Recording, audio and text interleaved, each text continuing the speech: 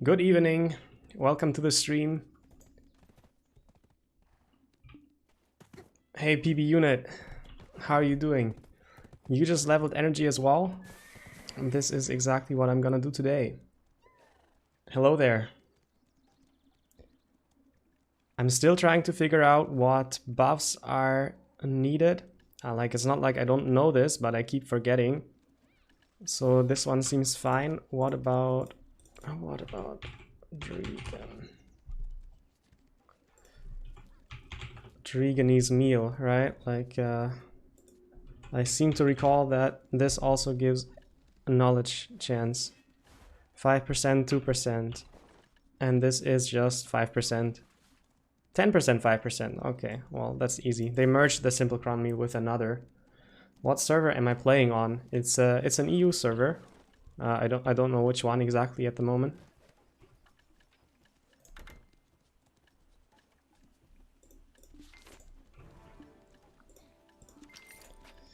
All right. It's been a while since I last did energy grind, but I've been staring at this number for way too long. It's I can't look at it anymore. It's causing physical pain. So gonna take all the birds out, which have like this knowledge gain chance thingy. I don't even have a pet group for my birds.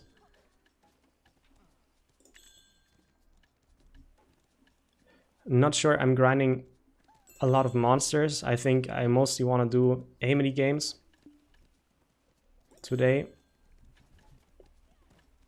You can't have two cuckoo birds out, right?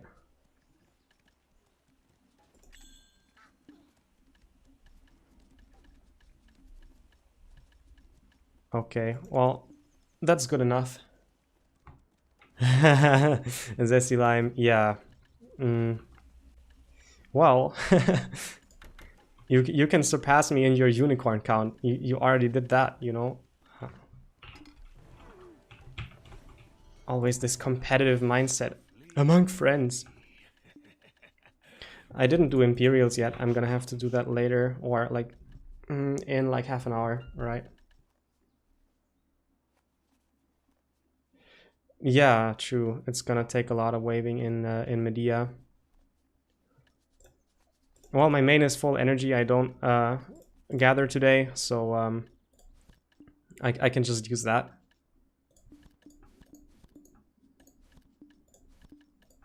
So tomorrow, Attraction is gonna come out, and I guess I'll be checking this out too on stream if nothing goes wrong. The Caphras are clogging up my storage. I gotta transfer them quickly.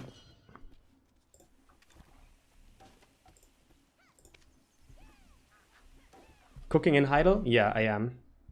It's nice that there is one of the two cooking quests. Like there's Calphion slums for tea or something, and fruit pudding, and there is Heidel a quest, so it's kind of convenient. It's also centrally located. You have a market NPC. You have the house close to the Imperial vendor if you want to do them in Heidel. I tend to not do them in Heidel, but like you have the option. It's a decent place for cooking. I was planning on leveling some Caphras levels. Like ideally C9 till tomorrow, but that's maybe a bit unrealistic. Like I would have to buy Caphras for the entire night if I don't want to waste money. And it's still like a bit of a waste to buy now because price is probably gonna fall more. Yeah, I guess that's good enough. I've got so much energy on all my alts. Probably just gonna start with main. Yeah, Heidel 1-1, exactly.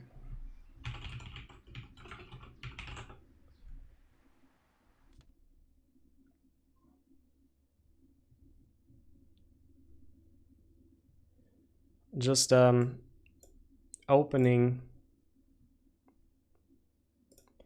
BDO codex. knowledge.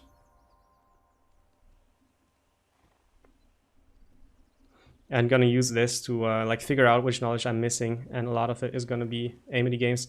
BDO Codex has been a bit slower recently. I'm not sure, maybe the traffic increased or something.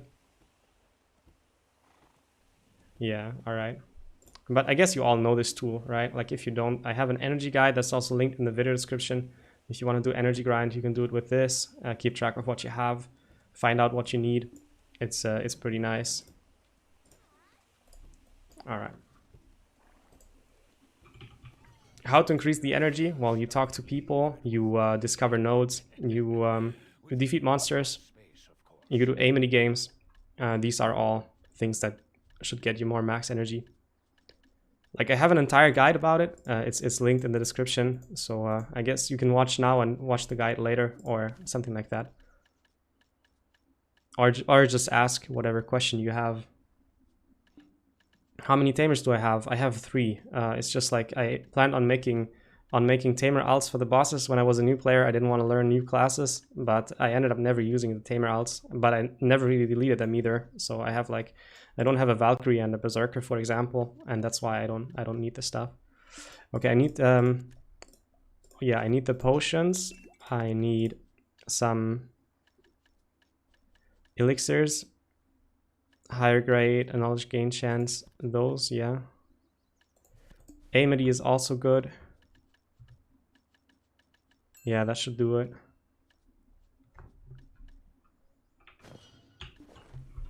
I'm gonna wear the tailor-made outfit for this. Wait a second, yeah, I have, the gloves are 10% Amity. This one is tailored outfit. It has 15% Amity, it says there on the right. So that's what you're gonna wear. Yeah, I haven't done the Odilita ecology, like none of it actually. So that's a pretty big factor. Maybe gonna do some of it, but like I want to start with Amity, I think. And we're gonna need the Calphion Noble dress. I think I have it on an alt actually. Yeah, I don't see it. I'm gonna put one into the storage for today.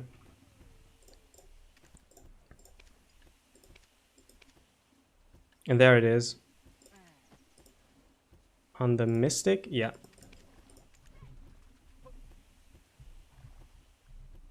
Raposa asking, is it better to have one character as main gatherer or use all the alts? Well, it depends on how much you value your gathering levels. And there are some people who only go to Master 1 for the efficient energy usage while gathering. And then they don't really power level gathering anymore. And there's people who go to Guru 28 all the way and sometimes even higher. Good evening, Julian, by the way. Good evening to all of you. And like some people, you know, some people just keep going.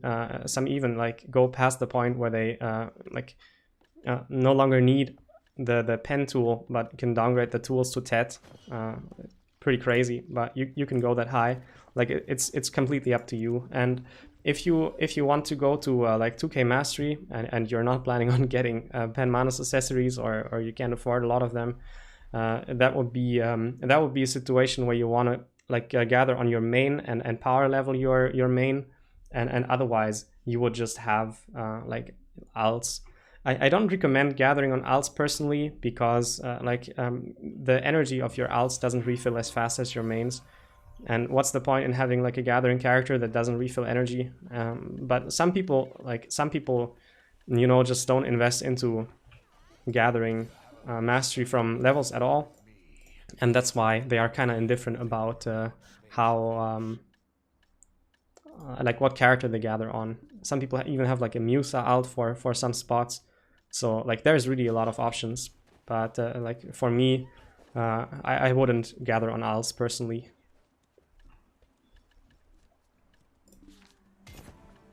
Okay, I'm just getting set up for this. Good.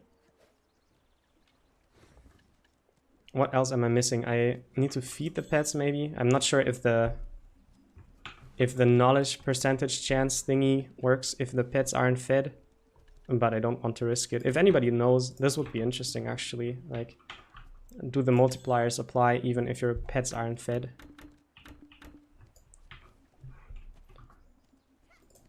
And need to figure out where to start. Ecology. Let's start with like academics. Actually, I want to do what is it? Economy. I finished ethnicity. That's surprising, actually. Yeah. And these are actually like a little difficult, I think. Sophistication. Academics, sophistication. Like, I'm opening it on my second screen. It's BDO Codex, the knowledge overview. And I'm trying to figure out how hard that's gonna be. A tariff. Splashing point. Yeah, this is an Amity thing. Yeah, so I think I want to ride to tariff now and do this. And when the energy is empty, I want to go to Odilita and maybe come back on an alt to tariff and stuff. Something like that. Maybe we can spend the next 20 minutes in the Medea region and do the Imperials.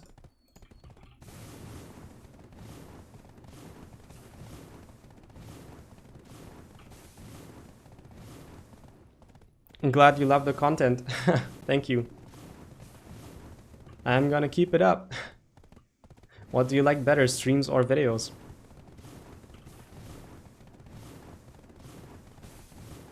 Yeah, about leveling, gathering on alts for milking.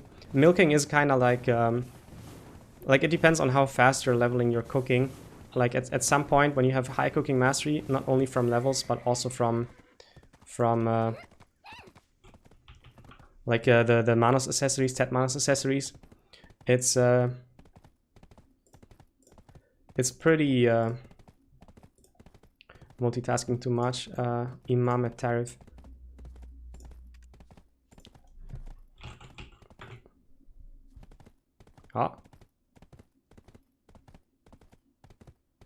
Oh, it's with an N. All right. Yeah, I think I spaced out. Yeah, no, what I mean is at some point it's not that worth it milking anymore, because cooking is just going to be faster and you make some profit. By exchanging byproducts, you can also get milk and you don't lose energy. So just saying that that's an option, right? And like, I did some leveling on my alts to artisan for milking, but I ended up not really needing all of it. I'm gonna look up the Amity game solution as well. It's Hyman, whatever.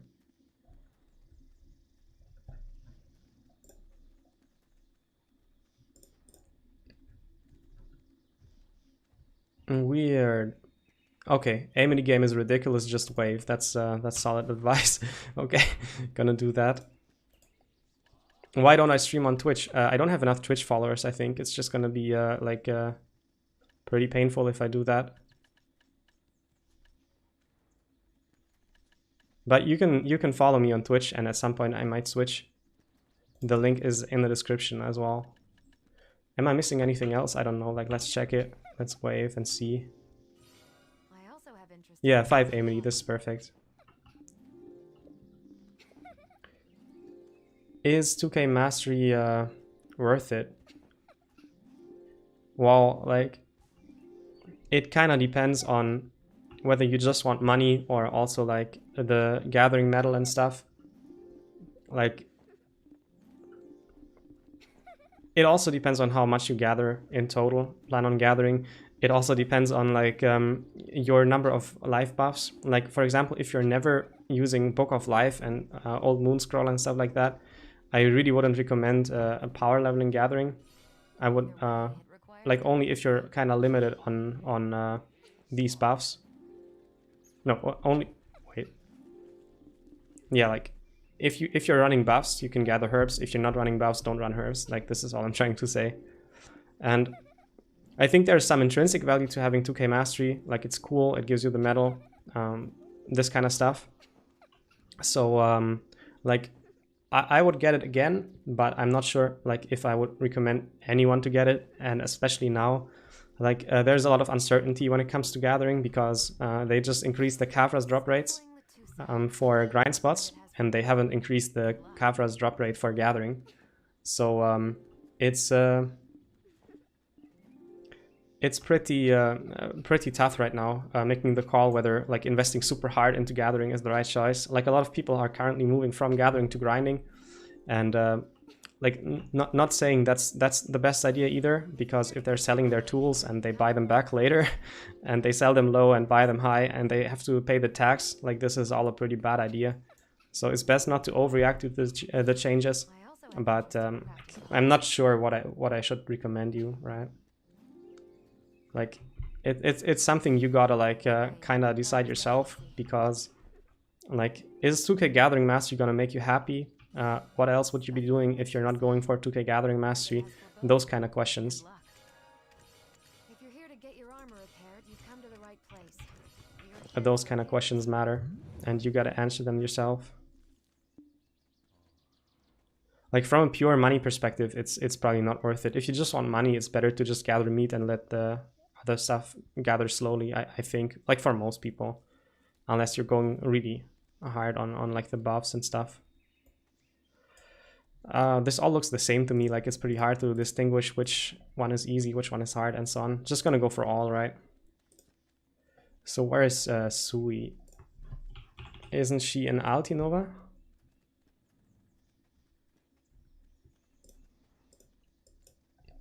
And there's a lot of entries called Sui.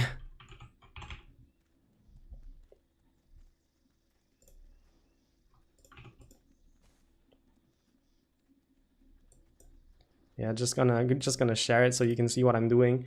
So I'm looking for what was it? The third entry, splashing point.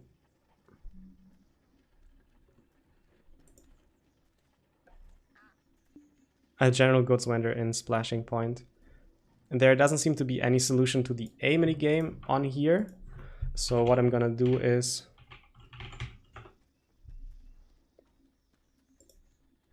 go to BDO database, which is a bit like a clone of this, and we're gonna check here.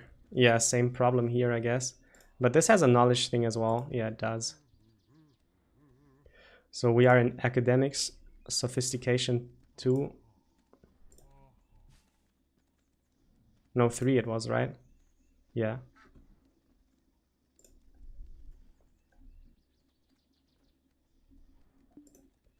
There we go. Cool, people are listing A mini games. Easy.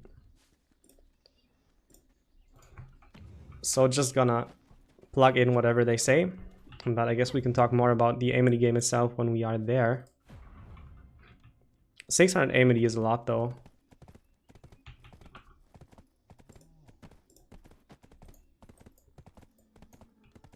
You're not gonna grind anyway? Well, why do you ask? Yeah, if you don't grind, of course it's worth it.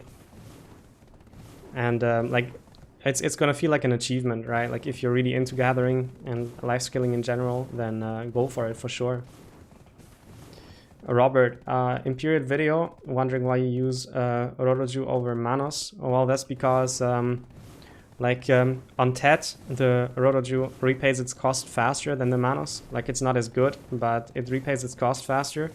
And at some point, like, I just like, I could decide whether I wanted to go for the cheaper option, getting TED Manos, or the more expensive option, getting Pen Roroju. And I decided to try my luck with Pen Roroju, and like, it succeeded, and that's what I have now. I'm not gonna buy Pen Manos anytime soon because I don't slow cook, and for Imperials alone, Pen Manos is not worth it, because it takes like thousands of days to repay its cost. So that's not the best option there. I guess if you break it down a little bit and you calculate how long it takes for it to repay the tax, like if you buy it and sell it later, that's going to be way cheaper. But of course, it's not just about the tax, because you're probably not going to sell your Pen Manos, right? You're going to keep it. Okay. So Amity game requirement is minimum favor, and that's a positive requirement. It's not about failing the Amity game. And now we just take the solution other people have come up with.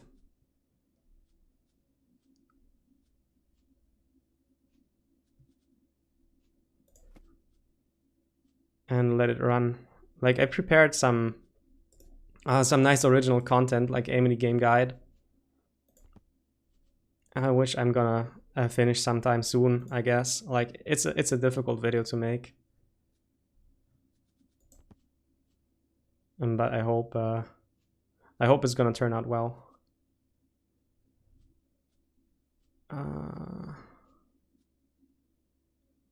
Diffrey Hussey. I don't think I have him. Do I? Oh, there he is. Okay.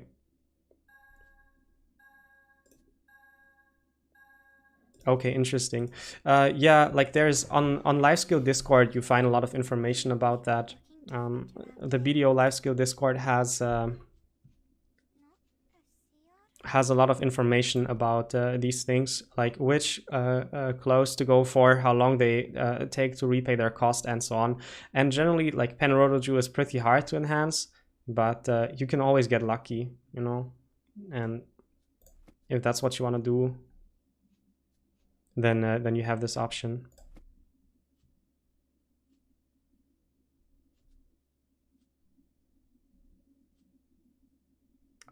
Oreo.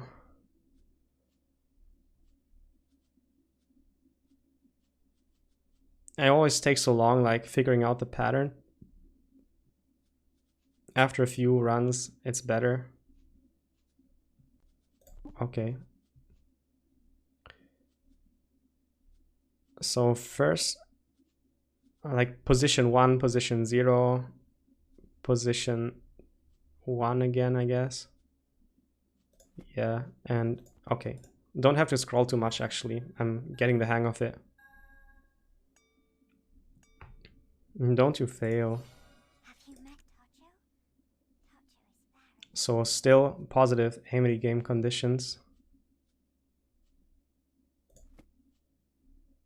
It's funny, there's so much misinformation about Amity games. Like, there's seriously some YouTubers who say that the condition doesn't matter. Or like these values don't matter. Like the interest level and the favor don't matter. They're on the left. I guess you can't see them because my camera's over it, but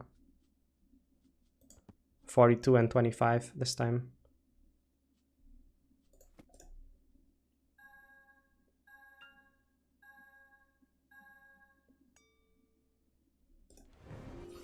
It's pretty tough, this game. Like most people like to run multiple games in a row. I kind of don't do that. I don't like doing it. It's kind of worth it, but it's also a bit more risky. And you take so many risks in this game. Like I don't want to take risks in Amity games if I can avoid it. But that's just me. It's not a good thing to do. As a beginner, would you say farming or worker empire is more important, or both? For a beginner, it's a bit tough because like farming is like static money. You get the same money from farming always, no matter if you're a beginner or you're like a super advanced player, as long as you have like the maximum number of farms, right? And the farming money for a beginner can be nice. It depends a little bit on like how quickly you get the hang of your class and like the controls of your character and so on. You can make more money grinding, but like if you don't grind or you aren't very good at it, then farming can be okay. But like my personal opinion about farming is you don't really need to do it. There's enough people to farm for everyone to do their stuff on the market.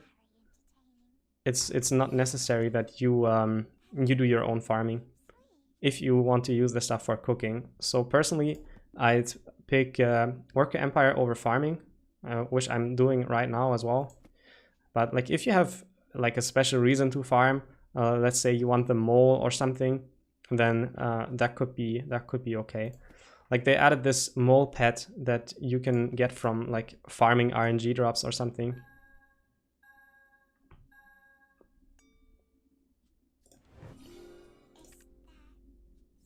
Okay.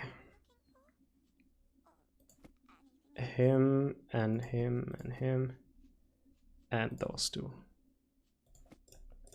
Cool.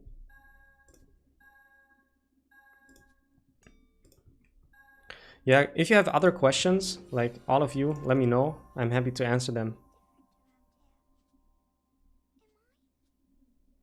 And let me know one thing, like chat, on a scale from 1 to 10, how tired are you? 10 being the highest. I'd be interested about that. Actually, like I streamed for a long time yesterday, as some of you probably know, and like it paid off because of Pen Muskins.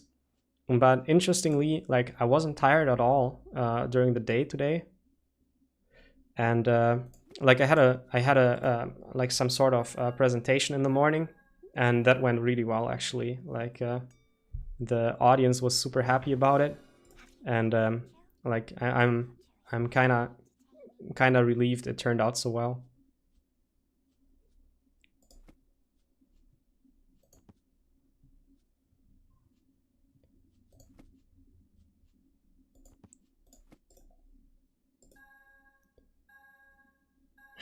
Okay, a 1, 4, 11. Yeah, 10 has to be the highest. It needs to be measurable, right? Am I studying? Well, like we all know that you study for life, right? But I'm not studying. No,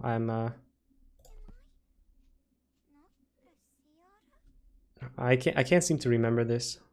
Yeah, no, it's not right. I'm working. I'm working. I'm not studying. Technically, still learning stuff, but not studying. How about you? Are you studying or working or kind of in the middle between things? The interest levels. Have you met Tacho? Mm.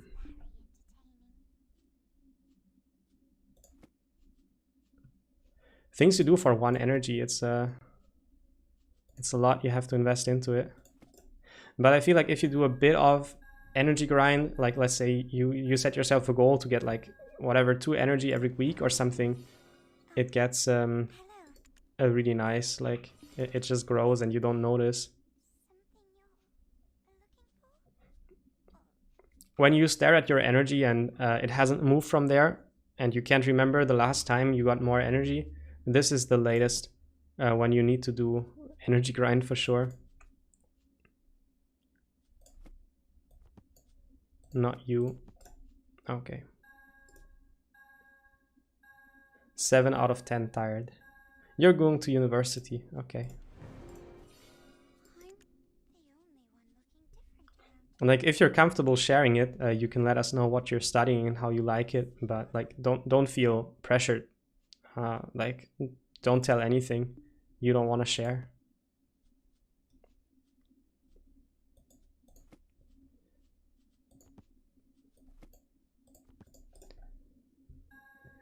$107 accumulated favor needed. Not gonna happen. Yeah. Like this is not an easy NPC. It seems. Most NPCs in the Medea region seem to be quite difficult.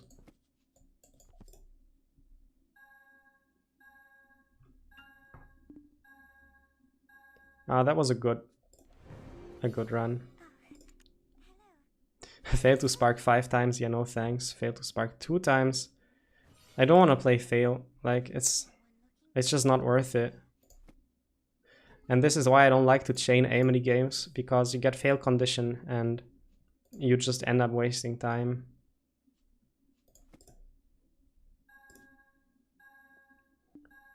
Which category is the easiest? You mean like for energy grind? Like characters, topography are the easiest, followed by people.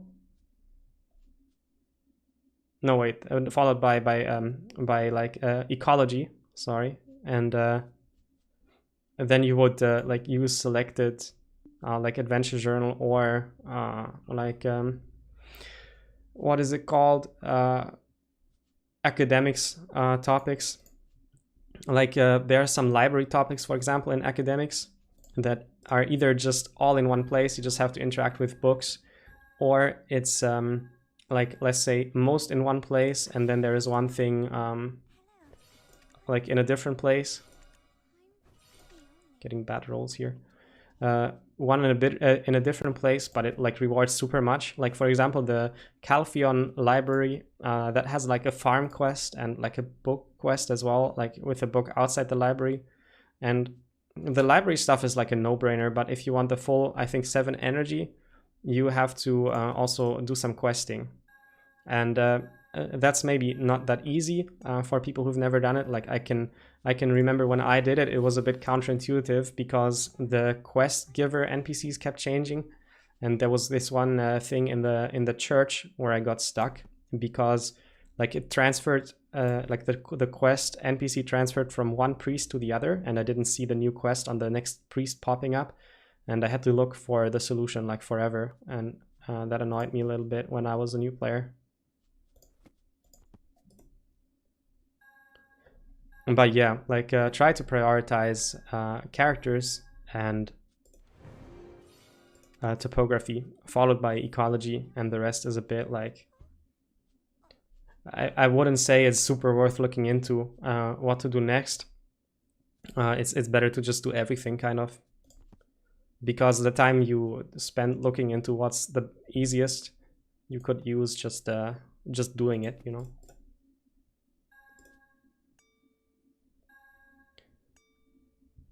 How many workers do I have in my worker empire? It's like 108 or something, I think, but I don't remember exactly. I like workers way more than farms, because like when you like back to the farming topic, you have to do farms so many times a day if you want it to be worth it. And like I don't play BDO to be a peasant. I don't know about you, but that's not something I'm super interested in. Hey Bapple, yeah, good night to you too. Take care. We are always like a bit unlucky, I guess. Bapple and me. Bapple always going to bed when I start streaming. Maybe time zones.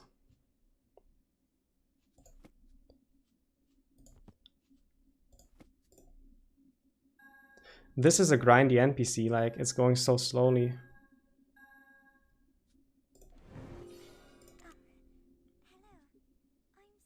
Minimum favor of 41, that's doable. But like the strategy doesn't really change unless it's fail, and then I just skip the games because I don't want to waste time.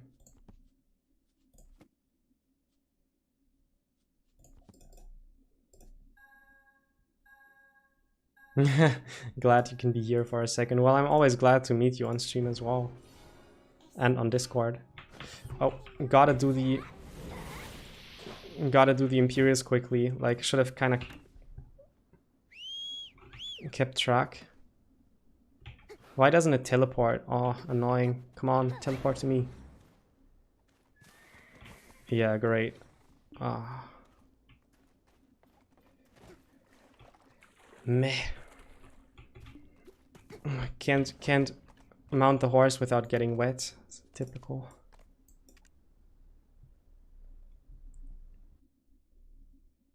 Okay, now quickly gotta switch to life accessories and clothes and do the exchange. Also, the meal is gonna be on cooldown. Like that was timed well, actually.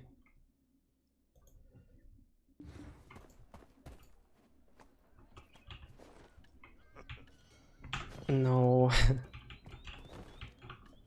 Okay.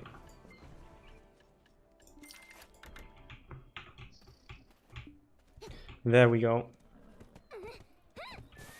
I hope the Imperial situation is not as bad as I fear, but... like, it probably is. I mean... Imperials are just so worth it at the moment.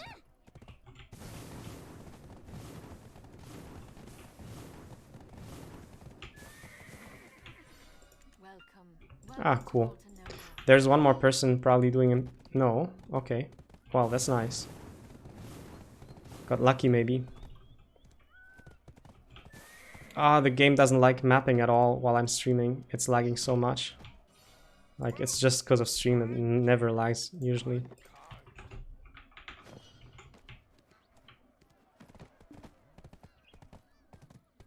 Well, I don't have to sprint, right? Should be fast enough without it.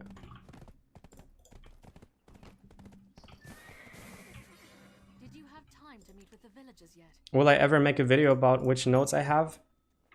Or like which nodes you should prioritize? Yeah, like I started making that video, but it's a very difficult video if you don't wanna like make bad content. Like there, like every YouTuber who has guides about BDO also has this kind of video, but a lot of these videos don't go into the kind of detail you need to go into. Like you need to mention workload, for example, which is what decides which kind of worker you should use. And like a lot of videos don't cover this subject, and I want mine to cover it. And for that I have to like do a bit more investigation. And the Worker Empire Guide is something that's going to take like 2 to 3 weeks to complete, to make it. And at the moment, like I'm trying to work on like a frequency that lets me have like 1 upload per week or 2 streams per week, and like to balance things out, you know. Because like there's no point in making Worker Empire Guide, but having like an inactive channel for a month it's not the best either. I must really like horses. I'm just holding on to my horse quest things.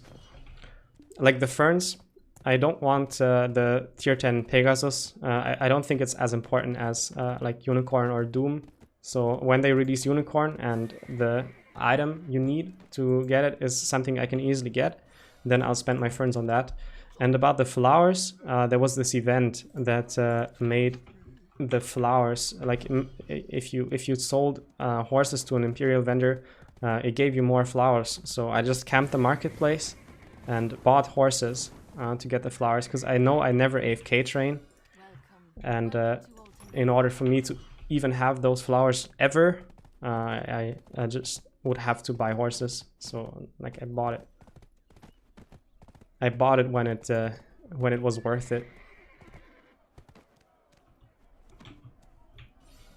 Nice stutter. Maybe it's gonna be better when we're out of Altinova.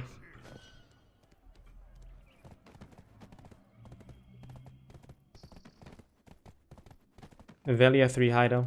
Well, thanks for sharing. I'm sure people are gonna appreciate if anyone here is doing their Imperials in Hido.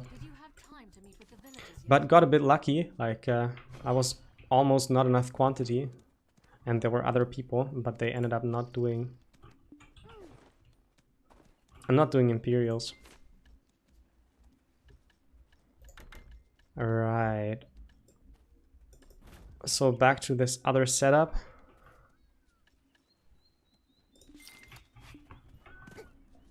And back to the NPC. I will one-tap a tier 10 unicorn. Yeah, actually, like, Zesty and me have a bet. If I get it, the tier 10 unicorn, in less than... what was it? Less than 3 clicks, I have to click a pen accessory. And if I get it in more than 3 clicks, I have to... like, she is gonna click a pen accessory, right? And the odds are in my favor, but that's just like the certainty of me getting it, right? Like the horse RNG is just... right.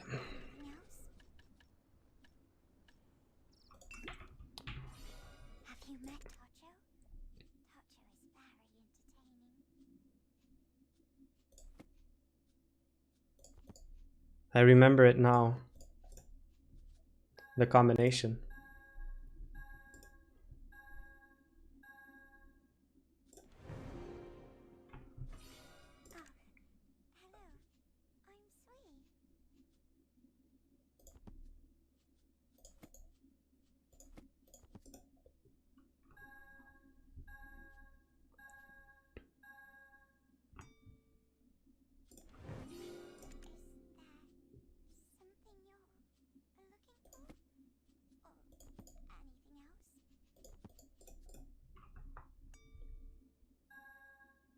When the first one fails, it's really bad because it changes the odds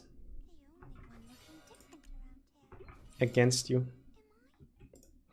I rolled a few fail conditions. I guess I'm gonna like hide myself so you can see interest level and favor.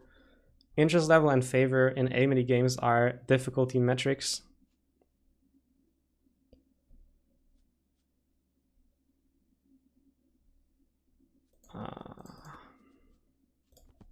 Yeah, the higher they are, the more difficult the Amity game is.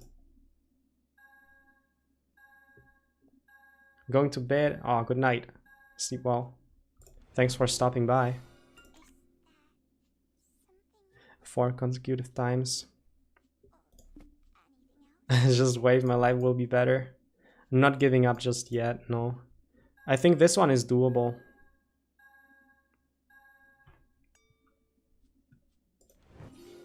It's reasonably fast. But for other NPCs, I'm sure I'll have to wave.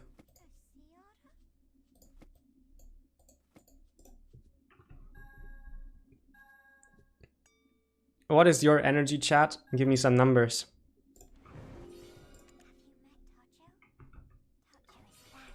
Fail 1 time, fail 2 times. I could have done that. Yeah, maybe I'm doing it. But it's not gonna fail now. Bad RNG even in Amity games. Oh, nice. To Amity, thank you.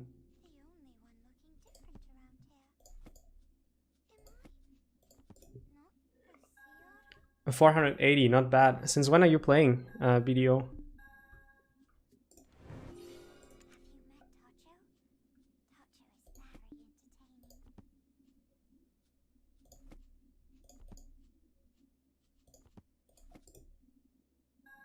Oh, you're so close, Zesty. 2 more, and you have the same as me.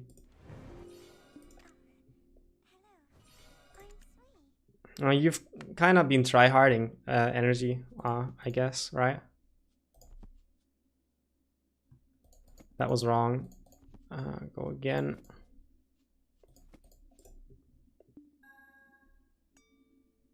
Three months actively. What does that mean? How long have you been AFK fishing? It is probably doing Imperials. Robert. Don't you do a lot of energy topics, or are you just relatively new to the game, Robert?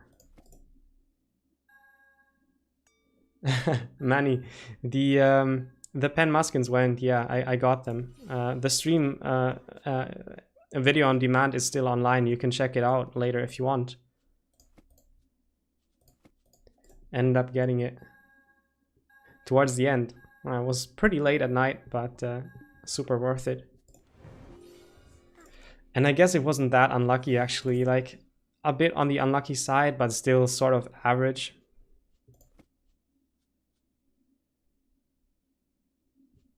Okay, 3 months ago after a 4-year break. That's a long break. What have you been playing in the meantime? Have you been gaming at all? Or like playing other games?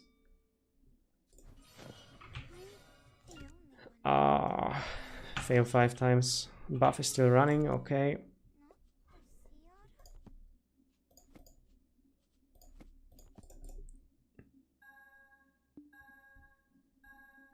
You hate energy grinding, okay. Yeah, that's pretty high gathering level for such a low energy level. Slacker.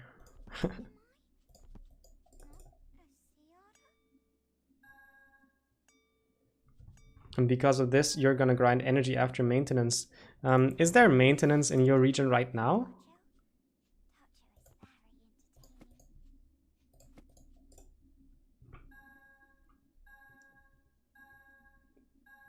Thank you, Zesty. I'm happy about the muskins. It was the last piece of evasion armor I needed. And I'm now full pen. Maybe I'll switch out the helmet eventually, but I'm not sure. Like, I could get Griffin helmet because it just gives you more stats than Heave, but I don't think that's the way to go anymore. Not sure though. But I guess you need Griffin for like a duo. No, not duo. Like just Dead God helmet, or if it comes out, right? You play on C, okay. Yeah, that's a lot of like a way different time zone.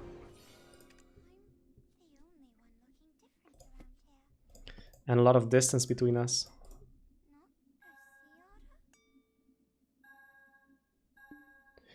For Imperials, I make them and trade them in at hideout. Should I be handing them further for more money? Like, Imperials don't have distance bonus, so it doesn't matter where you hand them in.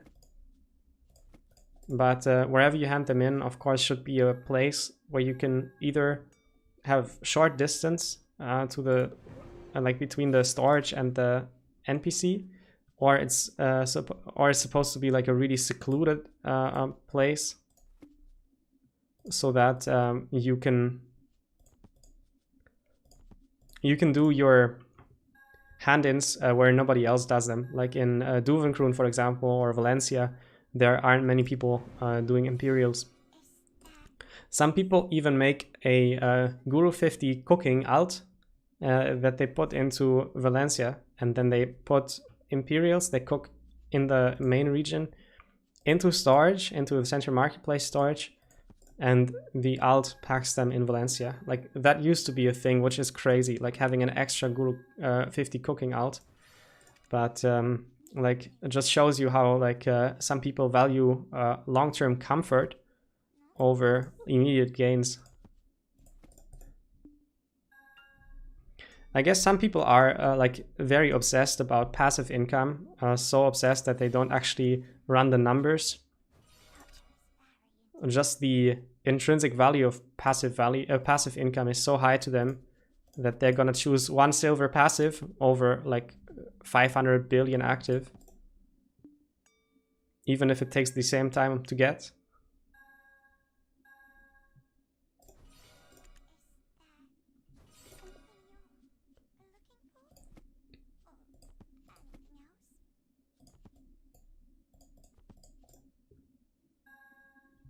The puzzle is nearly complete. What do you mean? Is it about the evasion set?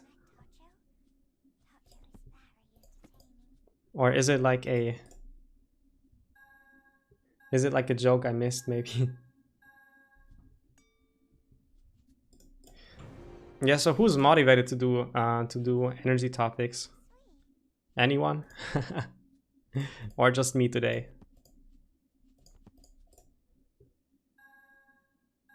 Okay, yeah, I'm guessing that's about the armor set then.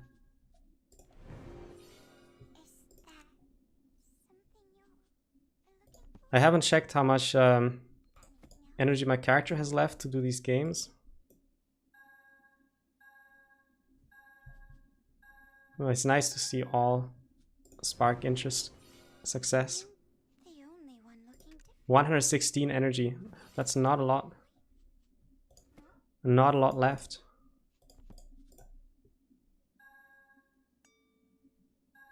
You've been power leveling life skills, Julian. Okay, what life skills have you been power leveling? Gathering, I guess, because you mentioned that before. Your guru levels. Anything else? Cooking, probably.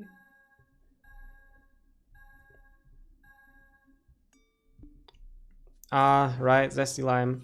Using the... Okay, this is like interesting trivia, right? Like, it says you need 600 Amity here. I have 600, but it's actually not correct. Like, when it says 600, you need at least 601 to do the exchange. That's why it's not showing up. It's a bit confusing to new players, maybe. Making use of the grind event is really good. It's probably not the best time to do Amity games now. Okay, I'm just gonna wave. Like this is a bit stupid actually, still going for Amity games if I only need 3 energy. Cool. There we go. Hello, I'm Sui. Verosi is next.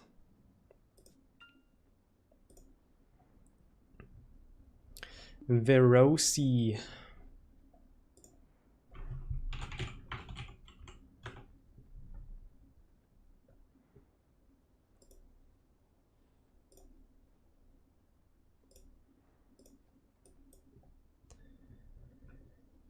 Okay.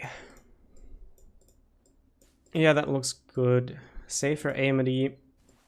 I'm gonna go with more upvotes, I guess.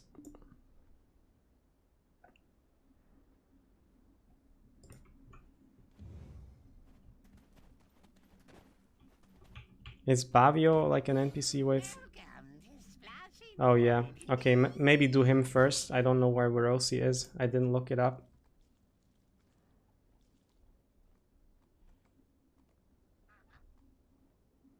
But maybe I don't need this one actually. A Bavio. Yeah.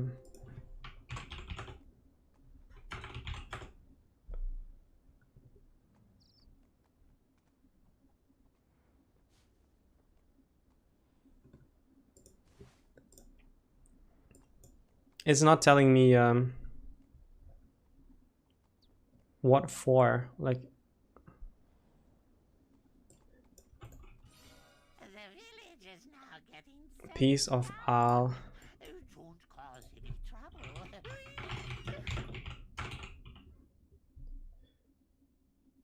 You so can't do this without database. It's way too annoying. Theology 2. Do I have that?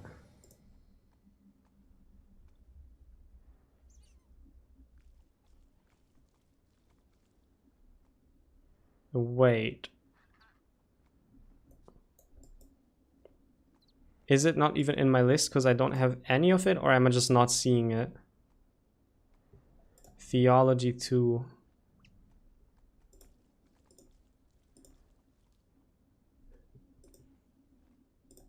Theology 2.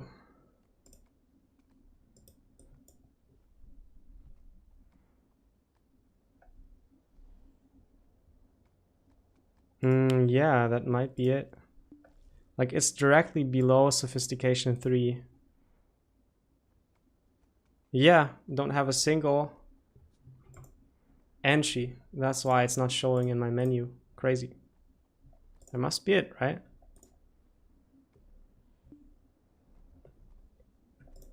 Bavio. So there's no Bavio Amity game solution.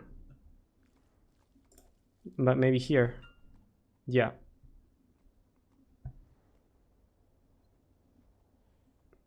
Well, that works.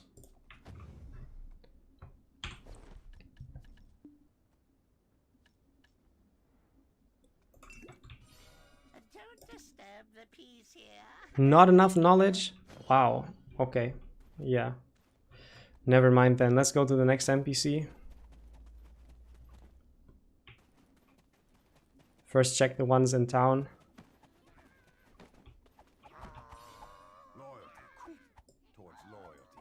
He doesn't have topics. A beaver, otter, Oreo, no.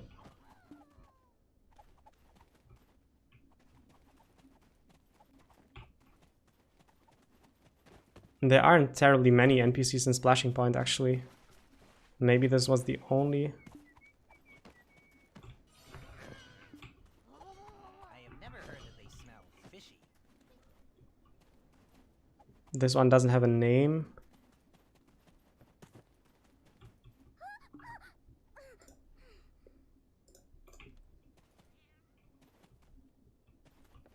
Yeah, I don't have Ask Al.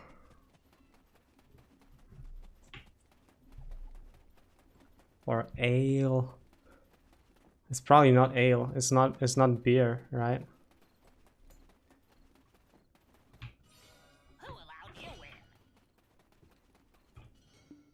These otters all have the same names.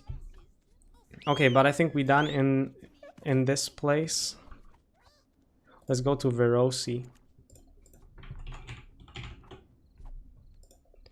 Altinova. That's not far away. Let's just ride.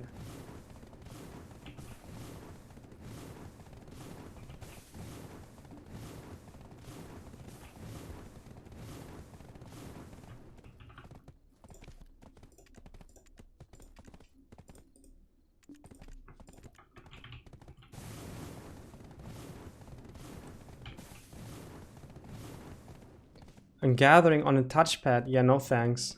Cooking, processing, farming. Okay. Well, you have the spirit to do farming on a touchpad. That's interesting as well. Soon Clarity. Nice name. Hello.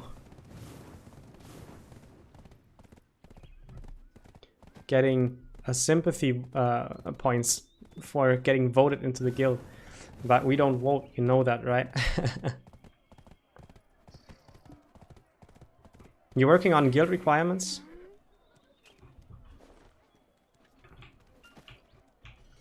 This is Verosi furniture. With a Verosi furniture. standing out. That's cool. Okay. There. Force safer. Amity. Small bell tower. I don't have it.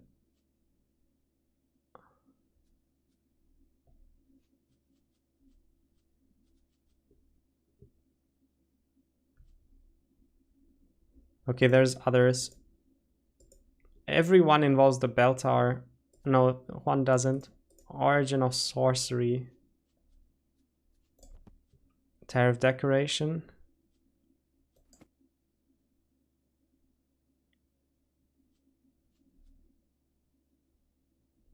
Yeah, there's one I'm missing though. Like a specialty something. I don't have that. Ball of cobweb. Yeah, this is crazy. I don't have any of this knowledge. I'm missing so much, I guess. Okay, let's use brain to make this work. Maybe. So just pick stuff with high interest level, high favor level, right? At this point.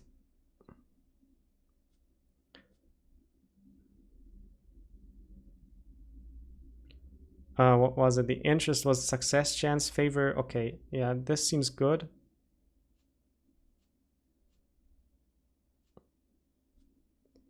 Yeah, these are horrible. 7% sparking interest chance and stuff like that. So wrapping up the day is fine. Origins of splashing point is fine. Yeah, so I wanna...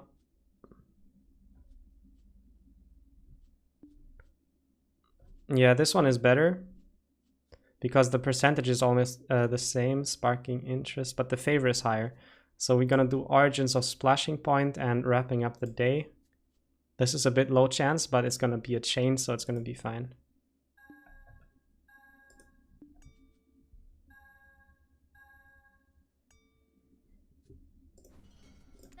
Brutal. Origin of sorcery, tariff decoration, origins of splashing point, and wrapping up the day. There we go. Wow.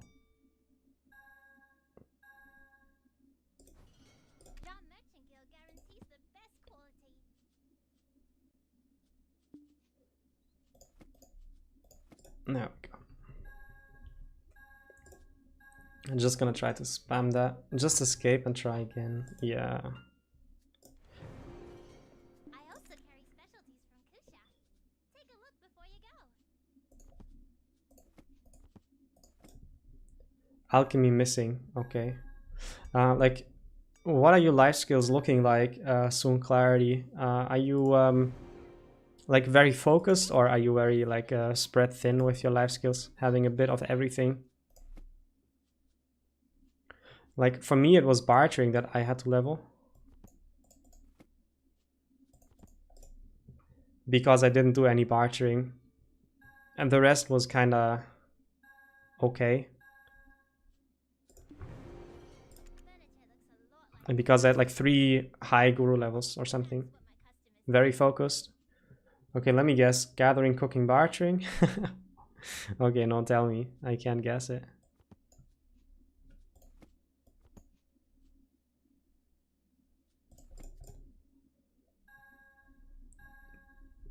Do you all know how Amity games work? Like actually know how to do them yourselves, not just look up solutions?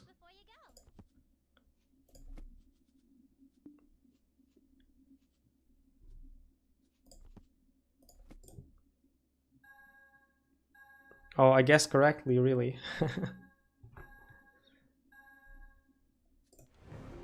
Do you like bartering?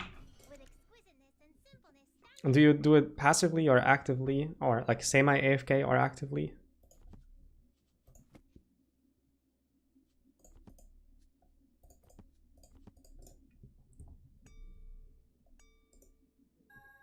It's tragic when there's like this negative chain. Still gave Amity though. Yeah, like this combination is actually not too bad. It's not listed in the solutions people suggested, but like when you don't have the knowledge required to do the solutions that are listed in BDO Codex, BDO database, then it's good to know how to figure this out your own. You do it actively, okay. Personally, I think it's too boring to barter actively. I don't like it. And I don't see the point in doing it semi-AFK, because cooking is just more predictable to do semi-AFK, because you know when to tend to the cooking utensil and stuff. But like, what am I explaining? You know this already. But I think bartering is, it's just boring. Like, sea monster hunting was way better, because at least you had to do the ship controls with the camera lock and stuff. That was interesting. And you were still fighting something, even if it was slow. Plus it had the RNG thing with the steel shells. A bit of weight management. I think sea monster hunting was actually interesting, but bartering, I don't like it.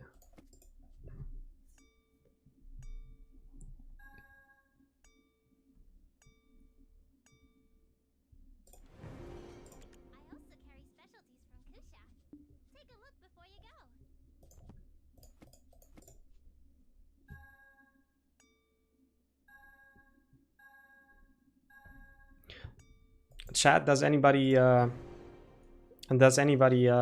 level trading because of the upcoming changes to trading, Manos trading, that we might be getting soon? Bartering got nerfed too. Was it just the special barter where the chance got reduced, or was it something else that I missed? Like, I remember when bartering was relatively fresh, everybody was like, oh, bartering is so bad, like you can't make any money and you're constantly overweight. People just whining. And then people optimized it a bit and everybody was like, oh my god, bartering is so good, bartering is so much more relaxed than grinding and same money or more money. And then special barter got nerfed and there was a bit of an exodus. Like, this is what I remember from the early bartering time. I didn't barter in that stage. But was there something else, something more recent that I missed in some patch notes? You went for tier 5 trades for pure silver. Yeah, and that's not the case anymore?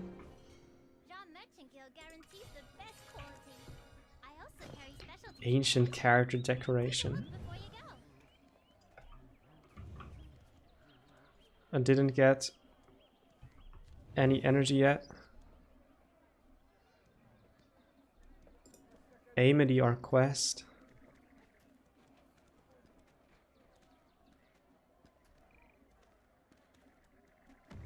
Well, this character doesn't have energy anymore, so I'm gonna switch her out. Let's see if...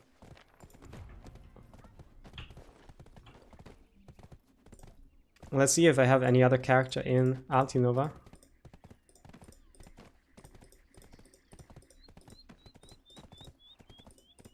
Nope.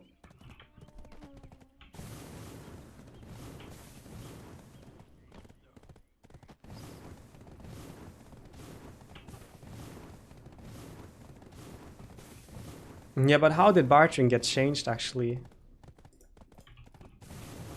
How did it get changed?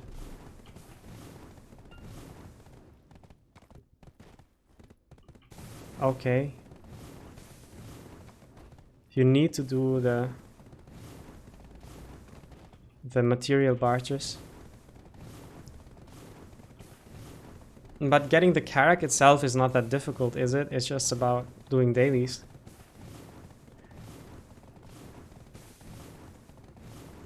Is there anything you can prepare for like higher level ship materials yet?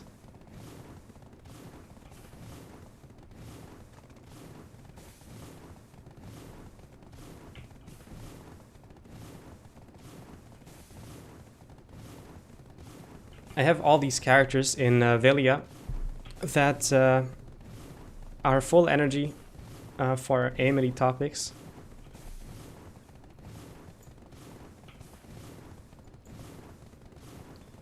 I should have a tamer in, yeah. She's gonna get the Calphion Noble Dress and the AMD Elixirs, and she's gonna be next. You don't know, sadly, okay.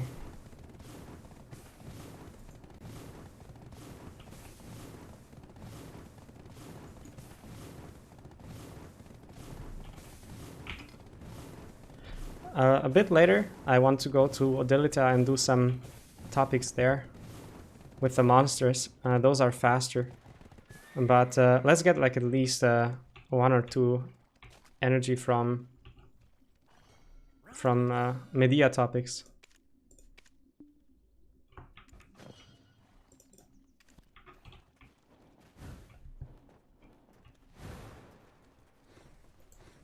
It's lagging a bit in town actually. Need to update video card or something. Upgrade.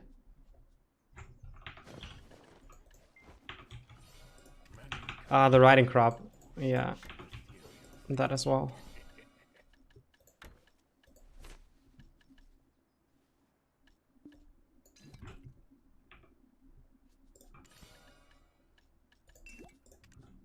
UI lag.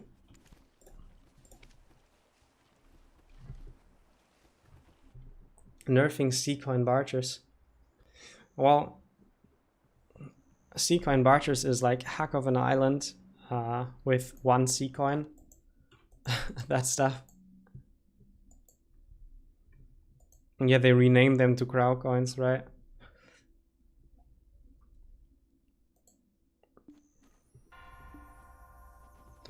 I have done my Jetina quest for today.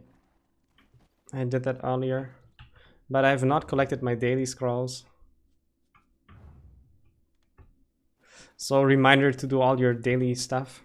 Don't forget collecting your scrolls and your 400 loyalty bundle. Have I gotten this? Yeah, I got it.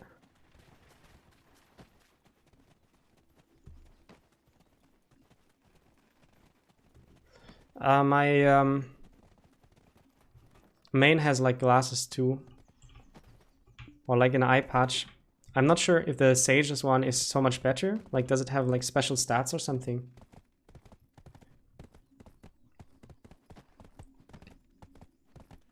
Yeah, Zesty knows I don't like glasses, but I still have an eye patch for a knowledge grind.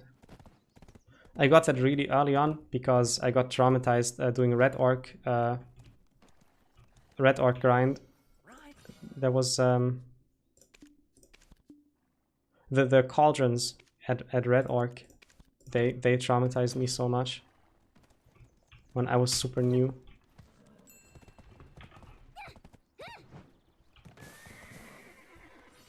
If you have a lot of stuff, leave it with me. Within your allowed space, of course.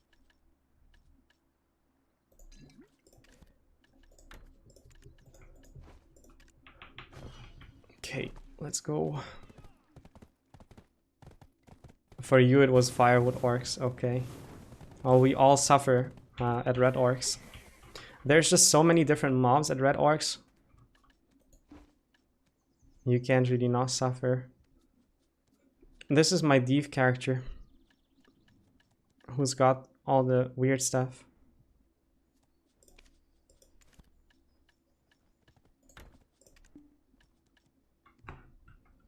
I guess we put some of this into this storage as well.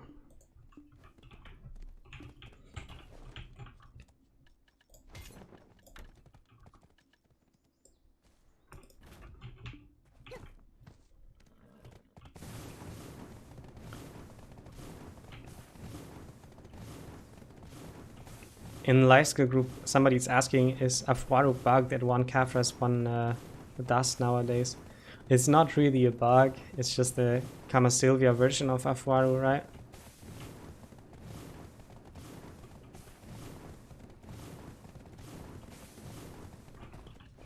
I should have transferred a Traveler's map as well. Gonna use one from the market, and for the way back can just buy a new one.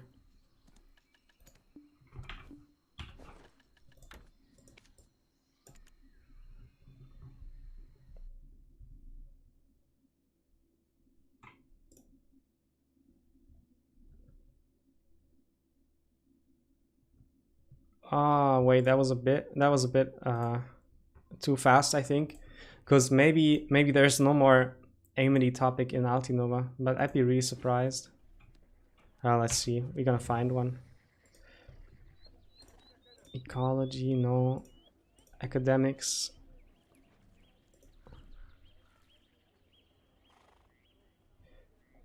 Ilan something.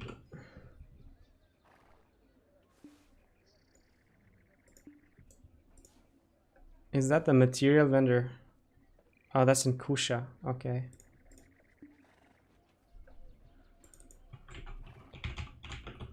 Next. The next one is also in Kusha. Adam Burney. Also in Kusha. Sigmund. That one is in Altinova.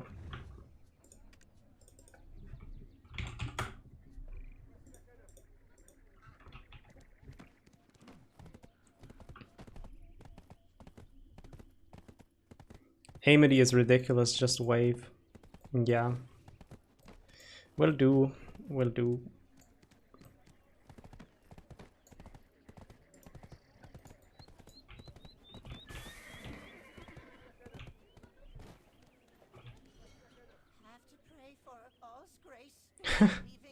Wow, that's a lot of topics.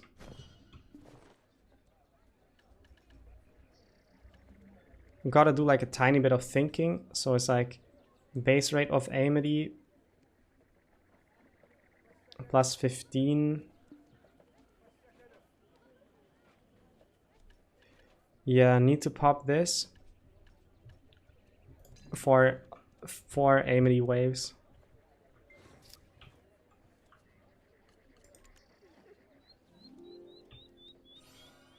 Yeah, that works. 1 level and 50% to go. For alchemy, you said, right?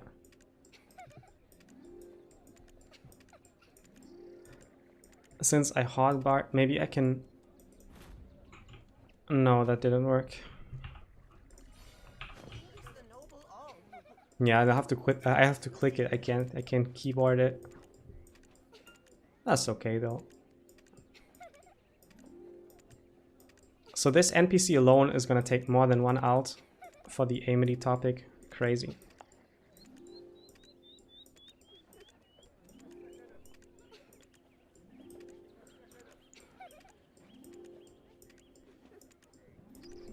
That is like the real grind of BDO. Enhancing is nothing compared to it, because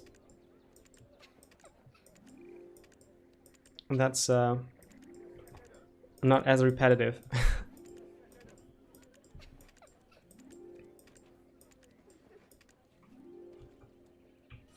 Went to check back in. This is going really slowly. Are you looking forward to Ataraxion tomorrow? And there's one more code. It's yeah, I'm gonna write it. Just a sec.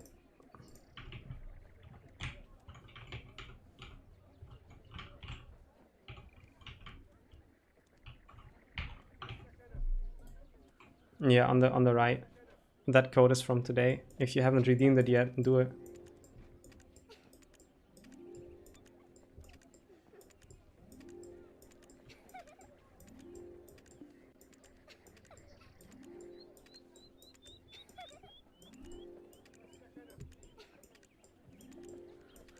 Maybe Fav? Not really, no. I don't play Fav anymore.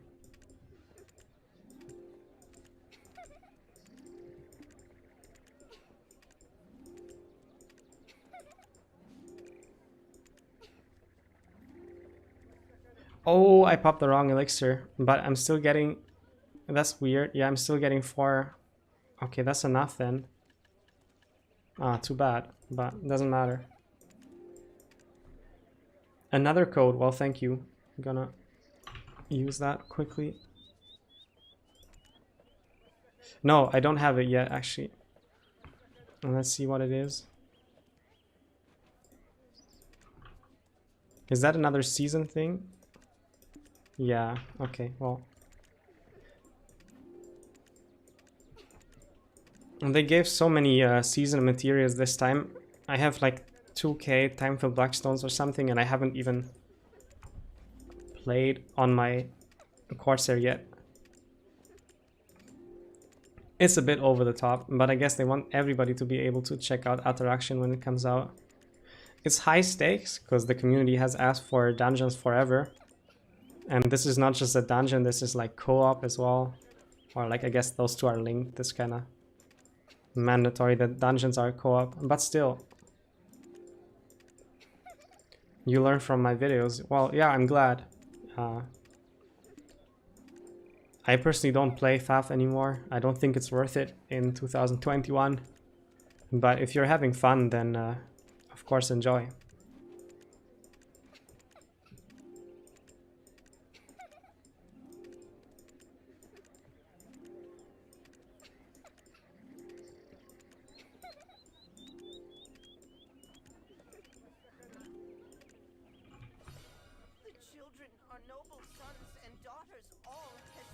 Maybe let's see if that gave...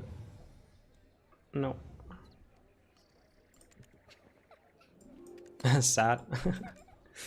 Not really, to be honest. It's an old game, and like it has such a small community. You have to be like kind of very special interest to be enjoying that for super long, or you're just like stuck in time in the past.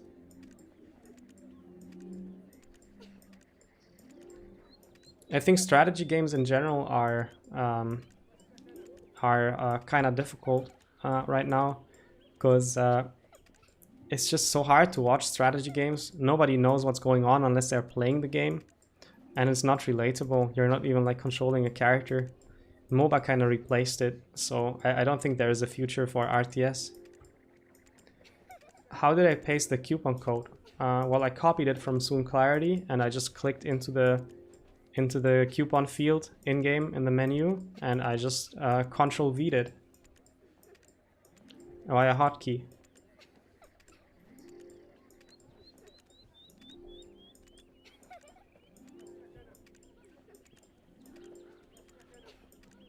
I like that they implemented the option to redeem coupons in-game. Very nice. Just the cookie banner is weird, that you have to accept cookies from inside the game. It's like a little browser window inside the game.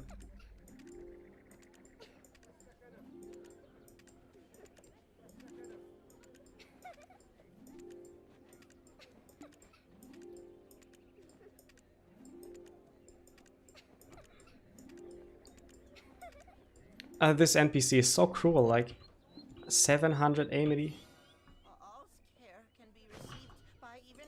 750.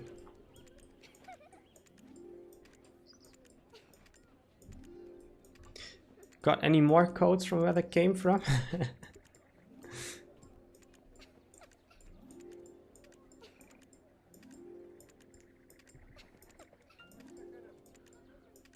There was this one game. Like there's this YouTuber guy I know. Like we sometimes talk about YouTube stuff, like how to make good thumbnails people click and this kind of thing.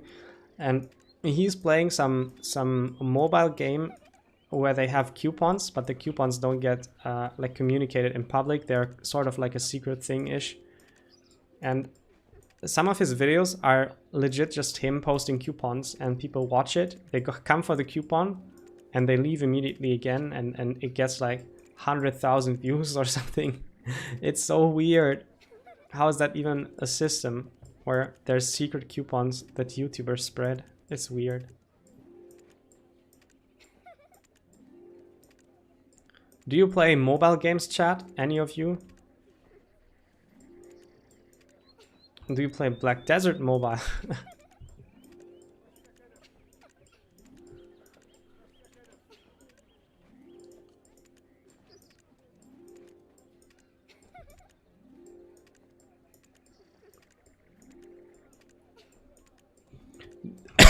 This NPC is like, you gotta actually build a personal relationship with them.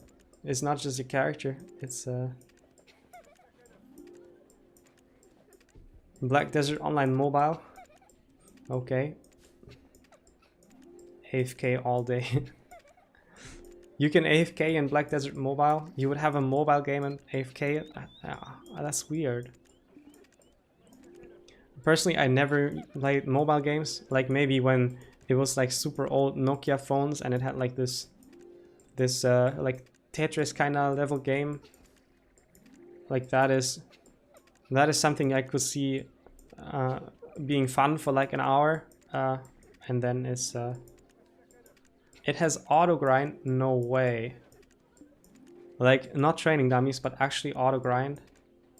You play both at the same time. Okay, wow. That's unexpected. Is it satisfying for you to play on a small screen and stuff? Or can you play it on like tablet or something? Skill rotations killing mobs. Well, okay. Yeah, that's a bit unusual, I guess, if you don't know about it. Theology 2, the first knowledge piece. Okay, time to get back. The horse is probably gonna level if there's too much riding, but what can you do about it?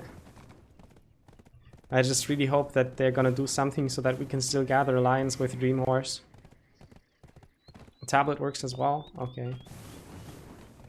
And it's not as satisfying as normal BDO. Yeah, I can see that, I guess.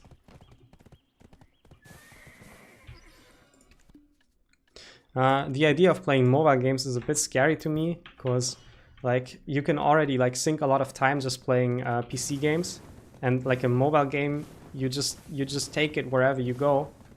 So that's a bit like that's gonna be even more addiction, right?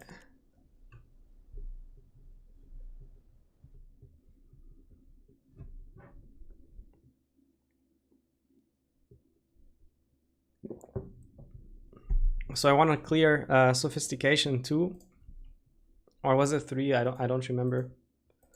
And then I wanna go to Odilita and do some monster grind, because I underestimated how long this takes to do Amity games in Altinova and Tariff and stuff. I hope that Kusha is a bit more generous with the NPCs. How long did it take me to hit 555 energy? Like, I did it on and off, kinda. I remember when I was a new player in BDO, I did a few sessions that were like, maybe, like I started at like 12 PM or something, and I kept going till 6 AM, like super long. I streamed that a super long time ago, like 2 or 3 years ago or something. And that took me to like 250, 300-ish energy. And like the rest, I couldn't really say. Like there was another long session that I did where I just did a lot of ecology grind, and another long session where I did all the topography. Like went to the Drigan and the Valencia regions, and that kind of stuff. But like it certainly takes a long time, but you wouldn't do it all at once, of course, right? So it's not that bad. It doesn't feel bad at all. And I feel like the most satisfying things to do are a mix of very long sessions and just setting yourself a goal each week or each month. Like for example, get 5 energy every month, and then sometimes do a session that would just give you like 20 energy or 50 energy or something like that. This kind of mix is satisfying, I think, because it feels like you never stagnate, and you also kind of limit how much you binge it.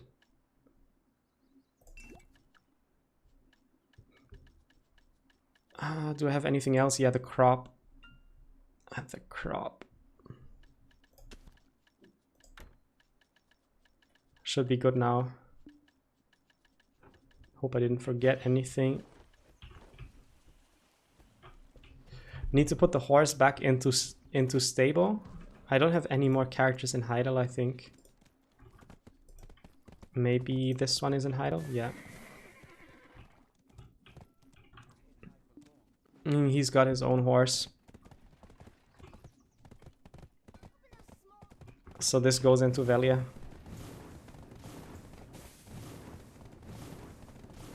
Yeah, but in the end, like nothing is gonna make the energy stuff faster, right? You can be travel time optimizing when you do ecology, so you don't have to travel across the entire map, but you work in clusters, even across topics. So you take like 5 minutes to sort BDO codex or BDO database with the map, and that's a bit better than just working your way from top to bottom or something and traveling more. But it's just gonna take a long time. Like there's no way around it.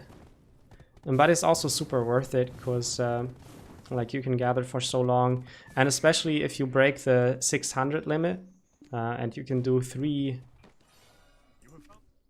energy potions. I think that's just really satisfying. I really want this.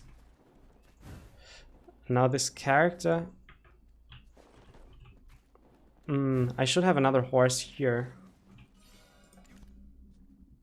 Yeah. I want to have this character in Heidel, so let's take her back quickly.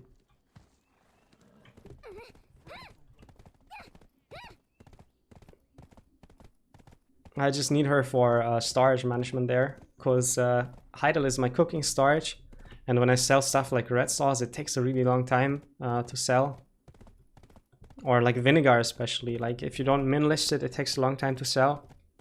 And I have to log on to her quickly a few times every day. Also, I like make way too much Balenos meals. I can never Imperial cook it myself. If I planned on not life skilling anymore, but just grinding, I would probably be set for like a few months. But since I like gathering, I'm gonna keep gathering. So I'll make more meals and I can sell some of my Balenos meals to the market. Right now, when everybody is jumping on Imperials, it's a good time to do it as well.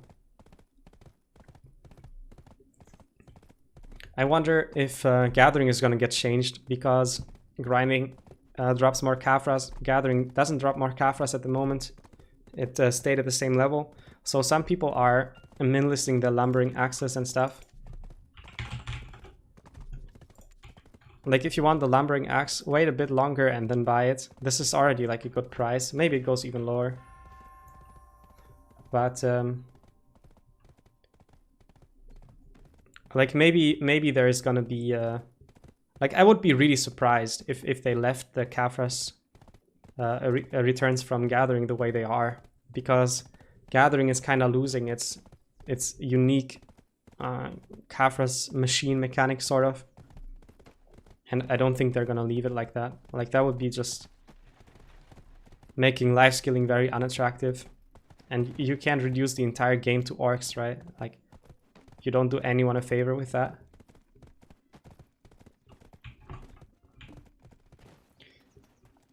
It blows your mind how I can keep track. Okay. I don't feel like I'm keeping track. I'm spacing out. But maybe since I probably play on PC a bit longer, it's easier for me to distinguish routine from new things. Lumbering Axe already down to 11 billion on NA. That's crazy. That is quite low. If it goes to 11 bill on EU, I might buy it. I don't think that Fluid Collector is gonna drop a lot because you can also gather blood with it. But I'm kind of hoping that it drops a bit because Fluid Collector is cool. I want that. The thing in the background was not a time bomb, by the way. That was BDO Codex. Like apparently somewhere a boss is spawning, but it's not an EU boss, so we're not gonna do it.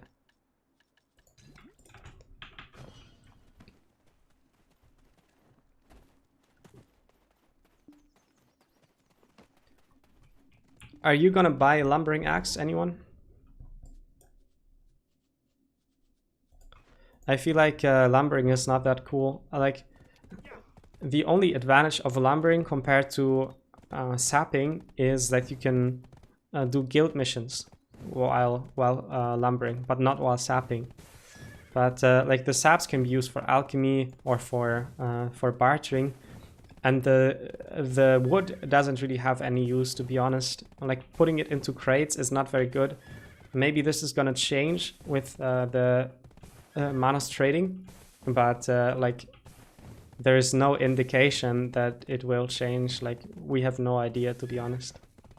Could be either way.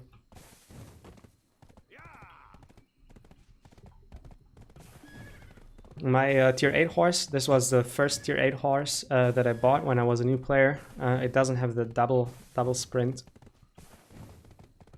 I didn't know back then, but it's also cheaper because of that, so it's not that bad. But it's on my to-do list to get a Corsair, like a good, or like a Corsair for the Corsair. Yeah, that's what I meant to say. Yeah, Zesty Lime. In UPS times, we did so many guild missions together, right? Yeah.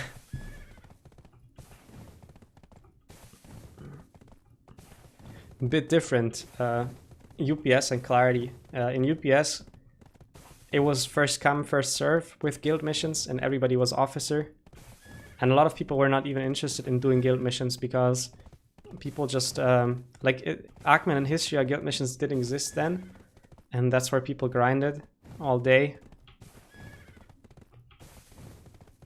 So you could do a lot of missions on the same day, and it was kind of like something to speed up your early progression if you kind of abused it.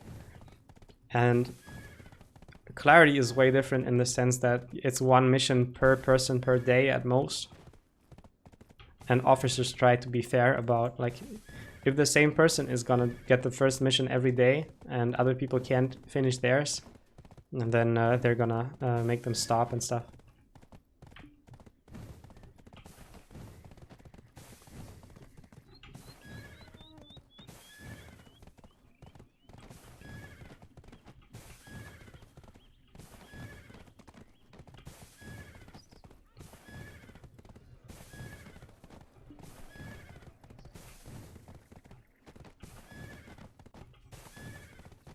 Almost at the NPC. Is it the NPC that sings the song to the barbarians or something? Or like the translator? I'm not sure. What was the NPC's name? Zygmunt.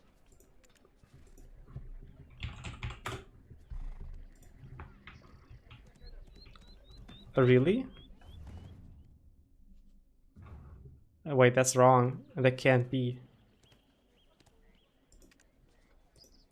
Yeah, that was weird.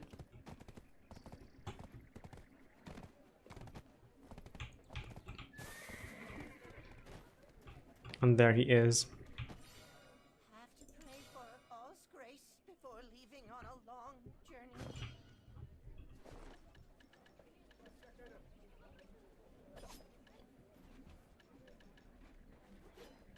So the gloves give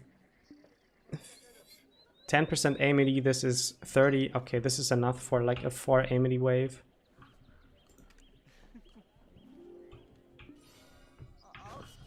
Just testing. Yeah, this is a nice trick in case you didn't know. The AMD you gain from waving also scales with AMD bonus. AMD bonus is not just for AMD games, it's also for waving. And it should work for gifting too. I'm not perfectly sure, but I'd be surprised if it worked for waving but not for gifting.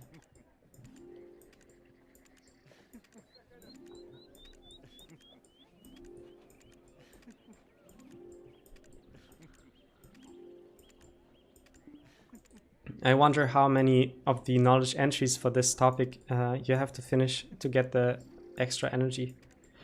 That was like an intense energy, it's just one energy, and we're already working on it for like 1.5 hours.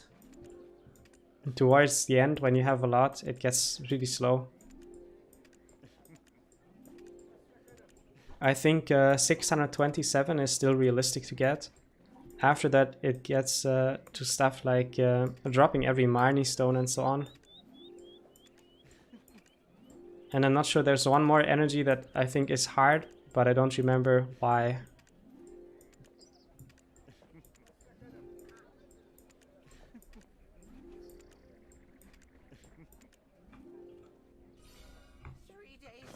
And just a bit more.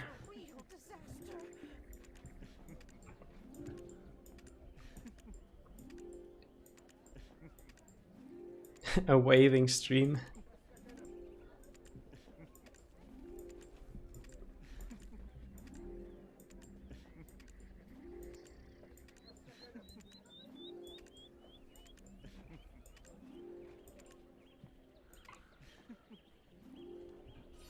People in life skill chat talking about the mole petals. Is anybody going for the mole pet and farming? Like, I know Zesty Lime might be, but how is that going? How is that working out? And what about others? I got it, right? The knowledge. Yeah.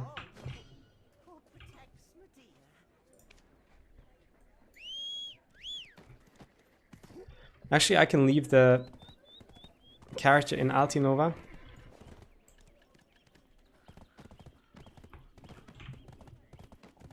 And because it's good to have an alt here.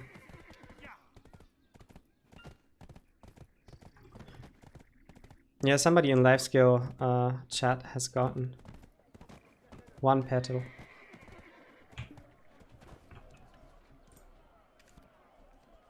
Okay, so I hope... Yeah, the horse is back in Velia.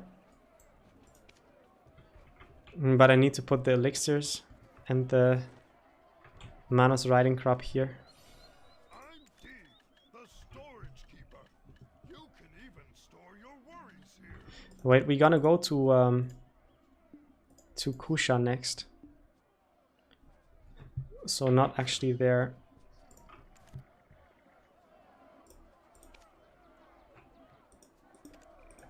Did I? Yeah, I put the dress into marketplace, didn't I?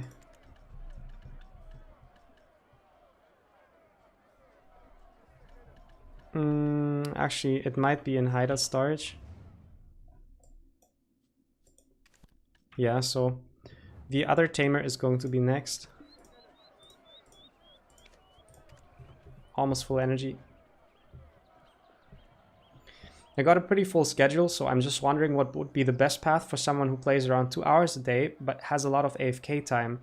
Someone told me to get into meal cooking. Meal cooking is going to be a good option. It depends on how you define AFK time. If AFK time is you're not around the PC, then maybe cooking is not the best. But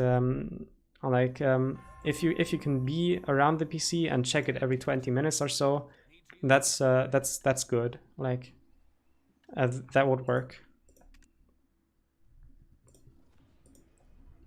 So let me know if it's like semi AFK time around the PC, or legit AFK time, like 10 hours of no playing.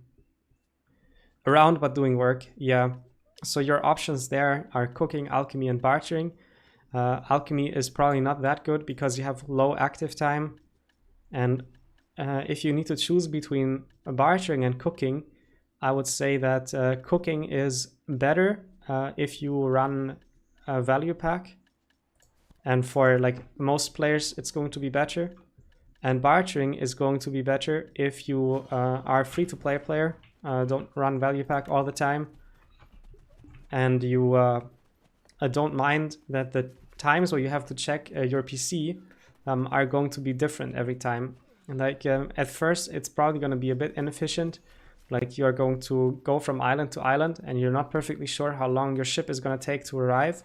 And that is going to result in some idle time. But like if you want to be semi-AFK and not always at the PC, that of course makes a lot of sense. That it's not going to be 100% efficient. There's always going to be a tiny bit of idle time. But like that's the main difference. And if you don't mind that, you will have to learn like how long the distance between the islands is. Let's say island A to island B is 3 minutes AFK. Island B to island C is 5 minutes AFK, and so on. That this takes a while to figure out, and there's going to be some inefficiencies. Then bartering is going to be a good option for you as well. So cooking and bartering for the most part. And while farming, like I don't think farming is that great. It doesn't really scale. There's no farming mastery that works and stuff.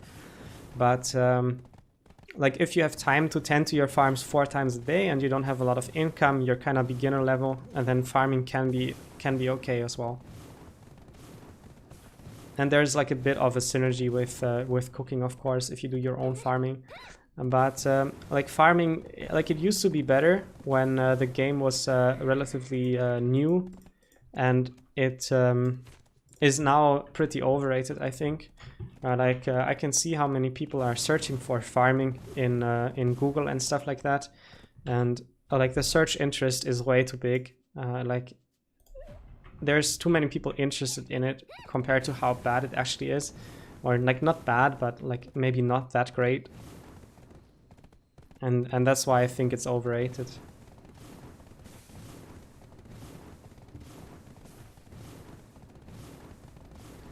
Don't have time to set up for bartering, so take the advice on cooking. Yeah. And try to invest into cooking accessories. Actually, I have a guide on my channel, the Beginner to 2000 Mastery Gathering Guide. And this gathering guide has some progression for life skill gear. So you would cook with +4 silver embroidered instead of like Manos closed and stuff. But in terms of how you should progress your accessories, the advice from the gathering video also applies to cooking. So you can watch that section of the video and you will know in which order you should upgrade your accessories. It's relatively straightforward, but this is still something people ask a lot. So maybe it's going to be useful for you. Let's do a bit of a Q&A. So if anybody else has questions, let me know. Because the Amity games and the waving to NPCs is not very high maintenance. I kind of like brain AFK it, I hope. Okay, just need to check which combination it's gonna be. And as soon as I got that down, I'm back to chat and back to your questions. Adam Burney. Welcome to Kusha. There will be a lot Let's see. to see and learn.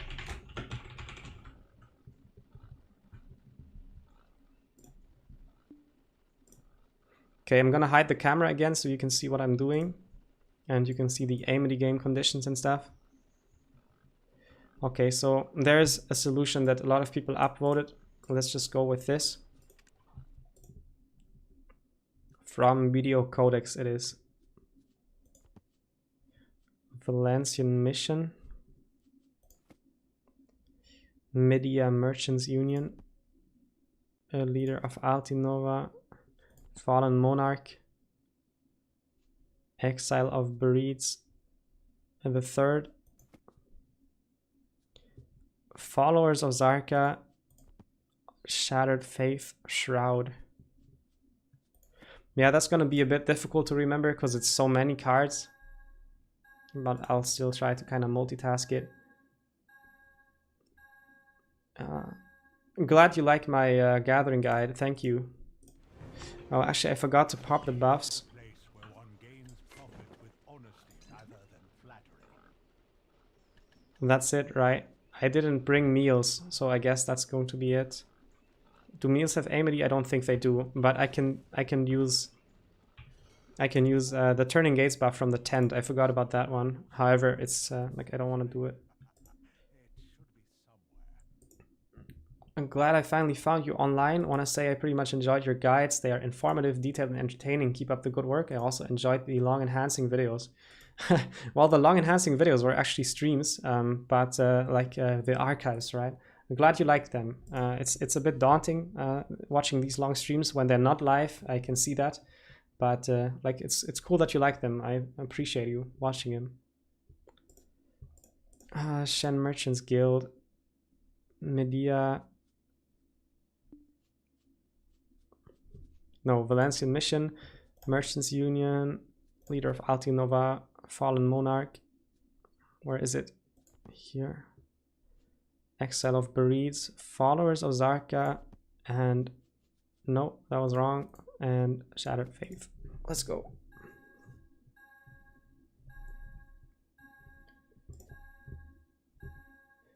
How can I keep up buying energy pots while gathering at Bear? I feel like my income is not that great. Well, that depends on your mastery, of course, but like if you sell some Kafras, it's like not super recommended, right? But if you sell some Kafras, if you're a new player, you sell some Black Gem fragments, that should be enough to just sustain your gathering, energy potion wise. And of course, I'm going to have alts that you can get energy on, and every like 8 days or so you can get 200 energy potion from alts, just AFK. That helps as well, so try to create as many characters as possible. And Followers of Sarka, and doing cooking Imperials is also really good. So most people who gather will also cook, because the cooking, wait a second, that was so weird.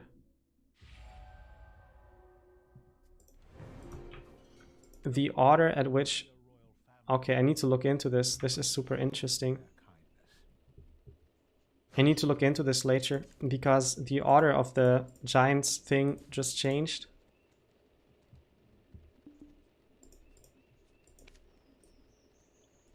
Kutum Zarka first.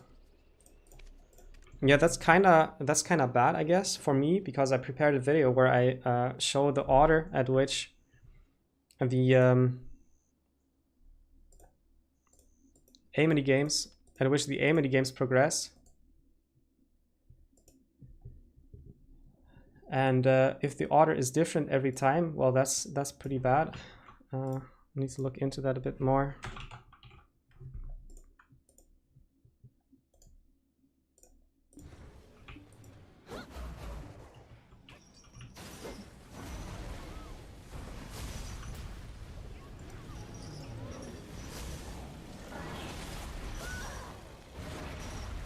Yeah, income, not slots or anything. You kept your Kafras because you thought they would be important. Well, yeah, they are important. Kafras are important.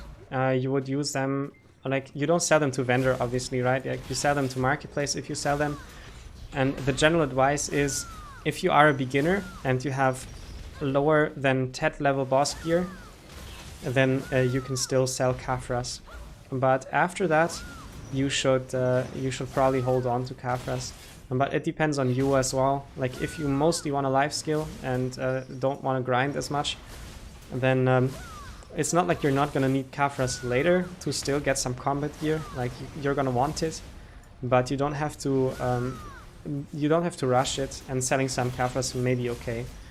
And some people are thinking that the Kafras prices are going to get lower. Like, the price made some indication of crashing, and then it recovered because people are buying now. And there's a lot of volatility because it's uncertain how the price is going to behave. Yeah, right now it looks like it's going up, but in the big picture you can see it's actually relatively low. So I guess most people think that in a few weeks the price of Kafras is going to drop. And maybe to like 2 million or something, people are saying. And maybe if you sell Kafras now, you can make some money and you can buy it back later. And in the meantime use the silver for something.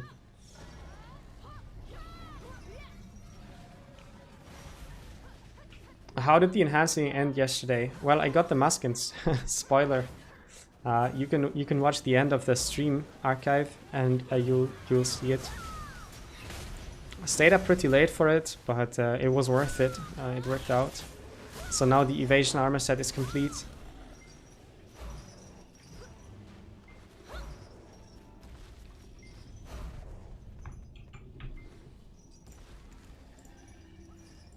Cool too.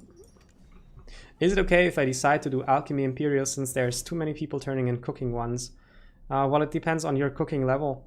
Like, if you are turning in something like, let's say, like professional cooking boxes or something, because you're still leveling your cooking, this should be something you should be able to turn in. And the competition isn't really an issue. Like, that's maybe just in your head. Like, sorry if I put it like this, you know, but like if you're turning in low level boxes and it looks like it's sold out all the time, then you're just not coming at the right times. You should be coming at reset and every 3 hours after reset. This is when you can do Imperials. And reset here means daily reset, right? So the Imperial reset is at daily reset and every 3 hours after it. So depending on what time, like this is different by time zone, depending on what time your daily reset is, just come there and do the Imperials or come in 3 hour intervals. And like cooking Imperials are just going to be better than Alchemy Imperials usually. And like I guess if you hand in Guru Imperials and for some reason due to your schedule you can just never be at the NPC at the right time, it might be okay not to do cooking Imperials, but like I hear, for example, that the C region is really hard to do Imperials right now. On EU, it's still okay, I think. Like there's more people doing Imperials now than there used to be, but I can still hand in my Imperials every day. And sometimes when I can't hand them in on the same day, I simply don't swap channels when there's daily reset. And then I can hand in some Imperials for the next day, swap channels, my personal limit is gonna reset.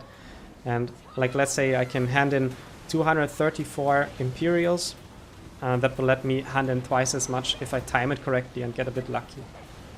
So like long story short, don't get too obsessed over the competition in Imperials. Try to do cooking Imperials because alchemy is not going to be that worth it for most players. Unless you really know how to play the market and stuff, and you're okay with not spamming the same thing but constantly changing what you're making. So for most players, stick to cooking and try to find ways to hand in your Imperials. That would be my advice.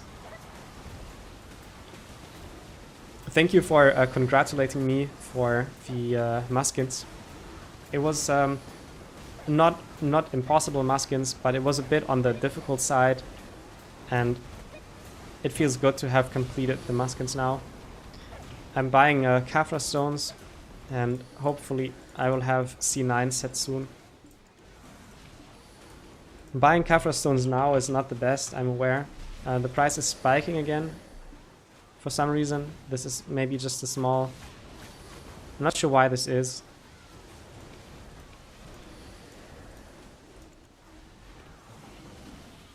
Yeah, but it's not too bad. Like, this is gonna fill, and I just need to remember that I set a lower offer when I go to bed, because there will be more time to fill it. I don't have to pay extra if I don't need it immediately. I'm planning on keeping up the guides, yeah, sure thing. When it comes to short guides, I can make one of them per week, but for long guides, I take longer. And the reason I like to stream sometimes or make multiple short videos in a row is also to buy myself some time to make a longer video. Some topics are just really difficult to explain. You have to do a lot of research, and that's why I like to have a mix. It's just no option for me to have a low frequency, because I feel like that is just not gonna get this anywhere. Like, I'm a little bit try hard about growing the channel, so I want to maintain a frequency. I've been slacking at the start, but I can't afford to keep slacking.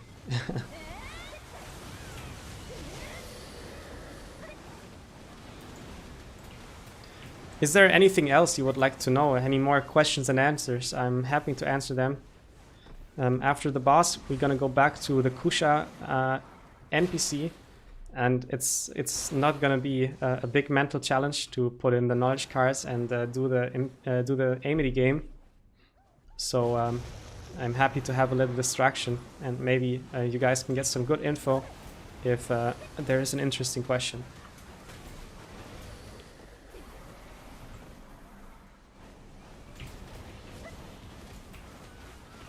I opened all my Kutum boxes already on the Corsair when they were high price, and sold them, and now I don't have any left. And I haven't gotten belongings from any boss in a super long time. I don't actually remember the last time I got the belongings, but I feel like it was multiple months ago. As far as I know, the base drop chance of belongings is 1%. Some lucky people got TED items from belongings. I think the highest I ever got was Duo. And I don't think it was a very good item. It was one of the lower value accessories. This sage looks so weird. It's a bit like a sci-fi wedding dress for a man. Like, I'm not sure what this is. It's so white.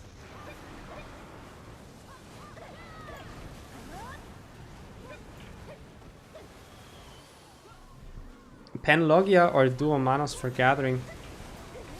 I don't recommend going Penlogia, because you're not gonna stay on Penlogia, and also the percentage, the life experience percentage modifier is low, so that's two reasons not to go for Penlogia. If it's sitting on the market and you really want it, maybe go for it, but I wouldn't enhance it myself.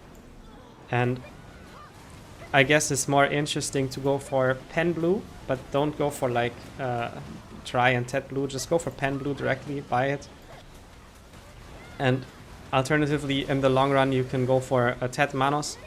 Pen Blue is going to be slightly better than Tet Manos, but harder to get. And like the most natural way of progressing life accessories is just like a Duo Tri Tet Manos, and usually not go Pen unless you're a really enthusiast life skiller, you know what you're doing, and you get lucky with pre-orders and this kind of stuff. Somebody linked belongings, shame I didn't get them. Which character is in Kusha? It was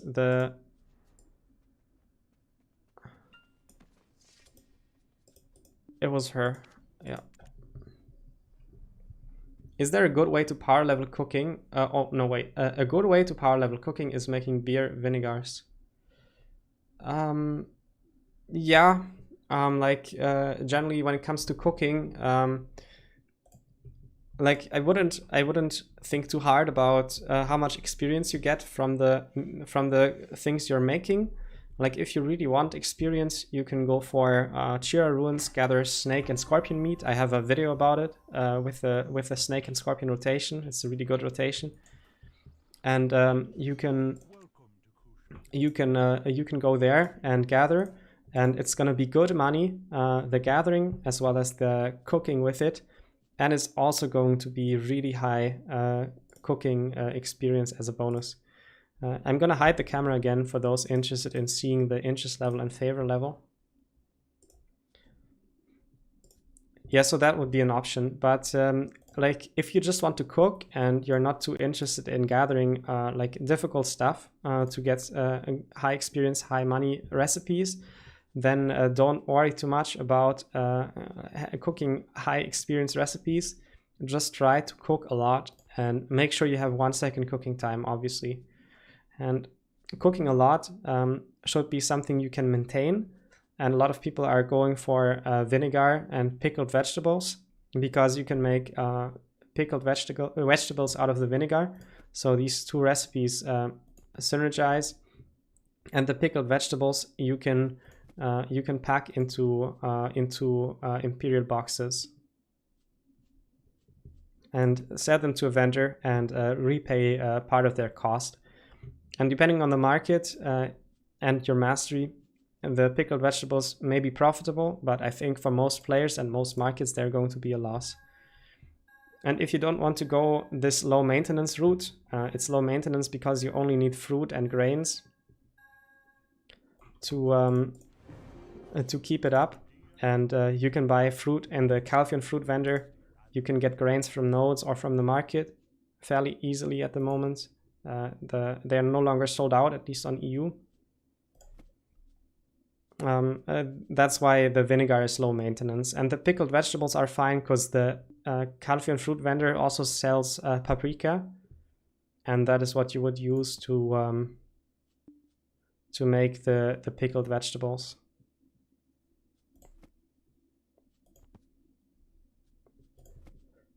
And again, if you don't want to go for this route, the low maintenance route, you would just try to maximize cooking profits. And to do that, you use Summer's market cooking sheet or Summer's imperial cooking sheet. Under my most recent videos, it's going to be linked. I think the imperial video links the imperial sheet, and a video on Manos versus Silver embroidered clothes links the sheet for market cooking. The beer video does too.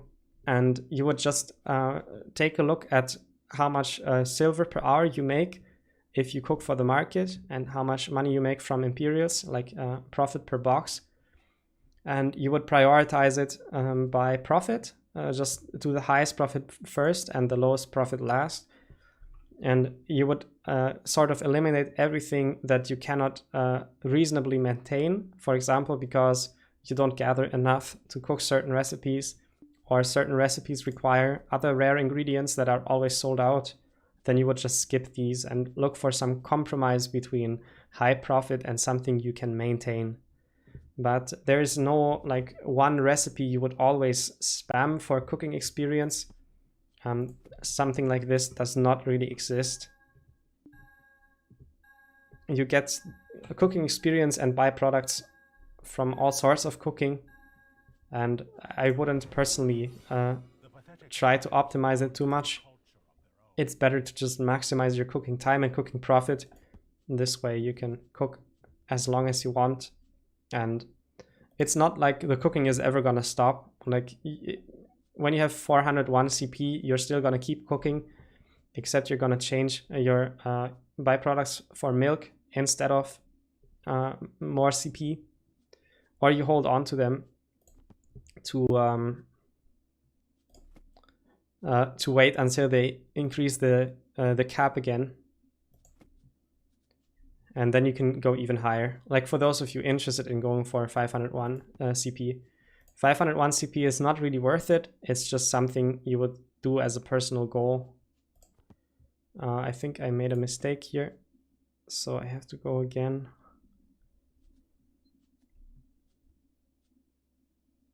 Yeah, I forgot about this one. Lead of Atinova, Fallen Monarch, Exile, Followers of Zarka, this, yeah.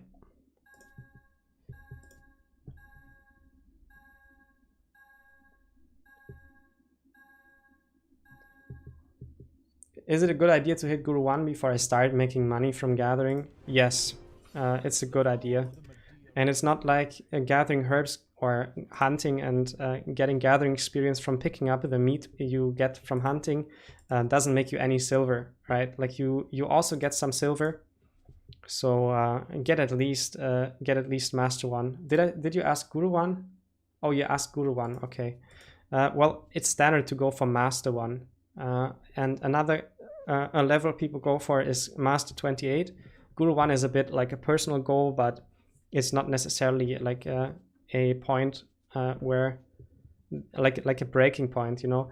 Like you should know that the mastery scales in a linear fashion or almost linear fashion. It's a bit of a curve, but it doesn't have obvious kinks. So it's not like combat brackets or anything, but you should still keep in mind that there's like it goes in intervals of 50. Like you need to have 50 or like 2 zeros at the end for the mastery to really have an effect. And this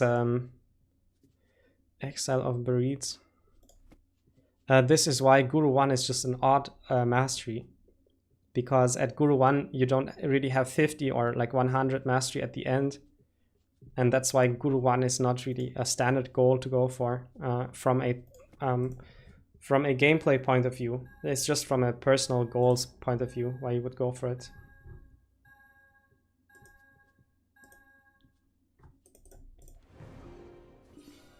Neruda Shen is wrong. 380. Fail to spark 5 times, no thanks. Valencian Mission. Merchants Union. A leader of Altinova. Fallen Monarch. Exile. Followers. Scattered.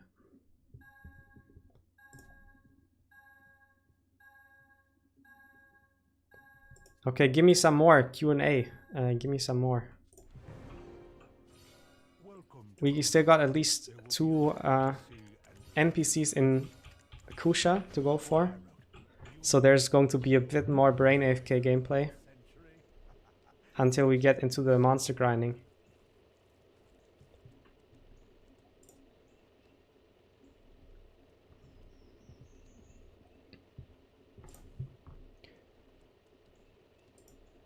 I'm looking up the next NPC.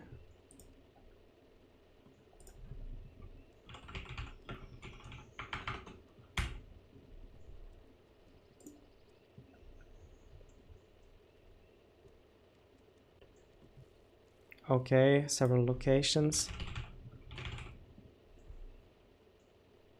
But it's about the NPC. Does nobody have solutions on Amity games?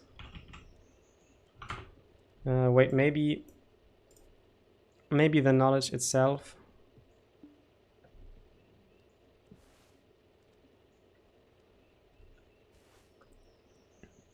Gives knowledge there. Okay, this is fairly low Amity. Let's just wave maybe.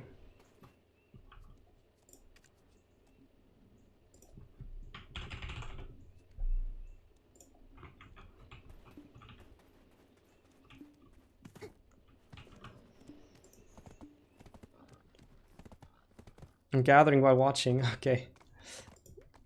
Yeah, like use the opportunity to ask more stuff if there's anything you would like to know.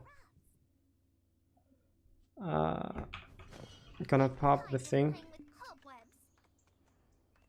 Yeah.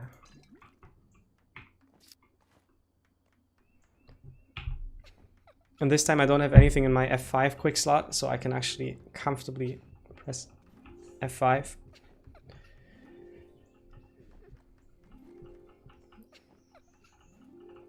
Wow, this is like over 2 hours for 1 energy point. That's a lot. It gets really grindy. But that's kind of cool. They use a spider to make silk, it seems.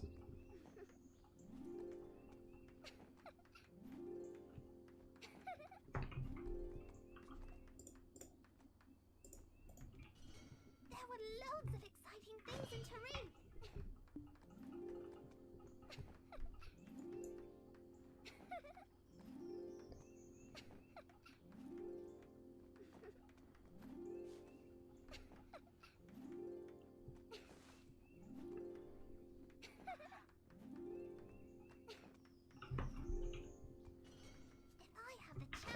2 more? 3 more, actually. 3 more. What's my favorite class after Tamer? Well, I only play Tamer. I guess classes that are interesting to me are Witch and maybe Sorcerer seems kind of okay. Kunoichi would be before Sorceress, I'm sure. So yeah, Tamer, Witch, Kunoichi, those are the classes I'm kind of interested in. And like Tamer is so far ahead of everything else that I kind of don't take time to play other classes. But if I had any else I'd play on, it would be Witch and Kunoichi, I think. I like Witch because she also has a pet and she seems kind of chill to grind on. And Kunoichi is just kind of cool because she's stealthy and stuff.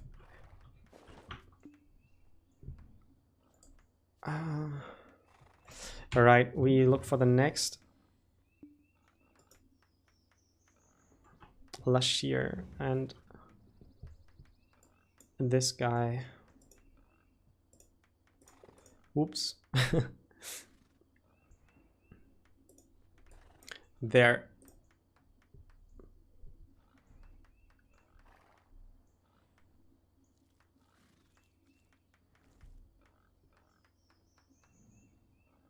Wave. Okay, let's wave.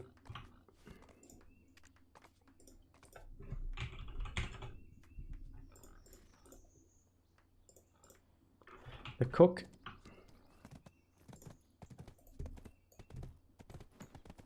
I was asking that because I'm Master 12 at the moment, so I thought if I hit Guru 1, my mastery would go up by 100. That's a math question. Like it's five mastery per level, and you gotta figure out the rest on your own. Okay, we wave, yeah. People say that the food I make with spiders is a delicacy. But yeah, like getting Guru 1 is pretty important for like you're talking cooking, right? Getting Guru 1 is pretty important because of Imperials right now.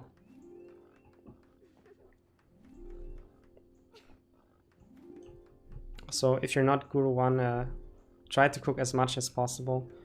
But I wouldn't obsess about what it is you're cooking necessarily. Just keep cooking and make sure it's not a big loss.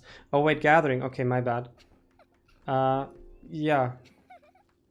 Yeah, well, it's also 5 mastery per level. Yeah, sorry, my bad.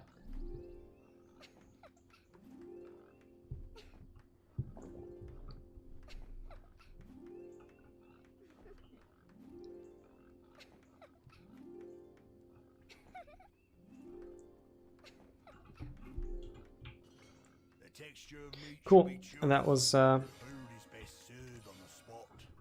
good.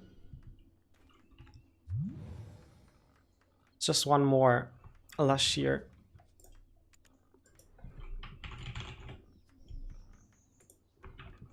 Material vendor in Altinova.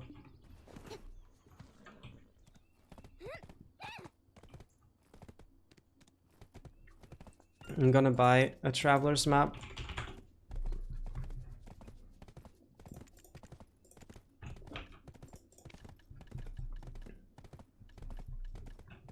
I should have bought more than one, and now I have to open the market again if I need another. On a different character. Okay, let's go. Yeah, the waving is melting my brain. Like, I've never done a stream in which I waved at NPCs. Okay, maybe I have, but like that was a bit of an escalation stream that was like, whatever, 18 hours or so on a weekend. So I don't remember. I don't remember too much. A 95 is pretty high. That's like having another TED accessory. Yeah, that's a way to look at it.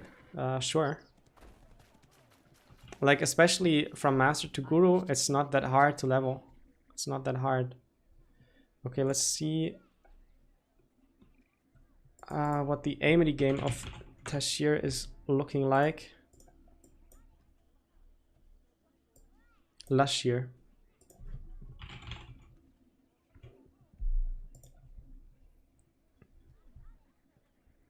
Okay.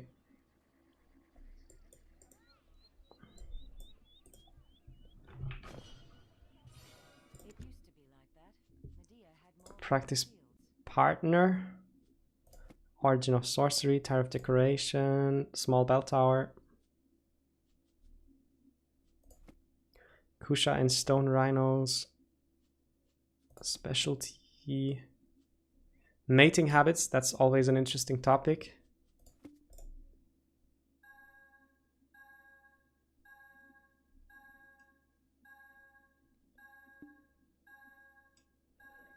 The giant is actually so strange. Like, I really need to look into this because I completely misremember the giant. Like, I need to check if the order keeps changing or if I'm just imagining things.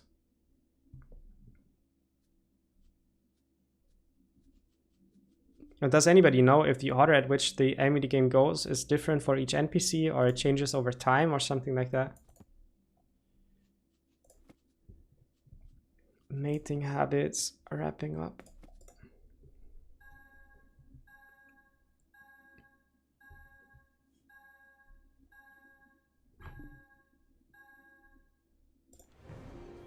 This is a good Amity game though, like this is so easy.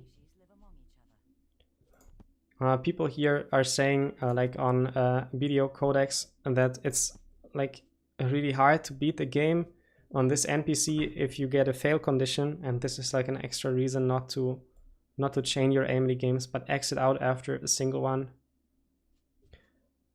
Small bell tower. Small bell tower. Stone rhinos. Specialty, mating habits, wrapping up the day.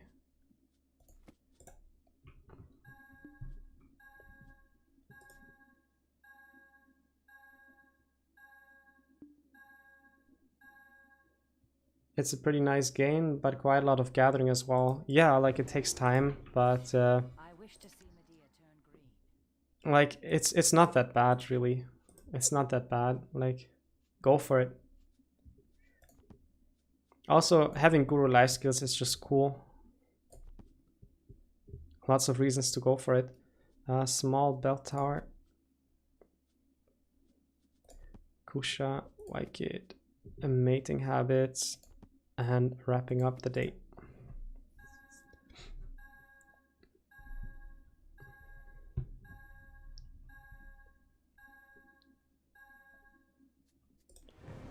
That was fairly easy. Like that, Medea had more green fields. Yay. that was a difficult one, energy.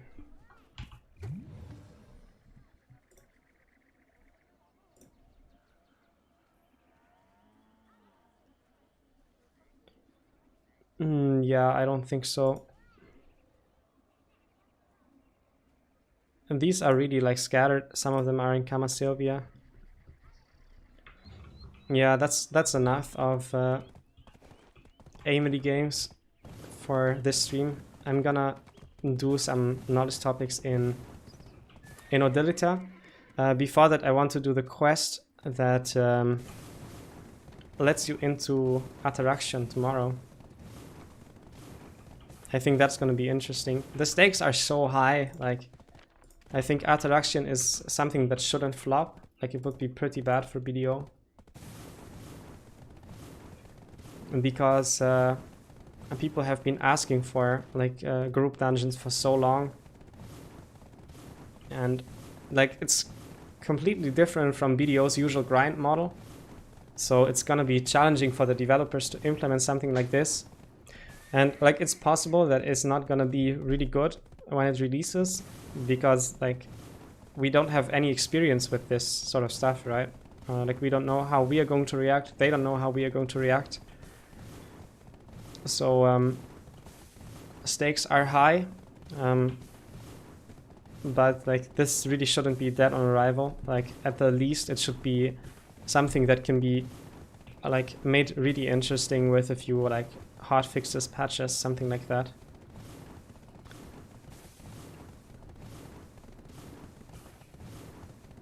BDO streamed the dungeon. Yeah, I think they did. There was an announcement, and I keep clicking the wrong scenes. I'm way too tired. There was an announcement, and it was right when I started streaming. And that's a bit unlucky, I guess. I didn't feel like watching it on stream. I really wanted to do some energy topics because the 555, like I looked at it for half a year, it drove me insane.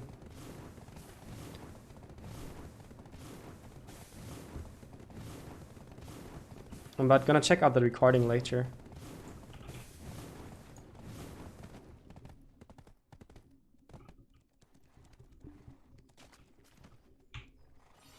Ride home. Didn't quite like it.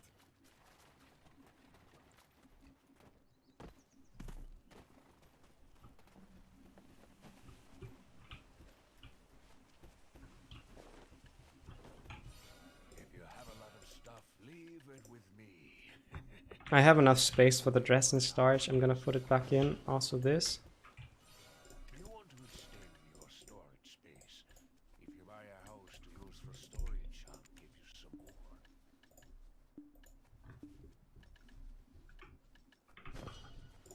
Wanna see if any Kafra's auto filled? Not yet. Soaring Wings Elixir did though. Nice. I want to practice some jumps on Tamer. There's some cancels that can let you leap pretty high distances.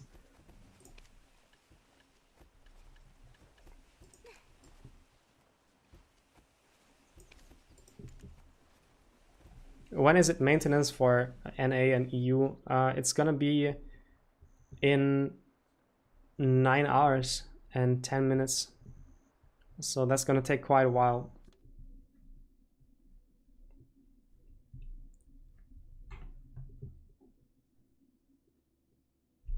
Very different time zones, I guess.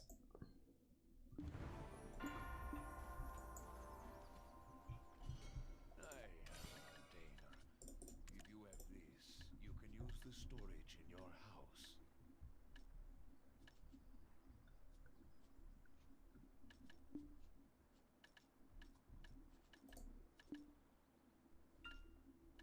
The dress, the elixirs, that was all. Like, just need the crop on this character.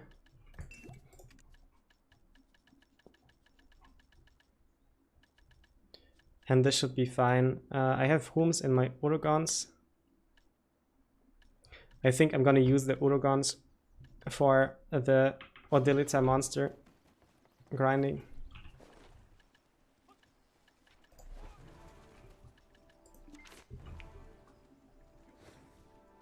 And does the Golden Key event end in maintenance? I think it might. To be honest, I thought it ended last maintenance already, and it didn't. But it's like a good idea to, yeah, like tomorrow morning before work, I'm going to turn in the keys in Velia.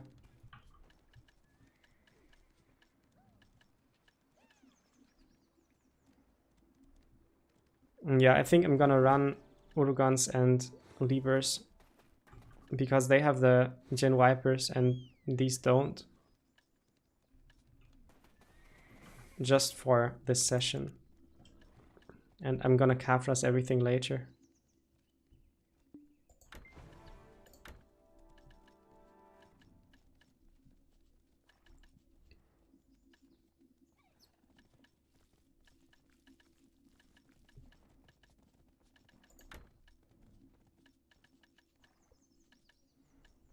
I'm looking for my eye patch.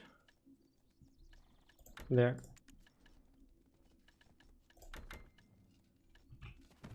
Okay. Heidel doesn't feel heavy like Calpheon. It's too hectic and people are inconsiderate. I get up earlier anyway. I have some coffee before work, take a shower and so on. And just making my character auto-ride is not that big of a deal. I prefer doing it tomorrow because I'm going to fish overnight and maybe I get some more keys. So I don't have to go twice. I just can't forget, but I don't think I will forget. Oh, you can go here? I thought you can only take this route. That's interesting. Okay.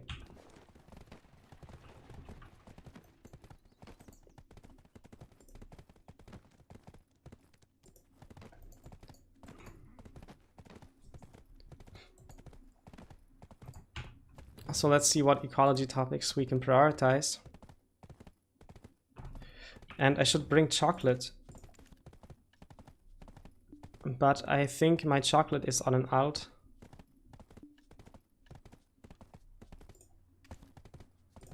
Does she have it? No. I'm not gonna look for it for too long. I just wanna see if it's in easy reach.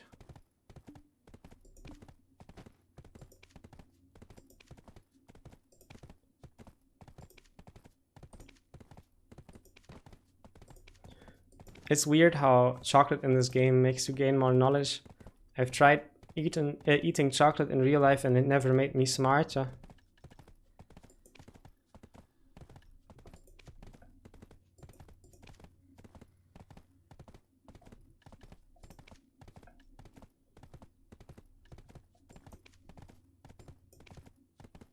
I have way too much stuff.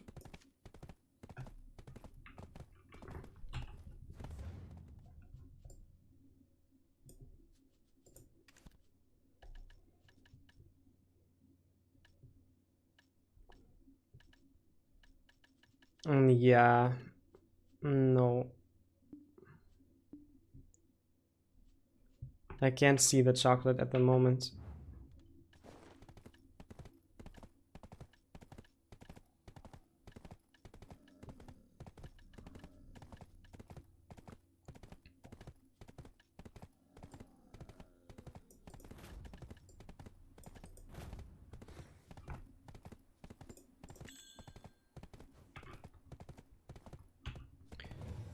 And time to check out some knowledge. Odilita. Thornwood. Maybe this. I guess I'll check the codex. For how long have you played BDO? For like something between 2 and 3 years, I think. But BDO is hard to keep track of time-wise. For me, anyway. I lose the overview really easily about when it comes to time.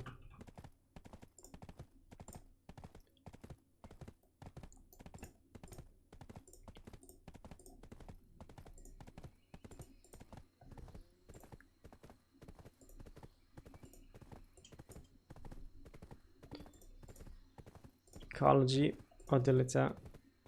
That's not a lot of knowledge actually. So can pretty much just do Thornwood, I guess, and Tunkuta. I guess the beasts too.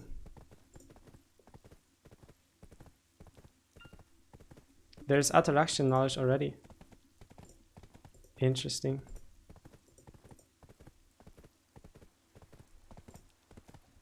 Yeah, let's go and do Thornwood. They are the same in the crypt as in the forest, right?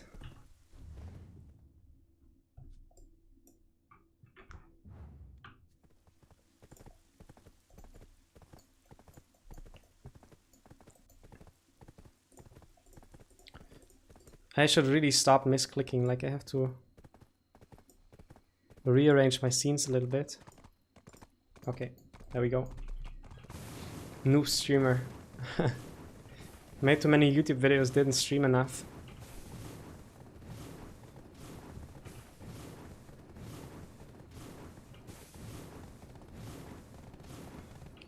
So, does anybody think the contribution point cap is gonna change because of the villas?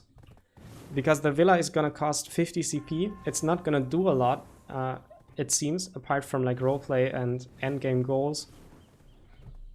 And the CP is like pretty hard to get. So, do you think? What is your point of view with Gathering not having Kafra's drop rate buff? Well, I think it's an odd decision, but I think it was just overlooked by PA. And I think it is very likely that they're going to adjust the Gathering drop rate of Kafras too. Like, I would be surprised if they didn't do it, and it's just a matter of time. So I think anybody who's selling the Lumbering Axe right now is making a mistake. But this is not a mistake big enough for me to buy it yet. If it was cheaper, I would buy it. I would buy it at like 11 bill. Yeah, but this is not gonna be permanent, I think. Like, I don't have any inside information on this. I wouldn't know, but this is just my guess. That they forgot and they're gonna adjust it later. Because there is no way that players are not going to ask them to do it.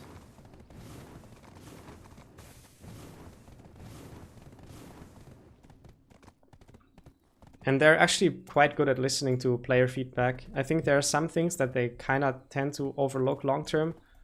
Like some dead content that doesn't get revisited. But like Marlon has a video about it. But like most of the stuff they're actively working on, if players have a request, they listen to it at least.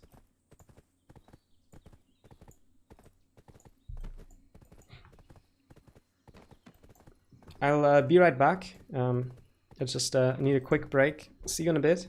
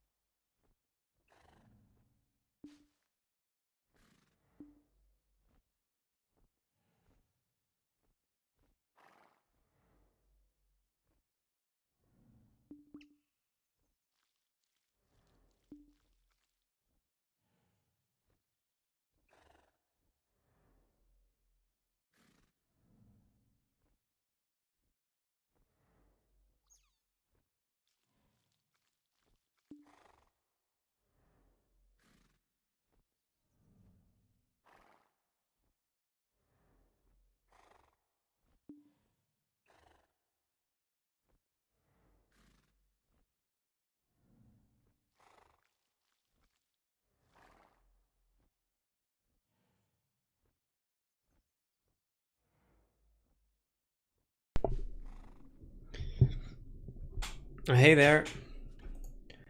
Yeah, Louis, I heard from some other sea friends in chat that there's maintenance right now. For us, it's like a really odd time to consider it like maintenance time, but time zones are very different.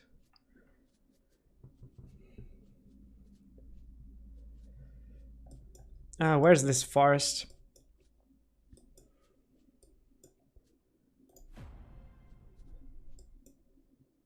There. Alright. Yeah, I don't know Odilita too well, so I didn't want to...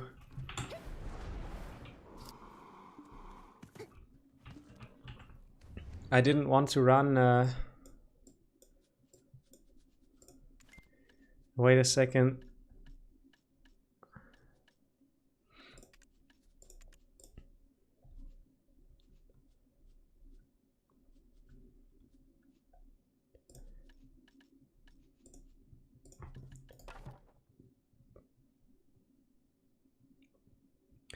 I should have brought these, but it's too late now.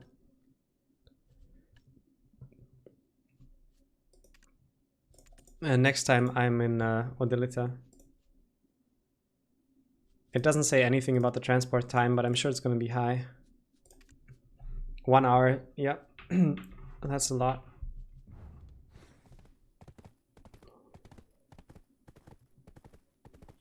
And can I make the free tier 8 horse a Corsair? Well, it depends on your luck, but by tendency, making a natural Corsair is a Corsair. That's hard for me to say. It's like Corsair. Making a natural Corsair is really unlikely. You have to take many attempts, or you have to buy the Mount skill exchange coupons. And I don't recommend buying Mount skill exchange coupons to use on a Corsair. It's just not worth it. So it's probably best to just buy your tier 8 Corsair, or like, you know, try your luck, but don't expect too much.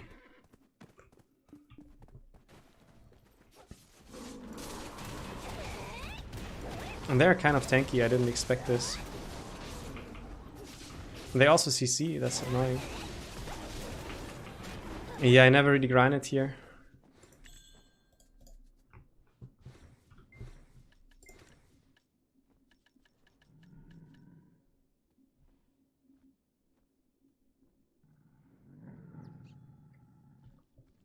The effects of elixirs will not be applied. So I can't use this, right? I guess I run the bags with the critical hit then. Yeah, you have to wait until somebody lists a Corsair. Like, you have to go to notifications, activate the horse notifications. And 10 minutes after you see the notification, this is when you should check the market. It takes 10 minutes. Let me know if the sound of the game is too loud. Like, it's a bit loud for me, but maybe not for you.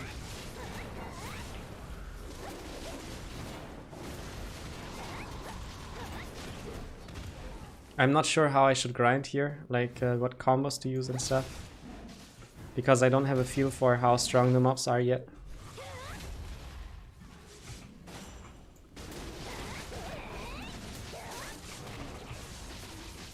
The CCs are annoying. I don't have adamantine crystals yet. A little bit too loud game volume? Okay, I'll turn it down in a bit.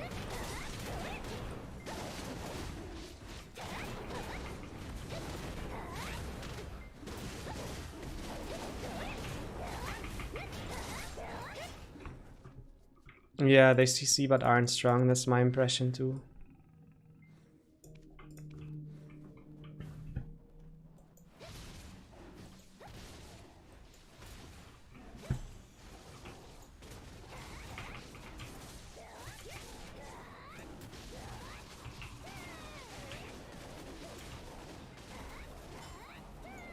Huh, they die at the same time though. Yeah, it's a bit weird, this spot. Are there any special mechanics? Probably, right? Like, I really never came here.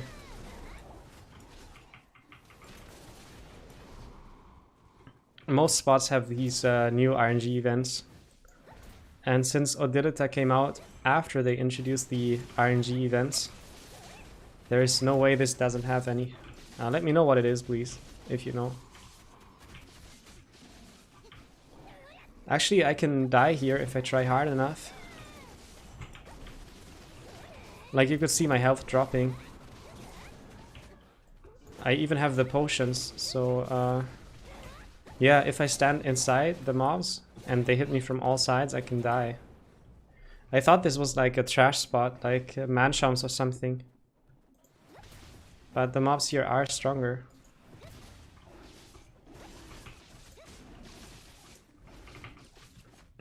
It pulls all the mobs near it, and it's up for quite a while. Okay, I guess I'll notice when that happens. That sounds like something you can't miss. Is there some rotation I should be doing? Like, I don't feel like learning this spot because I think my gear is too good for it. To grind here long term, I mean.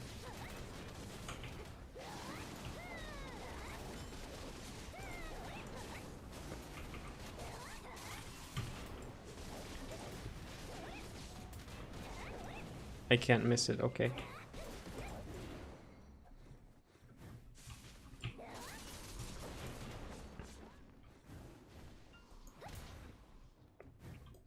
Yeah, so just hoping for the 2 energy to drop quickly.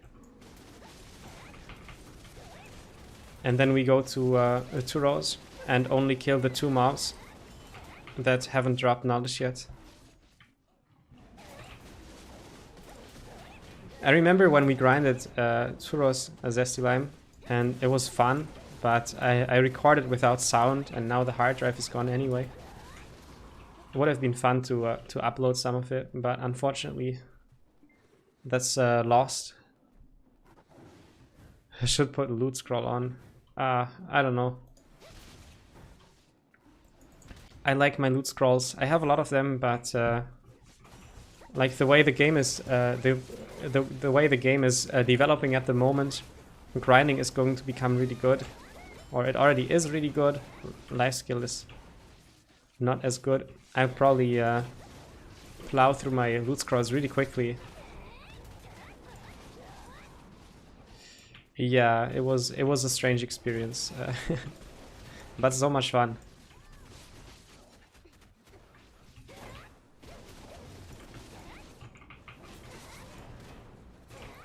It's weird to have... These mobs are just weird. Like, I'm not used to grinding spots where the mobs CC a lot. Like, they seem to have high attack speed. Like, the moment you let down your front guard or super armor, they CC you automatically, pretty much. And something like this, I'd only expect from a spot like Ackman. I guess Ackman would feel similar to this.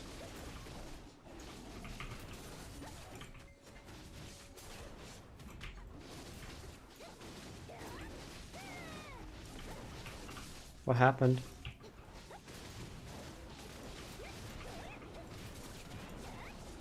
Timer on guild quest cooldowns. Must be a new feature. Directed at officers.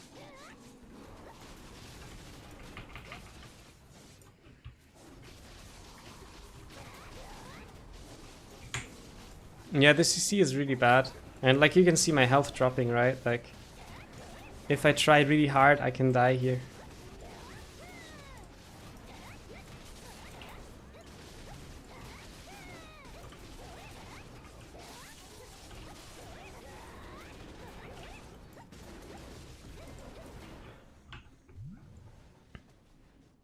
No point in micro-targeting the mobs yet. But the big ones, I don't have those yet. And that's easy to keep track of.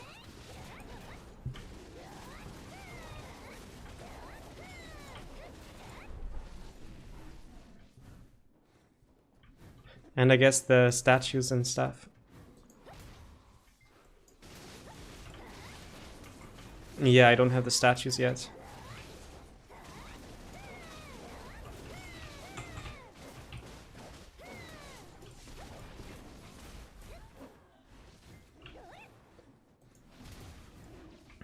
Have you grinded here, chat, in this spot?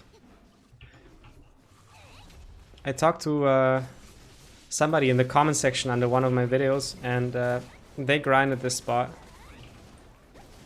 and said it isn't that bad, but like the AP range is a bit weird. Like, what character would you go and grind here? It would need to kill the mobs reasonably fast, have low enough DP to kind of justify coming here and not falling asleep while grinding.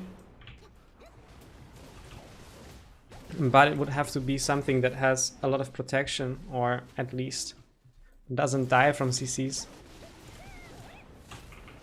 Not sure how I feel about this spot.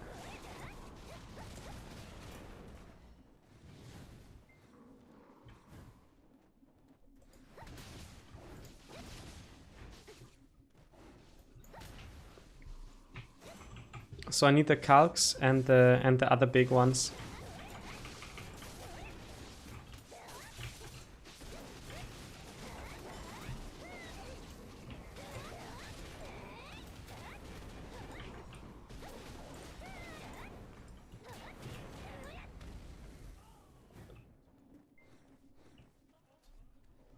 And none of them here. Do they have a slower respawn time, or are they just not everywhere?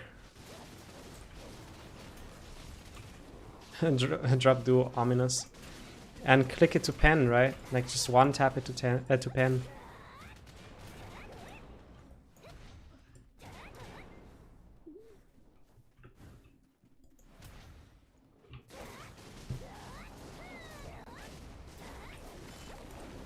Yeah, so it looks like the two big mobs and the statues. All kinds of statues. I don't have the fences. I don't have knowledge of yet.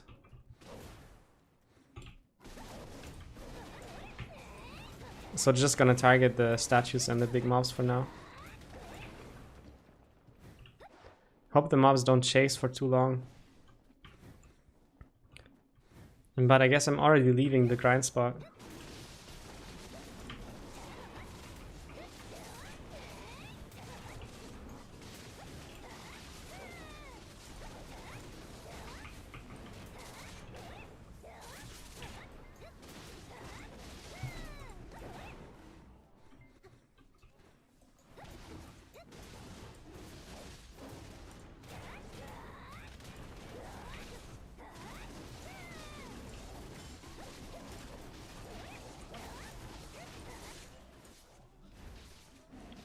The magic projectiles are so slow, it looks strange.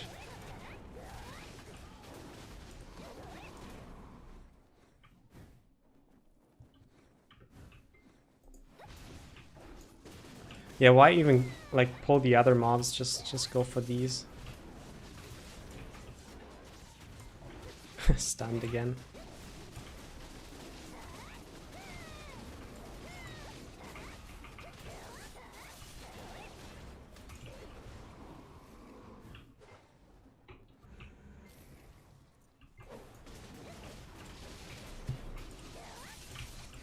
The calcs are in super armor and can get debuffed for a long time.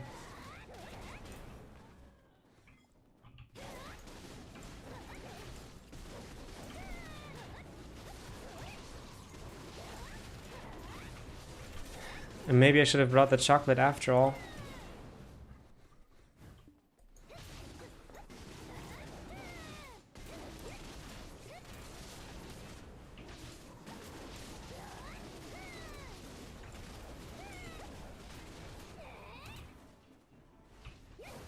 It seems to drop a lot of blackstones, but it could also be the drop rate event. It's still ongoing, isn't it?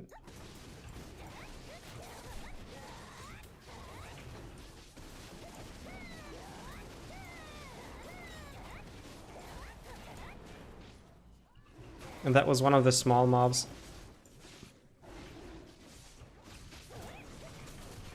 Yeah, I'm running I'm running the elixirs. I just ran out, it seems, and didn't notice.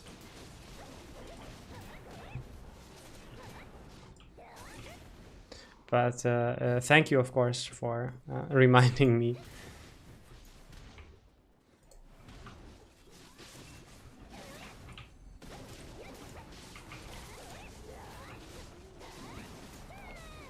Could ask Guild for a knowledge buff as well.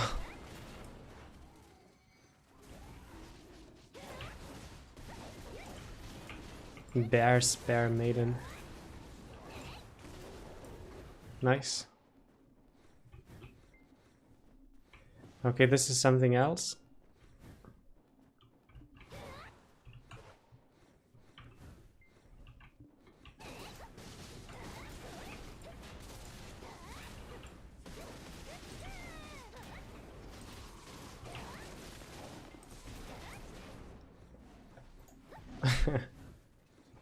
This is not a monster.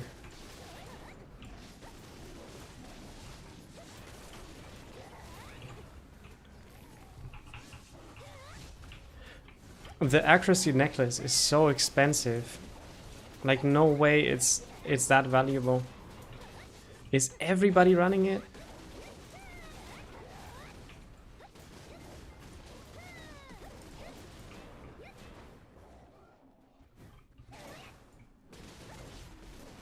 There's various types of bear riders, it seems.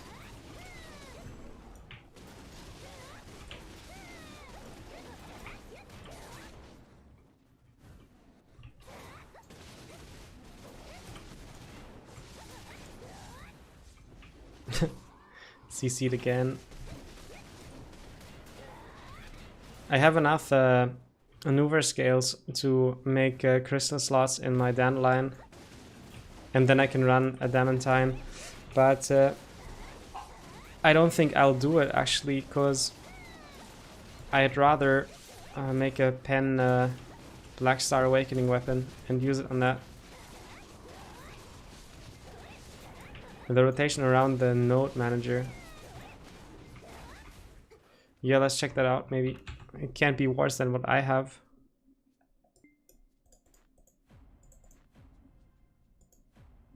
I guess this is the node manager. Victor, hello. Welcome. Got one more energy already from this, so what's up? Well, today we're waving at NPCs, answering questions in chat, and grinding for knowledge in spots that I should have grinded like half a year ago or something when they came out, but never did.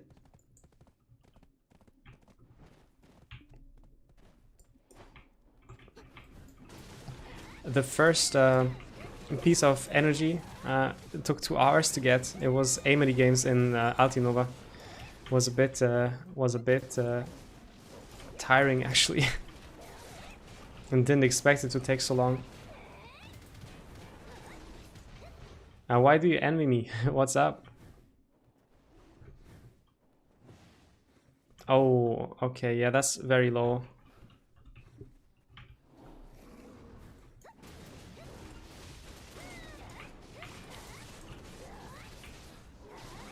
I don't need the knowledge from this one. But maybe some ecology, not too bad, right? Let's drop this one.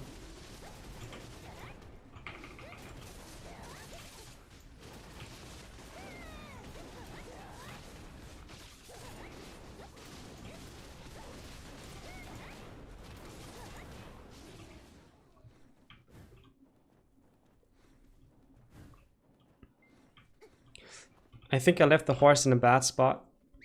Need to ride further in.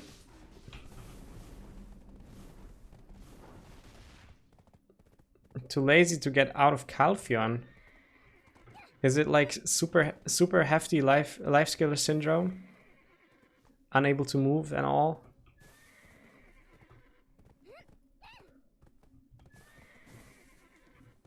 The castle looks so weird, like the stairs are so small, look at it. It's not actually stairs, it's just like a broken wall.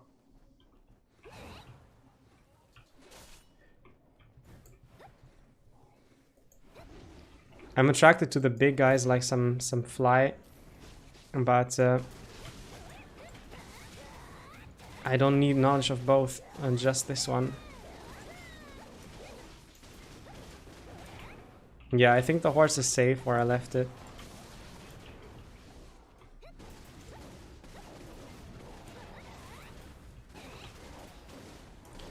Cool. This must be the RNG event.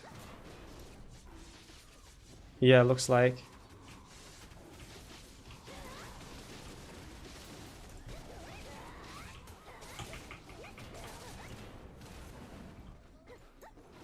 Okay, well that's interesting.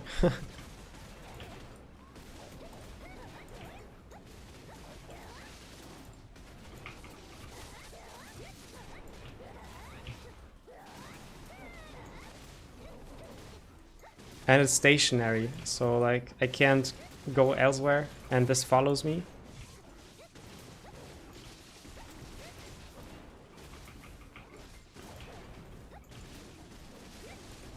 It seems like they have lower HP, or is it just my imagination?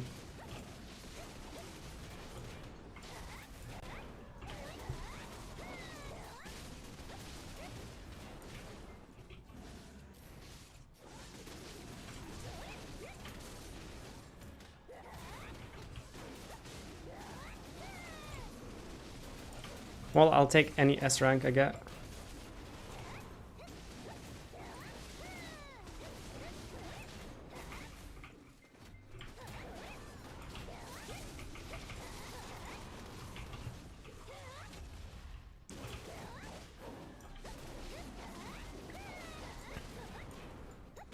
Yeah, maybe I just imagined that they are weaker. But I think when bosses are frenzy, they also have like lower DP and higher AP. Maybe it's the same for them. The Dark Knight is kind of weak, it seems.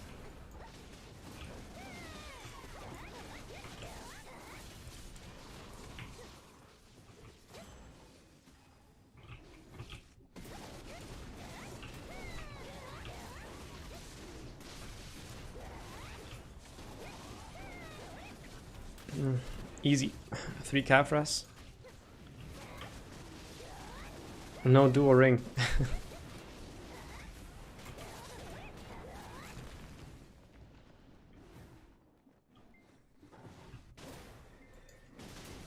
Got this one now. So just kill the pack quickly and move on.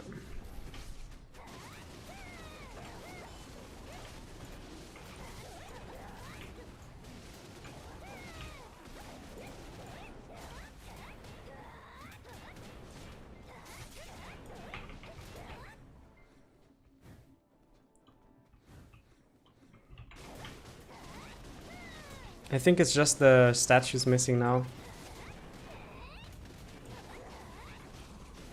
People enhancing Pen to Valoring. They must be playing season battle arena or something. Because as far as I know, the Pen to Valoring are actually less cost efficient than like Try Cressy and stuff like that. So you wouldn't really go for it unless you really wanted to play a lot of season. But I need to double check this information. I think I got it from Tab and I'm not sure it's correct. Like, I don't know what it's based on. And I could misremember, it was a long time ago too.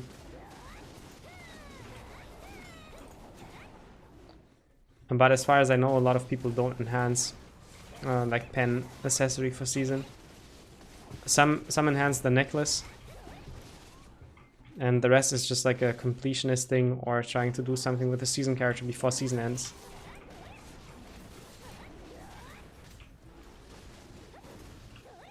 Thanks for the title, but that's not why we're here. Yeah, it's just statues missing. Looks like there are 3 types of statues, not 2. And the way BDO works, it's probably a 2.5% of dropping knowledge. And that is very low.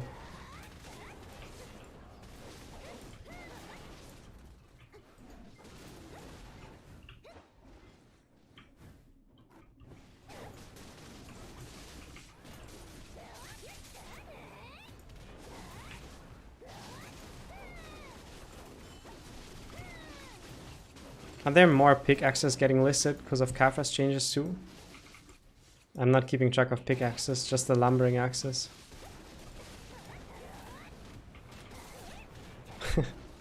How it just jumped over and fell.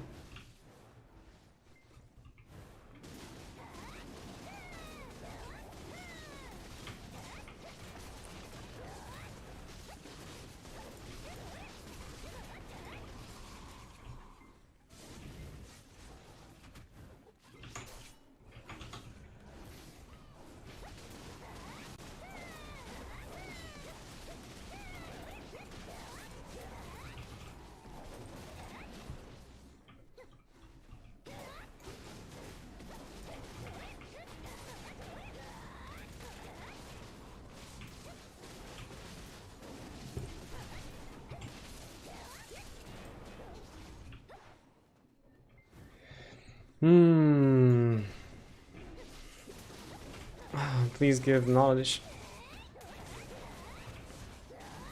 Does anybody have the Turo knowledges? Do you know if it's hard to get them?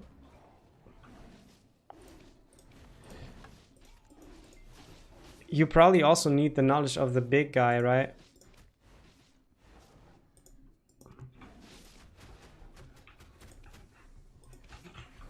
What is that? Higher grade.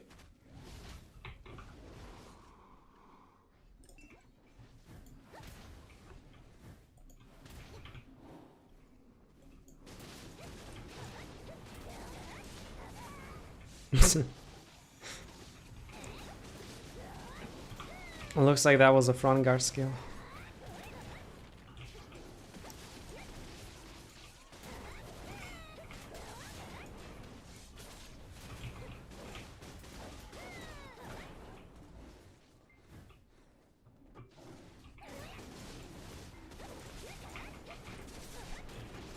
Are there any classes that don't naturally aggro these mobs?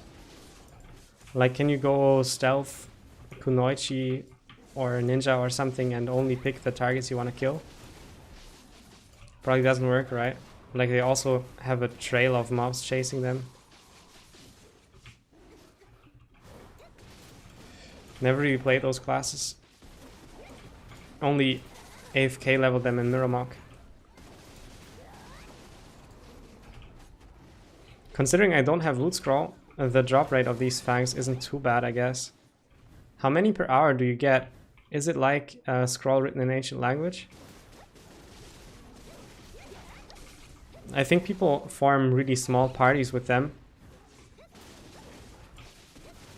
even if they only have a few of them.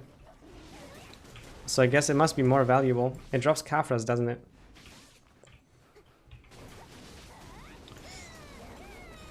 I'm a veteran Odilita grinder, you know, like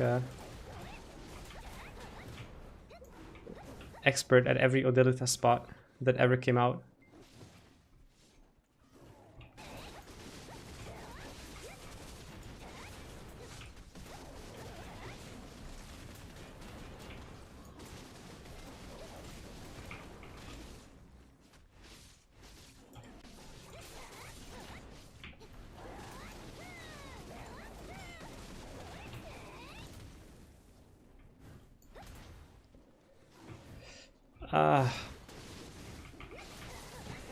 I'm so sure it's 2.5% for the statues.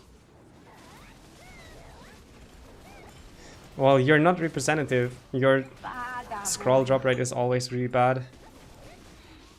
Johan, welcome.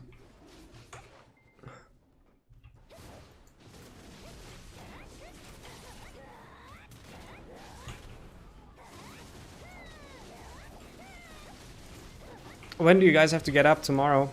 I mean, like, if you're in C, it's maintenance for you, and it's like midday, I guess? Or do you have maintenance at night? No way, it must be midday if you're in C region. Yeah, so, like, how many hours until you have to get up? I'd be interested in how different the answers are gonna be.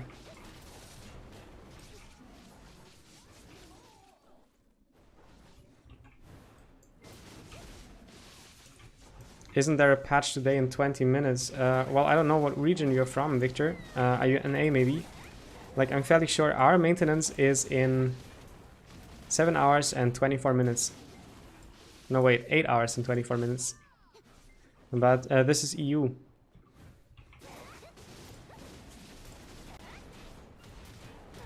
Why is there so much demand of Rothstone and log in the central marketplace? Well, I can't speak for every region. I don't know every market and stuff. But like Rothstone is just undervalued. Like the way the game sets the prices is odd. They should charge. Oh, that's weird. They look like mobs, but they aren't. Like Rothstone is something that you would just never sell because like the value of what you can craft with it is way higher than the value you can list it at, and that's why it's sold out. And as of logs shouldn't really be sold out like on most servers and in most regions. But like if you are playing console or something like that, maybe your game is just a bit different.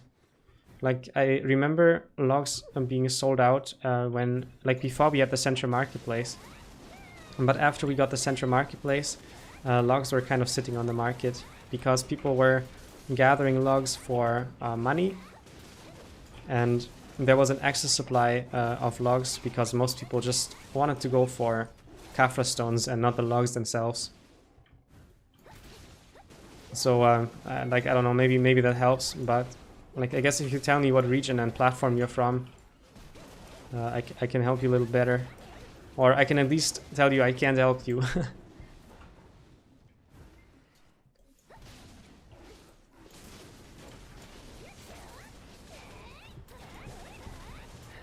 Well, Zesty, you keep saying that your RNG is not representative. You keep saying that. I have to get up in like 6 hours. And if like I'm gonna take a shower tomorrow, so I'm gonna get up in like 5 hours something. So I should go to sleep soon.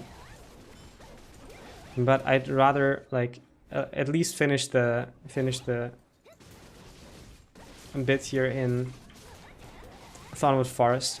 Like don't have to do Turos tonight, but 559 energy, that'd be nice.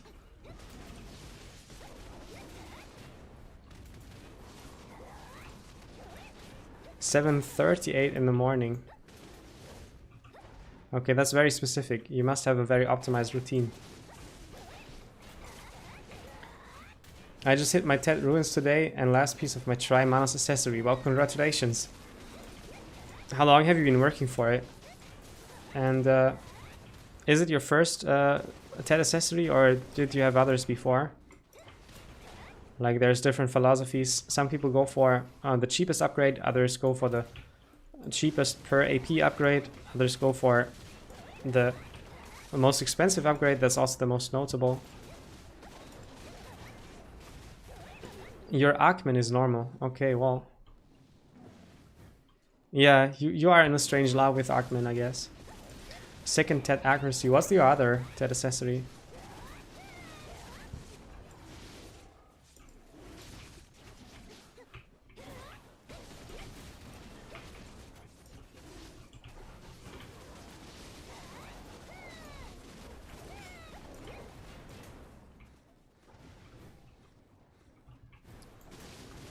Ecology is a bit of a chore, actually. Hey, thank you. Eye of Despair is the only one missing.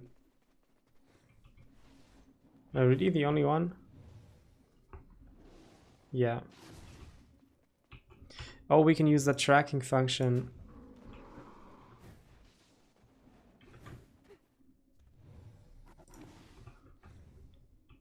Nice. Oh, this is so good. Look at the minimap. It has yellow highlighting now.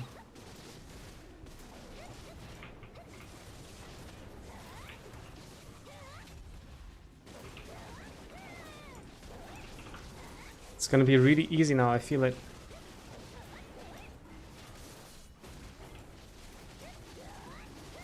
You're from C server, okay. Yeah, I think like you mentioned that, right? Sorry, I spaced out. I should have remembered.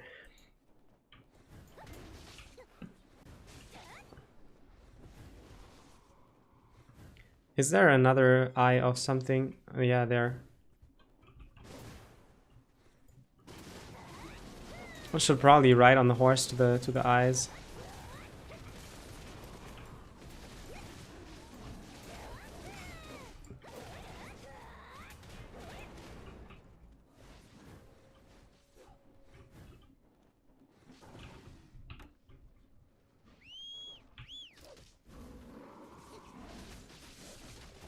Oh, it's taking damage fast. Horse could die really quickly here.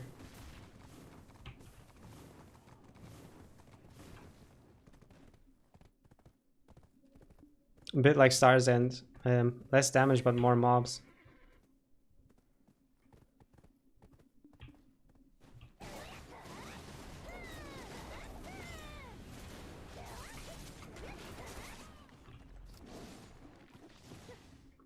Valtara belt. I blew 6 billion enhancing Manos accessories, but now I get it back with that enhance. Oh, great. That's how it's supposed to be. A 6 bill. You were just enhancing try and you lost 6 bill? That's quite unlucky.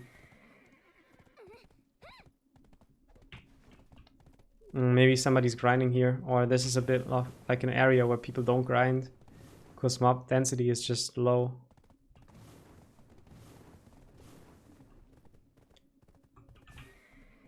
Yeah, maybe I'm gonna kill some of these beasts.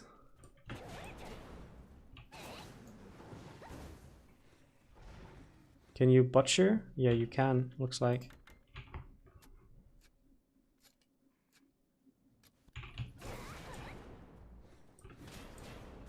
That must be like half the beast from Odilita in this forest. Because the beast topic isn't that big. It's like maybe 9 beasts or something, I remember. Around about that. Getting carried away. They're killing beetles instead of the eye.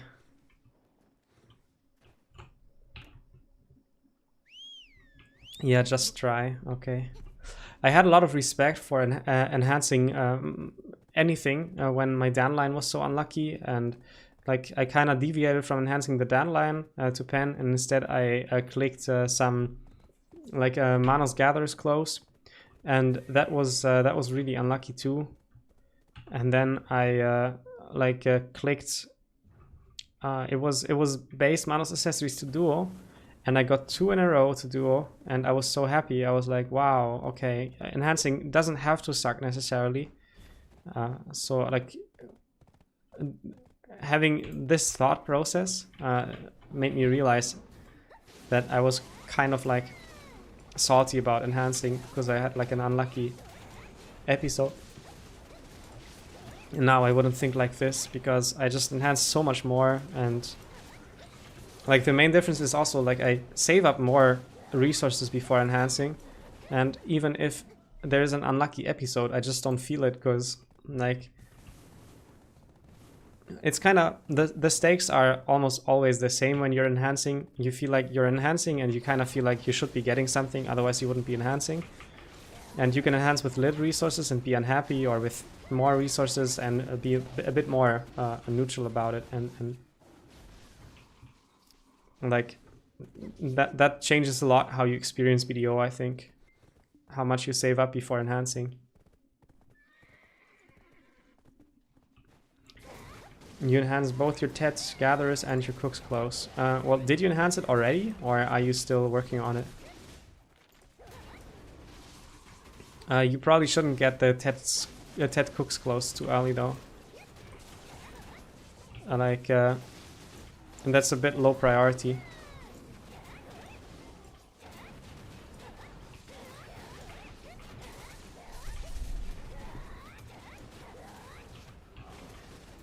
I think I have like no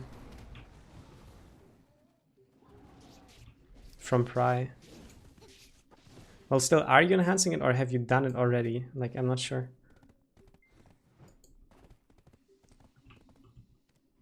I'm not. Am I having like crit stats? I should have, right? Yeah, it's a bit weird. Oh, what's that?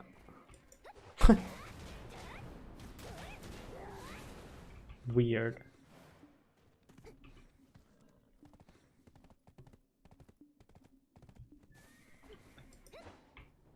Yeah, what Redspawn says exactly. Oh, you can get stuck in here too. Oh, that's nasty. Yeah, so Ted Manos clothes for cooking is not very good.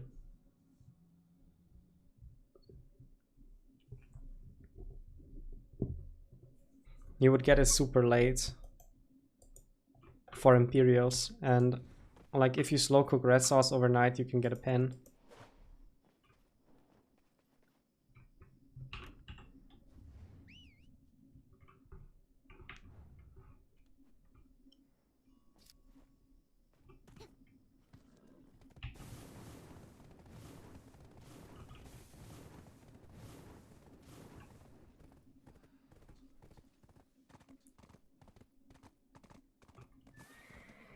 Put the horse back into the castle thing. They are just taking too much damage. And these horses. Horse.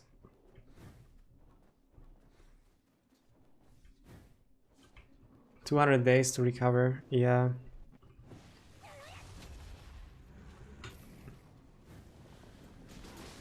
The Pen Roroju also takes really long, like even longer than Ted Manos.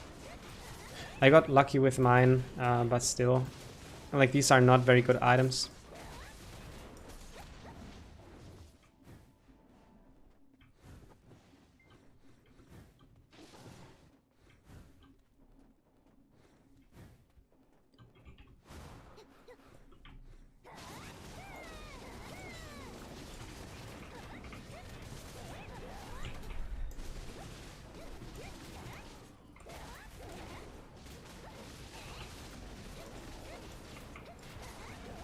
How to activate knowledge travel journal, old moon travel, those seal knowledge.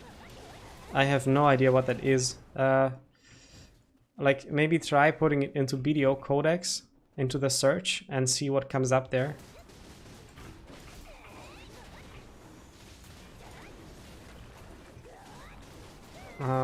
This is how you get most of the stuff done. Just look up stuff in Black Desert database or BDO codex.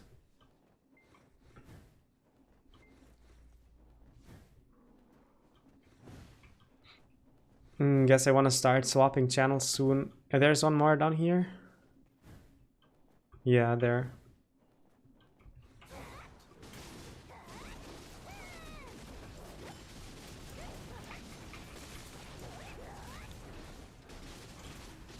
Like this feels like it's taking so long, right? Like whatever, 3 hours something for just 3 energy, but like you're gonna have the 3 energy for the rest of your BDO career. So it's quite worth it actually. Think about how many times you don't have to go to town when you're gathering, but you can just extend your session a bit longer. And 600 energy is going to be a game changer. That's going to be really nice.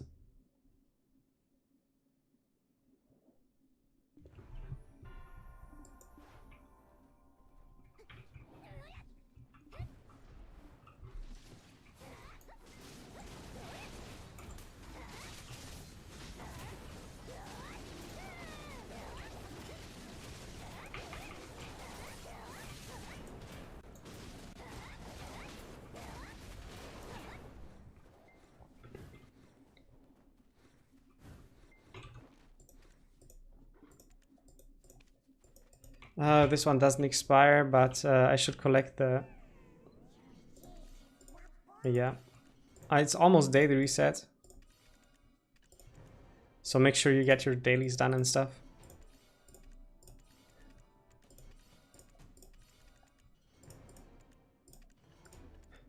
I should have collected Fogans, it's a bit easier to kill.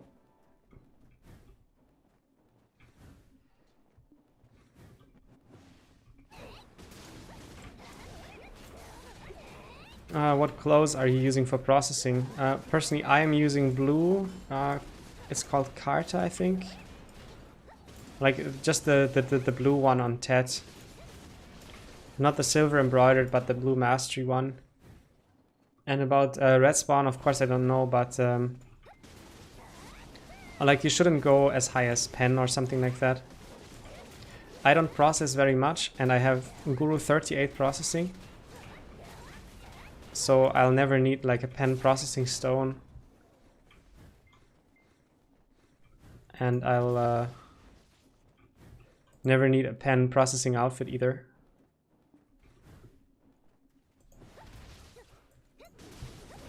It's really easy to overinvest into processing, like unless you want to level alts.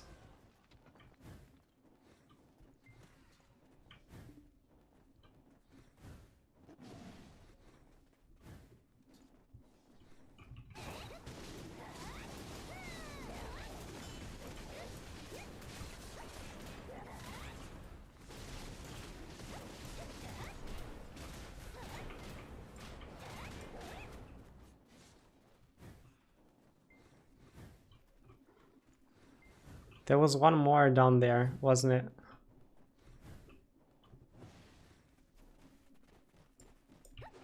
In this low density area. Oh wait, that's two. Oh, didn't mean to do that. Whatever, let's get gorilla knowledge. I should have popped the loot scroll actually if I'd known this takes so long.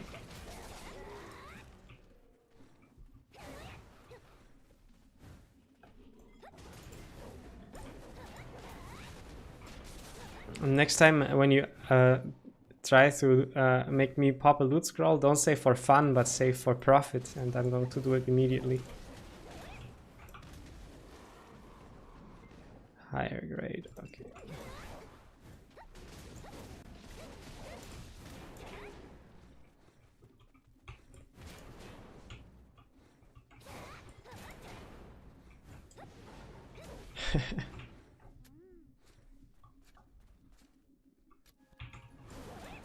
Cool.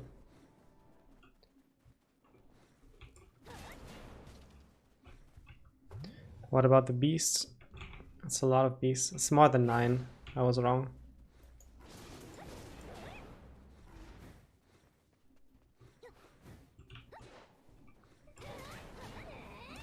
We'll have to come back for the beasts.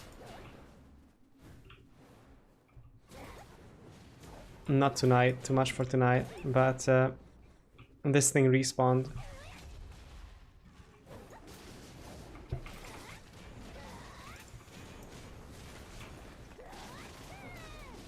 Oh, a discussion which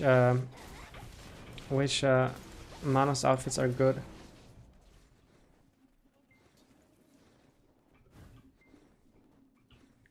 Slow cooking has a bit of a niche use, yeah. Hamburgs and scorpions for daytime if you have a lot of semi-AFK time. Also snake stew and these kind of recipes. And red sauce overnight, of course. Or maybe dressing. If you need dressing, might as well Manos cloth your dressing. Sailors is meme, yeah. I'm not such a big fan of sailing and bartering to begin with. It's a bit of... like, it just seems boring to me. Sea monster hunting is fine, but this stuff, nah.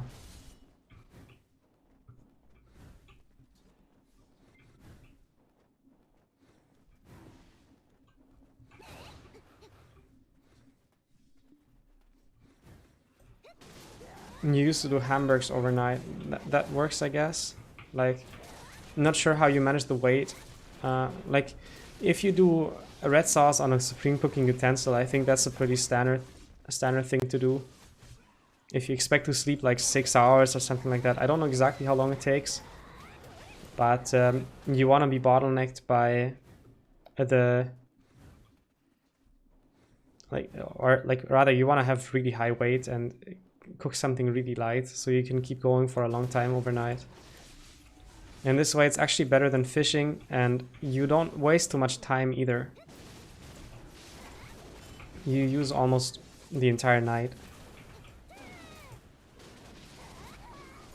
Cheese gratin better than red sauce? I need to look into it. Red sauce is a bit like a common choice, but just because a lot of people do it doesn't mean it's good. So thank you for that hint. I'm going to look into it. Like, the intuition with red sauce is that you can carry a lot of it without being overweight. But if the profit is too low, then you might as well only cook for a shorter time, but make more profit. In the end, it's just about profit. Besides, durability of a cooking utensil also costs money.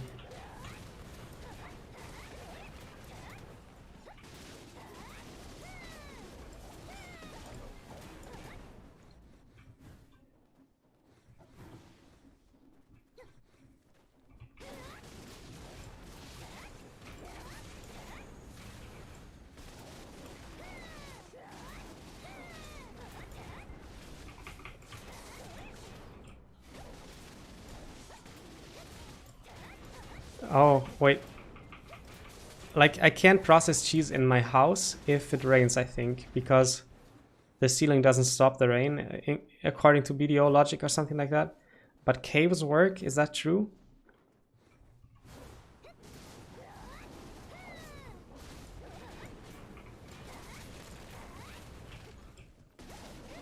Hey Violet, my thoughts on Shy for life skilling and PvE. Yeah.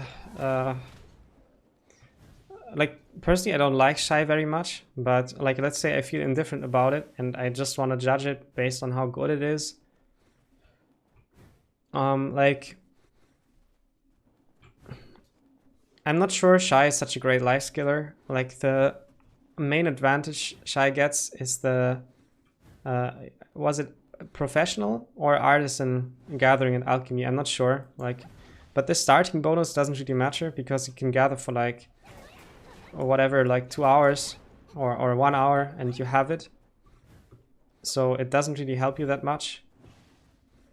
And like alchemy is just whatever, right? Like, you can merge a bit of dust and blackstones into Kafras and you have that level of alchemy. So like, for the life skill bonus Shy has, it's really bad.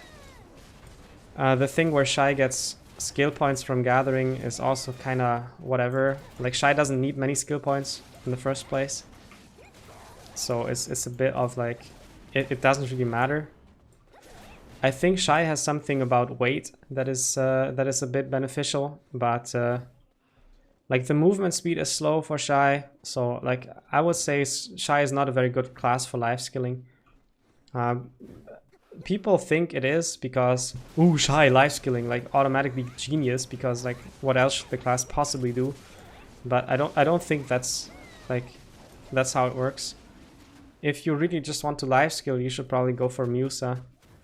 And when it comes to PvE, well, I think, yeah, Shy is good at PvE. Like, a lot of people had Shy alt for Sakraya before classes like Guardian came out. But like, I'm not sure the PvE is that good compared to stuff like Nova now, like the new classes, the OP ones. So yeah, not sure about it. And when it comes to holding your spot, like, Shy just can't duel. So like, with Shy you can annoy people. Maybe if you're so tanky on like a DP set that or like the like evasion set that they leave instead of killing you, like, that could work. But it's just not a very good class, and I always find it very sad that like, some people look at a class and they project some stereotype into it that doesn't really apply to it. Like, Ranger is a ranged class, you know, like, but Awakening is melee again. And people are like, oh, I want to play a ranged class, so I choose Ranger, but then they realize it's like melee Awakening and suddenly not ranged anymore. if they go Awakening. It's kind of the same with Shy, the way I feel about it. Like, Shy is a bit of a stereotypical trap. Like, you think you judge it by its cover, and you misjudge, sort of. Yeah. And like when it comes to Musa, like some people go and go for Musa to life skill, but Musa is just very bad PvE, I think. Like, and PvP, like I'm not perfectly sure. Like maybe, like I listened to Shaky Bay a little bit, and Shaky Bay used to play Musa and is very sad about Musa and stuff. I'm not sure how much of this is like whining and how much of this is actually true, but like Shaky Bay plays a lot of PvP, so I don't think it's like there might be like a tiny bit of bias in there, like with everyone, but like he's probably right. Some people used to say that Musa is like kind of like OP and PvP in good hands, but that was a long time ago. I'm not sure what happened to that. And PvE for Musa is pretty bad, I think. And well, Nova is Awakening. Awakening Nova is really good. Like, Awakening Nova is really OP. I think that's the class people grind super endgame Elvia spots at 235 AP. Like, you only need DP on it.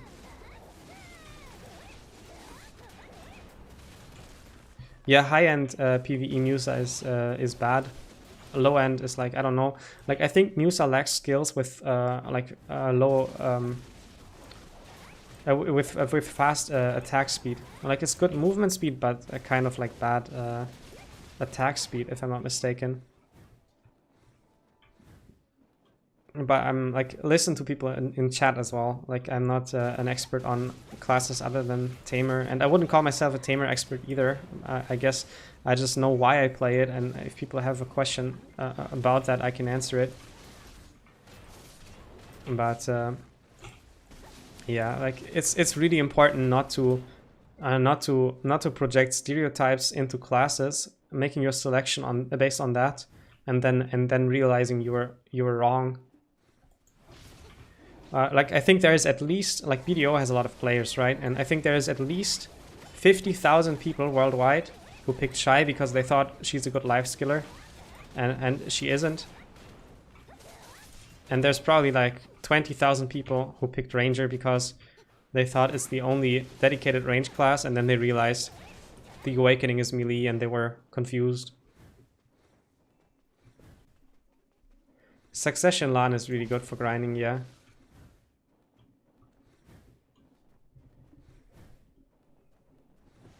Jorge, hello.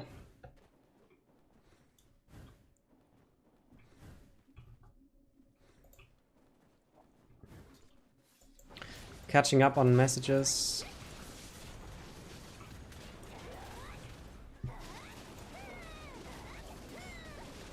Amazing design, but a terrible PvE.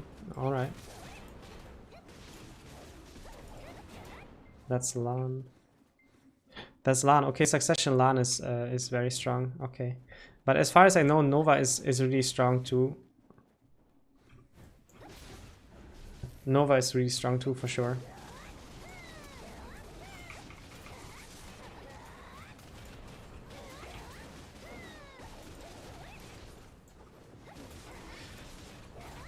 Like, personally, I would never choose my class based on life skilling. I would choose my class based on style and design and all these things. And if I life skill on the class, that's fine. If I don't, that's fine too. But the idea to choose the class based on life skilling is just weird. Life skilling is just a way to make silver, and silver is just something you use to have enjoyable gameplay on your class. So it feels like the priorities are backwards. And it's not like I have no empathy if people see it differently and stuff, but this is just something I really struggle with, understanding why people would choose their class based on life skilling and not life skills based on class, you know. Rather the other way around.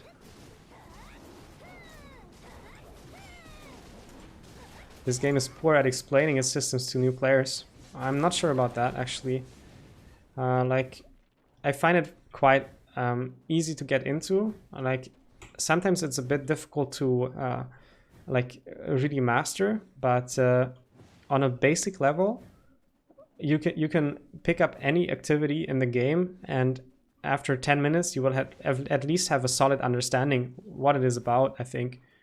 So like, if you don't want to read any guides or learn any things and you just try things out, there's very little things you can make errors with. Like, maybe if you use super high fail stacks on a low value item, that's a mistake that sucks. Or if you... Oh, nice. If you buy like pearl items on a character that get bound to a character and you end up not playing that character, that's also sort of a stupid mistake that you can avoid. But other than that, you cannot really make many mistakes in this game. It's just very forgiving. Like, think about contribution points, for example. They could totally make it so that you spend contribution points, get a node, and you get the node for life, right? And you can never uninvest it. Or they could also make it so that uninvesting from a node into something else costs a lot. Like, you lose a portion of your contribution experience, you lose a lot of silver or something like that. And it just doesn't have anything like that. So I think the game is really forgiving, actually. I think I disagree with what you say. But like, getting like, it can be a bit scary if you don't know that you cannot really make many mistakes in this game, and you can be overwhelmed because you feel like you could be making mistakes. And when you are in the state where you don't know if you're gonna make a mistake and you're scared and you don't know how to find out how you can avoid making mistakes, like, that can really paralyze you. Like, I remember from my beginner times when I had to choose my horoscope, I would think really hard about it. Or stuff like, I had to name my family name, I had to name my character name, I had to name every pet, every horse. And I didn't know if some of these names could be changed later on. I didn't know where some of these names would display. The game improved by showing these things, but like, that was something that I spent a lot of time with that I shouldn't have. Also, defining the looks of my character, for example. I didn't know if I could just modify the looks of my character later if I don't like it, or change my mind. So I spent a lot of time optimizing it, and I didn't need to, because value pack is just an item everybody always runs, kind of, and that's why it was never necessary to spend that much time. But you don't know these things in advance, so I can kind of see how that's a bit of a problem. But like, maybe if you want to have this discussion, let me know what you believe is inaccessible or difficult about BDO. Like, I think a lot of the difficulty is happening in players' heads. They are like, I've never gathered before, this is so scary, I'm not gonna do it. If they just picked up any tool and ran to any gatherable resource and clicked R and did it 5 times, they would know how to gather. And the rest is just practice. Like, just an example, right? Or like cooking. I mean, which cooking item to buy, like which cooking armor to buy. Or wait, where I'm going to the key place. Am I going to the key place? I had a solid reason to go back to Heido, but I forgot what it was. That's bad. Because this is like a complete memory wipe. Like, I have no idea what I'm doing. I should buy Kafras. I put the order a bit too low, I guess, but if I go to sleep now, I shouldn't put it too high.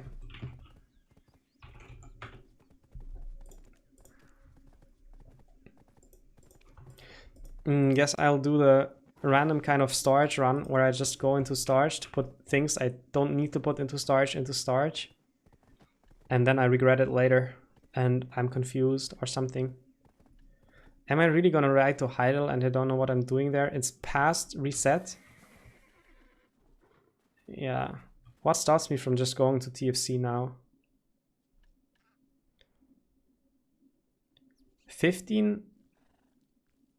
15k? That's a lot.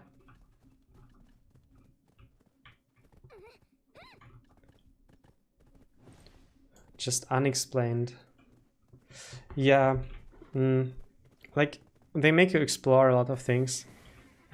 It's also kind of their philosophy that they don't communicate everything, but they ask the community to figure things out. Like for example, also like the damage modifiers, how hard one class hits another class. These stats were like a secret for a very long time, and they only got released relatively recently. And this is kind of all in the spirit of like delegating the exploration of this game to the community instead of telling them everything.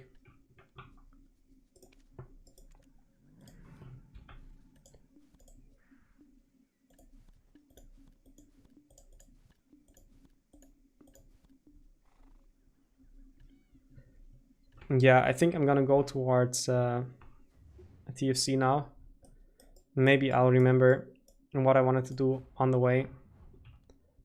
It's a bit after, it's a bit past 2 a.m. That's a good time to go to sleep. Have like a nice 6 hours of sleep or something.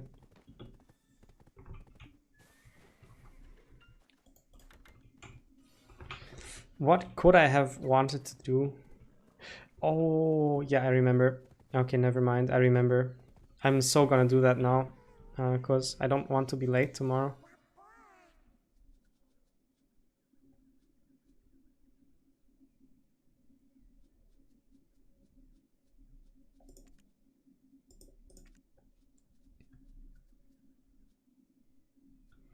I'm looking for the invitation from I that I'm supposed to have. Is it in my inventory? Where is it gonna be? Is it an item?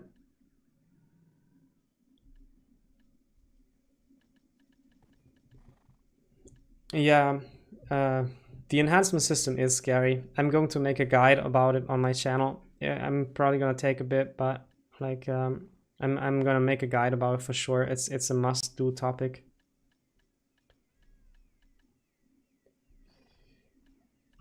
So this invitation from I thing.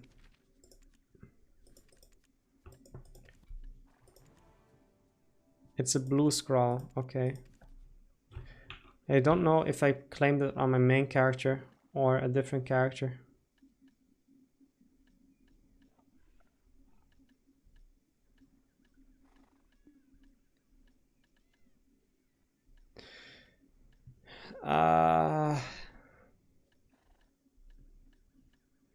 How did we get it exactly? Did we get it in here maybe? Did I maybe not collect it?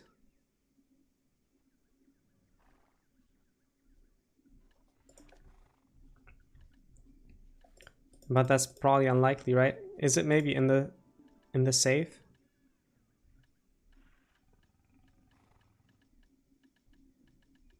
Where does it take me?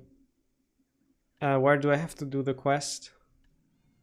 Because I can ride there and look for it on the way. Is it in Calphion or Heidel or something like that?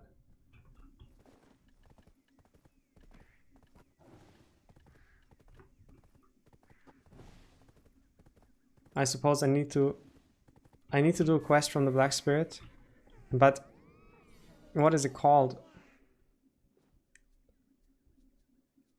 Is it this? I'm pretty sure it's not. This is the family inventory thing that I didn't do yet.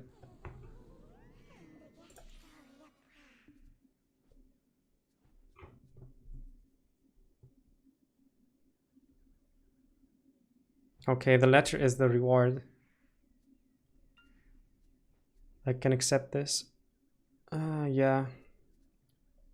A secretive letter, maybe? Is it in Tarif?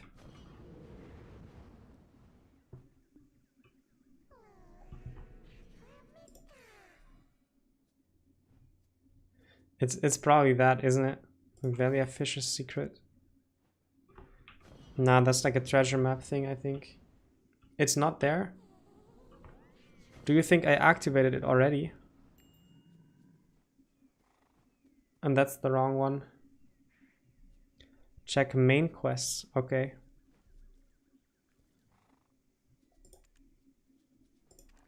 No, I don't think so. Good evening. Hey.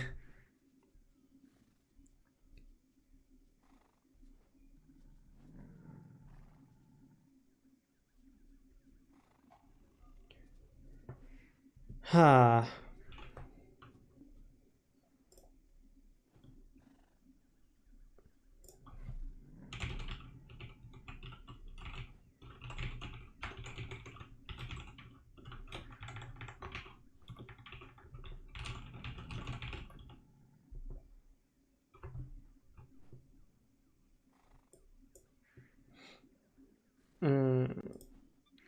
I did a site search.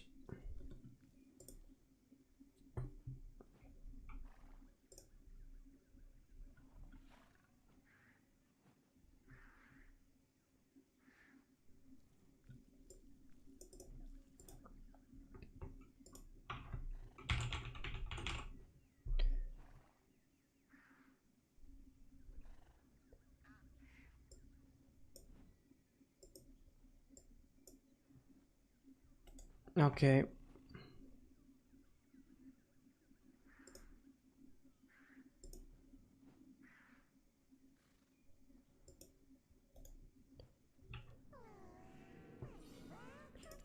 Main quest. This is so counterintuitive. Why would it be a main quest? That's so weird.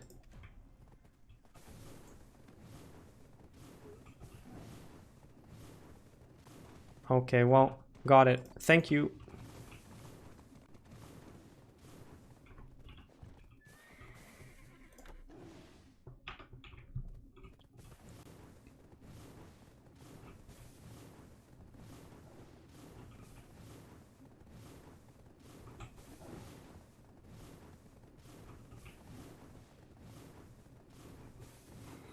The invitation from I is for a new dungeon they're adding. It's called Ataraxion, and they're adding it tomorrow. So it's gonna be some kind of party content. There's gonna be two brackets. You can either do it on a season character, or like it should be a character that's slightly better than season gear, as far as I remember. And you can also do it on like a really high-end character if you are on Elvia servers. And you'll just like kill monsters in a dungeon. Like this is special for BDO because BDO doesn't really have dungeons. And this is like the first dungeon content we're getting in BDO.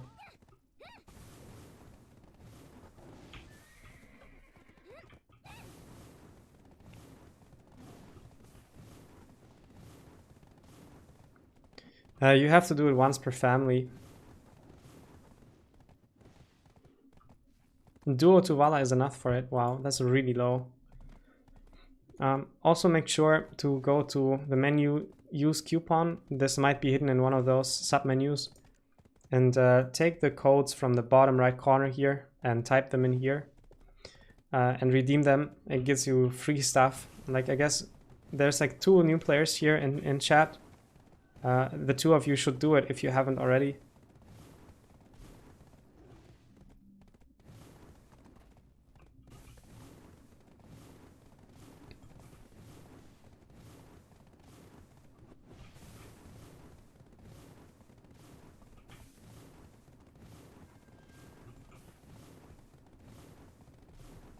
Yeah, it's once per family. They don't make you do it on every character. It says once per family in the patch notes. I just checked them. The website of BDO is really hard to navigate, I think. They put Black Desert into every page title, and you don't know what the page is about. They should call it like patch notes of and date or something like that. Or event and the name of event. Instead, they always call it Black Desert, so you have no idea where you are on the website. And whenever I want to find something on the Black Desert website, I do a site search with Google, and I look for certain mentions of certain keywords within the Black Desert website, and that is not how normally users search for anything. So it's a bit not user friendly, I guess.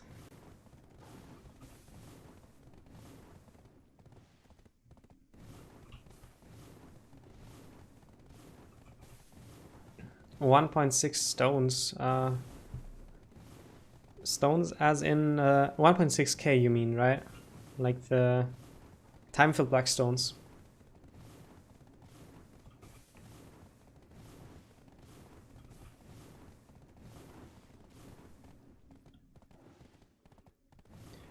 You're grinding a lot, it looks like, on your season character.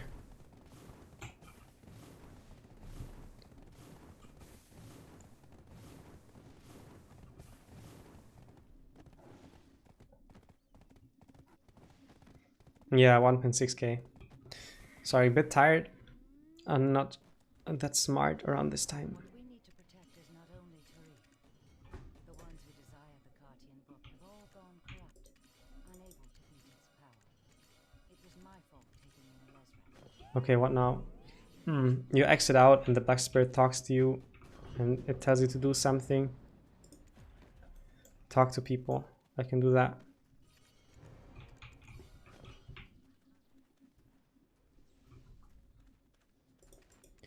NPCs losing their magic.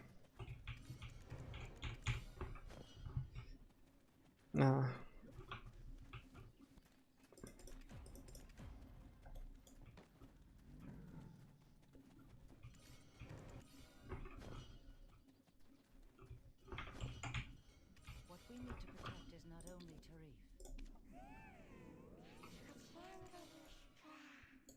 Tarif.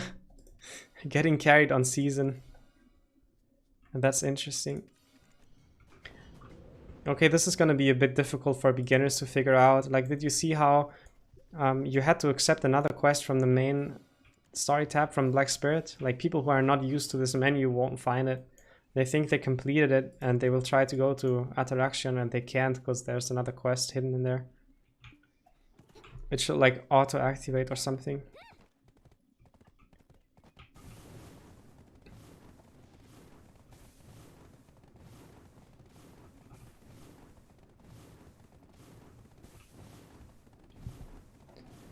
Getting pens on 70, 80 stacks. Like, I don't know, like what stacks you would be using otherwise. I wouldn't click a season item on a stack that's higher than 80.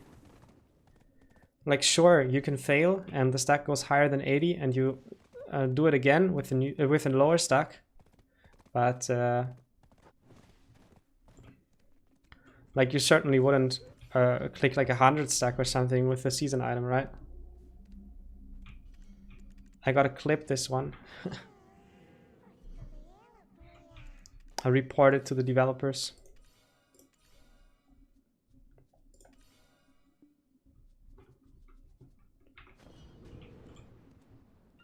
Destroy the suspicious stone grave.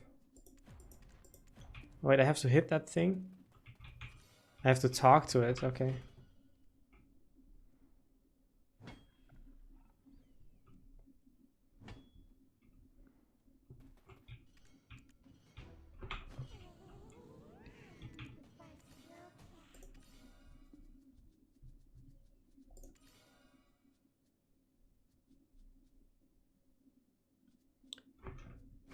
What now?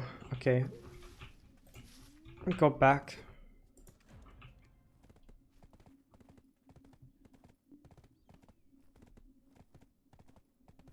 Well, technically, like the season items, they are like TED boss items. Just easier to repair. So like, I don't know how I feel about it. Like, would you click a stack higher than 80 ever? Maybe, right? But probably not. Probably not. Scuffling the two said we will carry on sustaining Cartian. It was my fault taking in Elezra. Ah.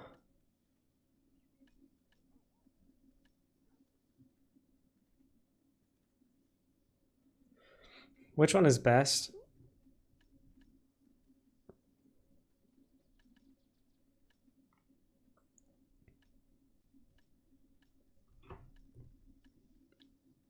Like, I already have a few of those, and that will at least stack.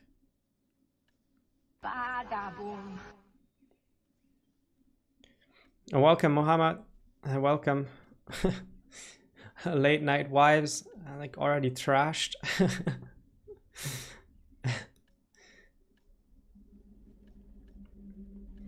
Why is this so difficult? Like, I don't know what this is. Savage Drought. Like, I've never seen it. Is that some new stuff? Frenzy is like technically the most expensive, but is it the best? I don't know.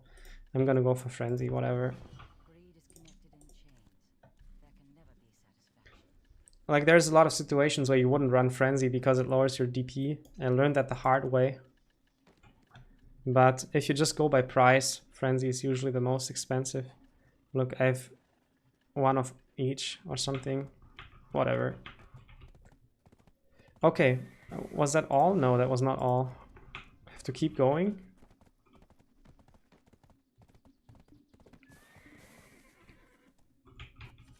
What we need to protect is not only Tarif. This advice of thing, that's like from something different, I guess. Or it's just like world building flavor stuff. It's also a bit weird. Oh, okay.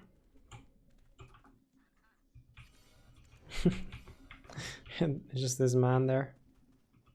Where is the box of junk? There.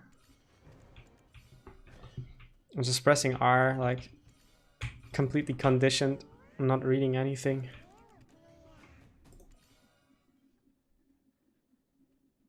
Until I get the blue invitation letter. Alright. That's a lot of talking. Scuffling Natusa, we will carry on sustaining Cartian. Yeah, I'm a huge fan of Calc Elixirs, but It was my fault taking in Ezra. it's so weird. You would expect the next quest from the NPC in front of you, but instead the Black Spirit gives it to you. You keep having to exit out.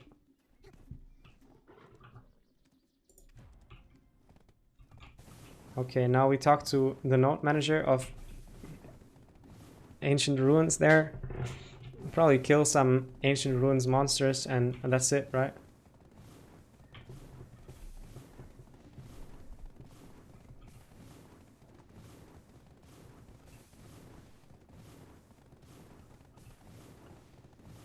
Read it for you later. I still have other invitations. I have like the banquet invitation and the heartfelt letter from Jay or something. I think I kept all of that. I also didn't do the thing yet that gives me family inventory.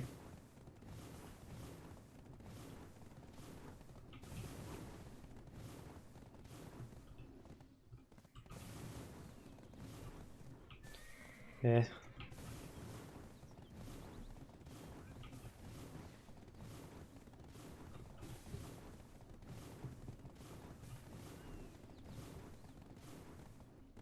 Yeah, the mining animation surely was odd. Like, I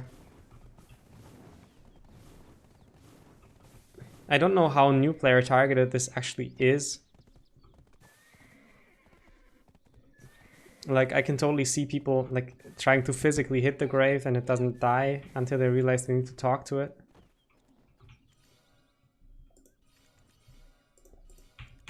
This is funny too. Like, it's just the bottom option every time.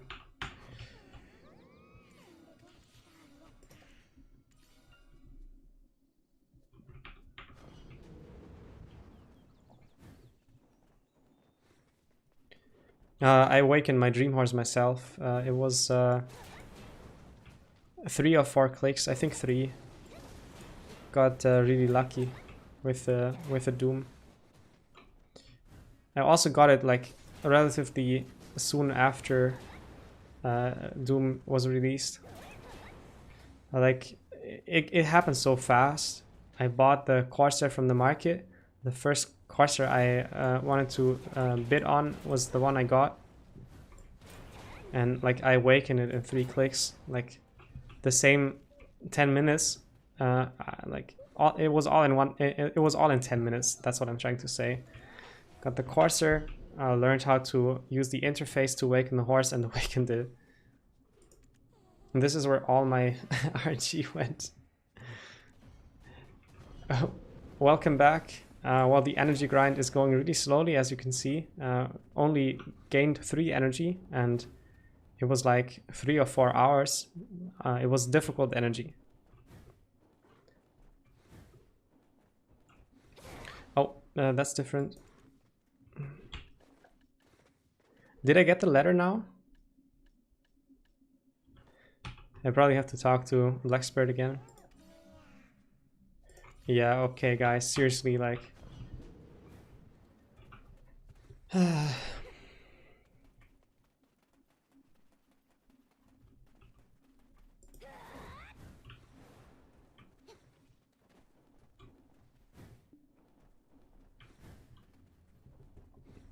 Yeah, I had a somewhat lucky unicorn as well. Like, it was not that lucky as the Doom, but I think... I'm not sure if it was 8 or 11 clicks, something like that. Like, so far, my horses are lucky, but their stats aren't good. So, game gives me horses for free, but makes me swipe, or... Yeah, the only way is swiping or waiting for events to reset them.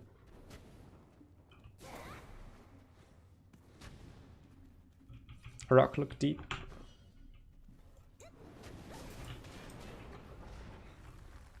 Did I ruin my schedule? What schedule? I don't have schedules.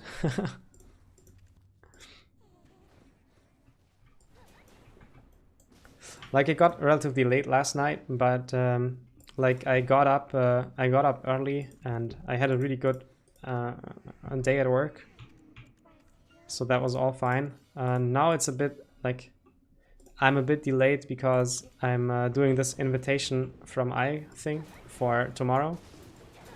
Like, I didn't plan to do that.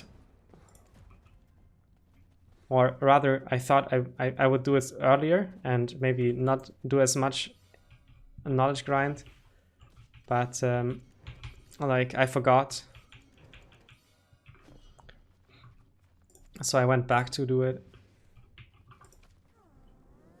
Sleep schedule. Yeah, I don't have such a thing.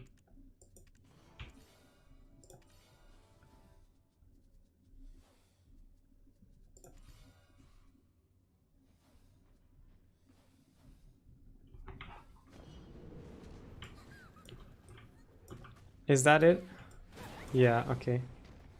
That's it now. Done. Yeah, I don't do sleep schedules. It's pretty messed up. Like, sometimes I just have sleep days where I sleep for like 11 hours or so. Sleep is healthy, they say. And the rest is like mostly regulated by YouTube. Like, I don't stream that often, or like I haven't streamed that often so far. The enhancement streams being like the only exception apart from this one. And like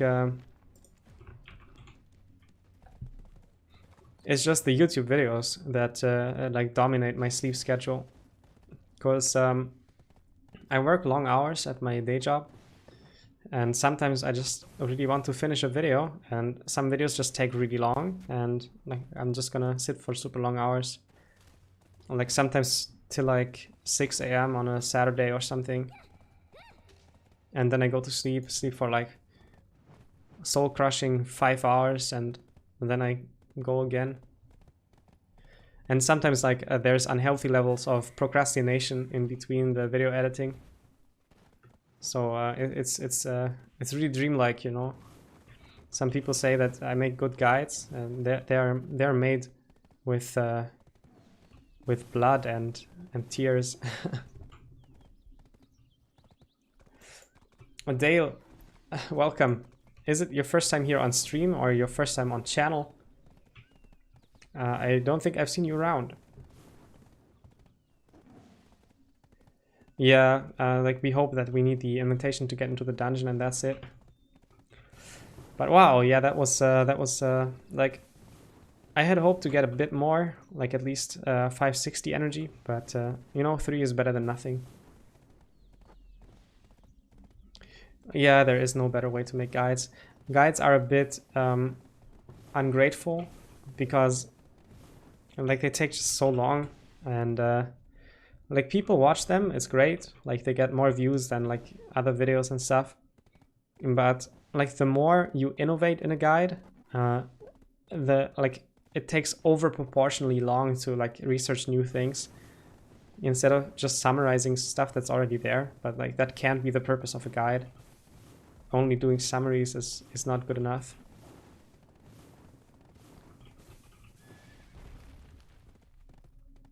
Is making 300 mil a day okay? No, no, it's not good. I'm gonna be frank here. It's pretty bad. Like I think there's a lot of average Joes making like 1 billion, and like you wanna be at least half as good as them, right? If you wanna have any hopes of catching up.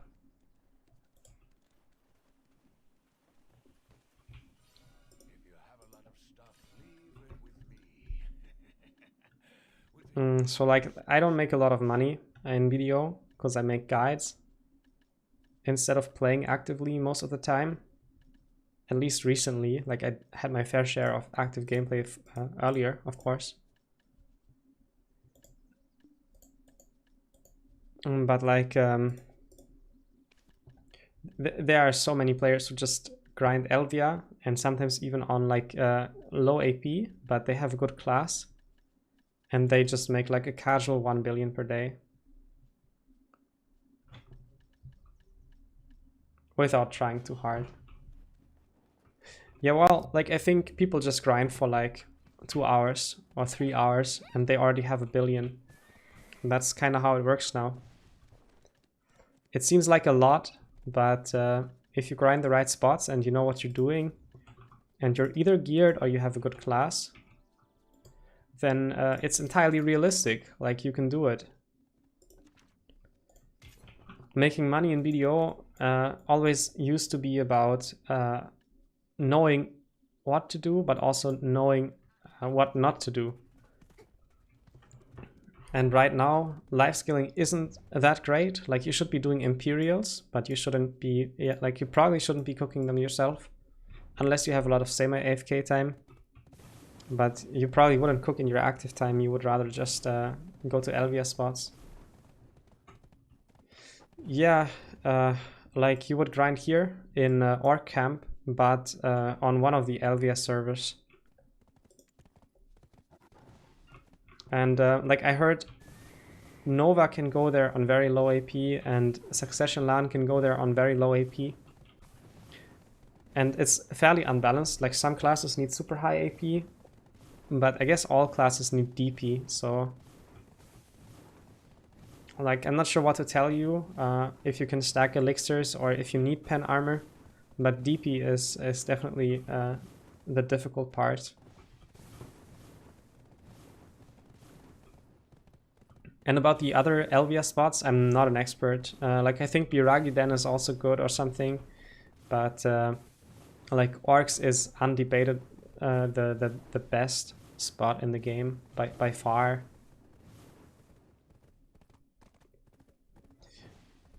Yeah, well, stacking DP might work. It depends on what your class is. If you're playing one of the classes that needs a lot of AP, and then it's just tough luck. You either need to create a new class or you need to tag an alt.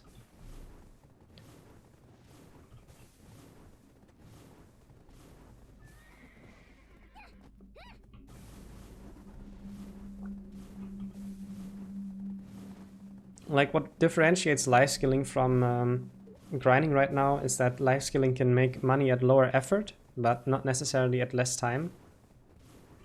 And if you have a lot of semi AFK time, a life skilling can be okay to convert the semi AFK time into something valuable. But if you have like proper AFK time and active time, like you're either playing the game or you're not playing the game, then you should just be grinding or doing nothing alternatively, you know. I think Guardians are also quite good. Like, I'm not sure how strong they are, but like Guardian is an OP class for sure. I just haven't played them and I don't know about Elvia specifically.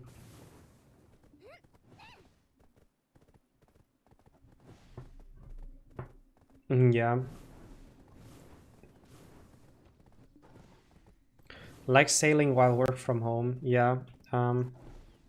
Not perfectly sure sailing is that great compared to cooking, because like if you work from home, you want to have focused sessions, right? Like you must find some kind of process that doesn't sabotage your work.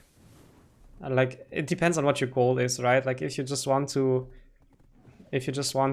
make money in BDO and you're happy your boss isn't watching and you can do whatever while you're in the home office, then of course you could like do whatever and maybe do semi-active bartering and stuff. And but like I don't do it because like work is more important to me than gains in BDO, and I'm around the PC, but I can only do things like cooking because this is something that doesn't distract me from work. I do Pomodoros to have focused sessions with small breaks, and this is something that I do anyway at work. And sometimes tending to the computer is okay, but I mean, it's common sense that you can't have it like interfere with your work. So this really restricts what you can do. And certainly, if you are in the home office, this is going to be slightly better than not being at the computer for a BDO player. But like, don't exploit it, obviously, and like, don't turn this into a moral hazard situation. Let's make the guildie get pen.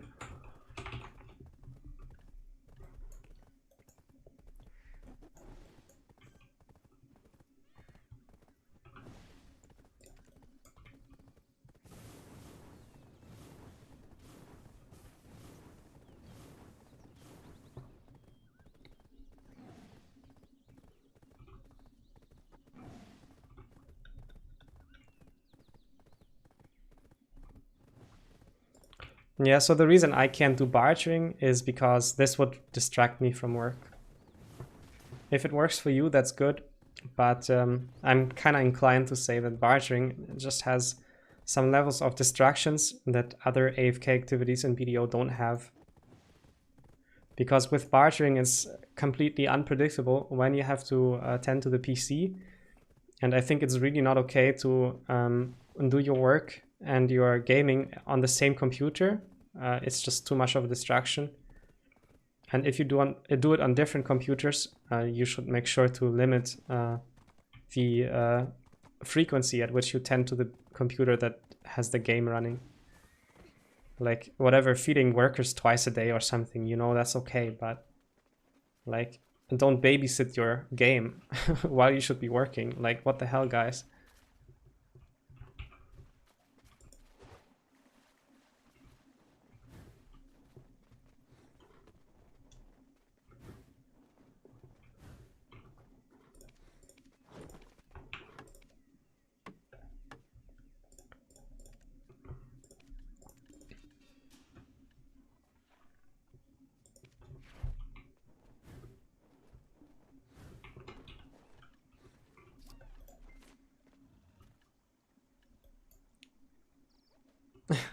Well, gaming is an important part of our lives, but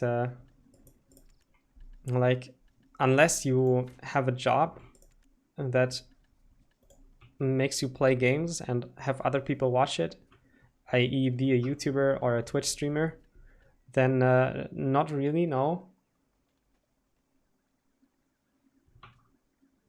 Not really.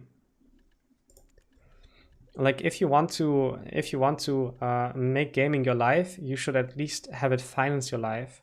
As long as there is a conflict between you spending more time gaming and you progressing in your life, it's gonna be a problem. So like if you build gaming as a side hustle, you can justify committing a lot of your attention to it, but like it's not something that's gonna pay really well really fast. And like, make no mistake, if you do stuff like YouTube, that's also gonna cut into your active gaming time. You're gonna sit in front of the computer, you are gonna want to play the game, and instead you're gonna make videos about what it would be like to play the game, right? So that's not the same as gaming either. It does require some discipline.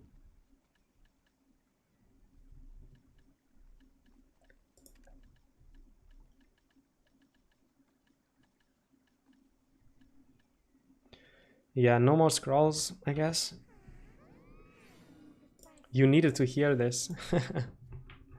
Okay. Happy to help, you know. If you want to listen to a BDO streamer who tells you not to play BDO but do your job, then come to my stream. It's a service I provide.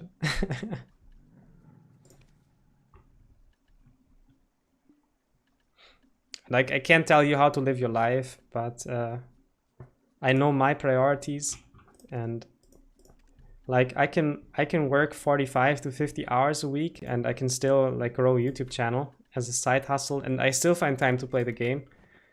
So it's possible for other people too. Like I do have friends, and I do have social activities.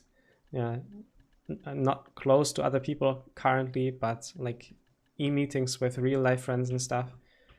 And like you can make it work, but you need to have some hierarchy of goals, and it needs to make sense and be like, I'm not saying it needs to be responsible, but it needs to be in accordance with what you want to achieve in life. And if you just want to have fun now, then like whatever, go for it. But just make it consistent with what you're trying to do. You're guilty of the things you said. I said, well, yeah. Well, as long as you're aware, you can change it if you want to. Maybe you don't want to change it. Maybe you're happy this way. That's fine too.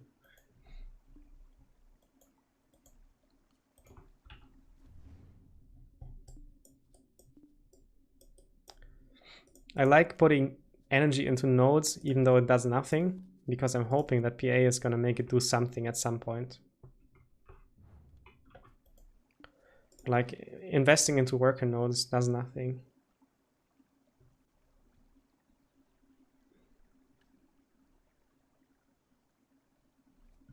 Yeah, I'll get it now, because I don't want to forget tomorrow evening. Cool, that's it for me. Thank you for watching. Today was a bit different. Today we didn't enhance anything, but today we got 3 energy and spent 4.5 hours doing it. Yay. But this is how you energy grind in BDO, I guess. And ready for interaction. If nothing goes wrong, I'll take a look at the dungeon tomorrow, maybe do it on stream. And after that, maybe I'm gonna make some more guides for you to watch next week. Something like that. It was fun, or really? It was a bit low involvement, I guess, in the sense that you know, there's nothing to watch that breaks or upgrades.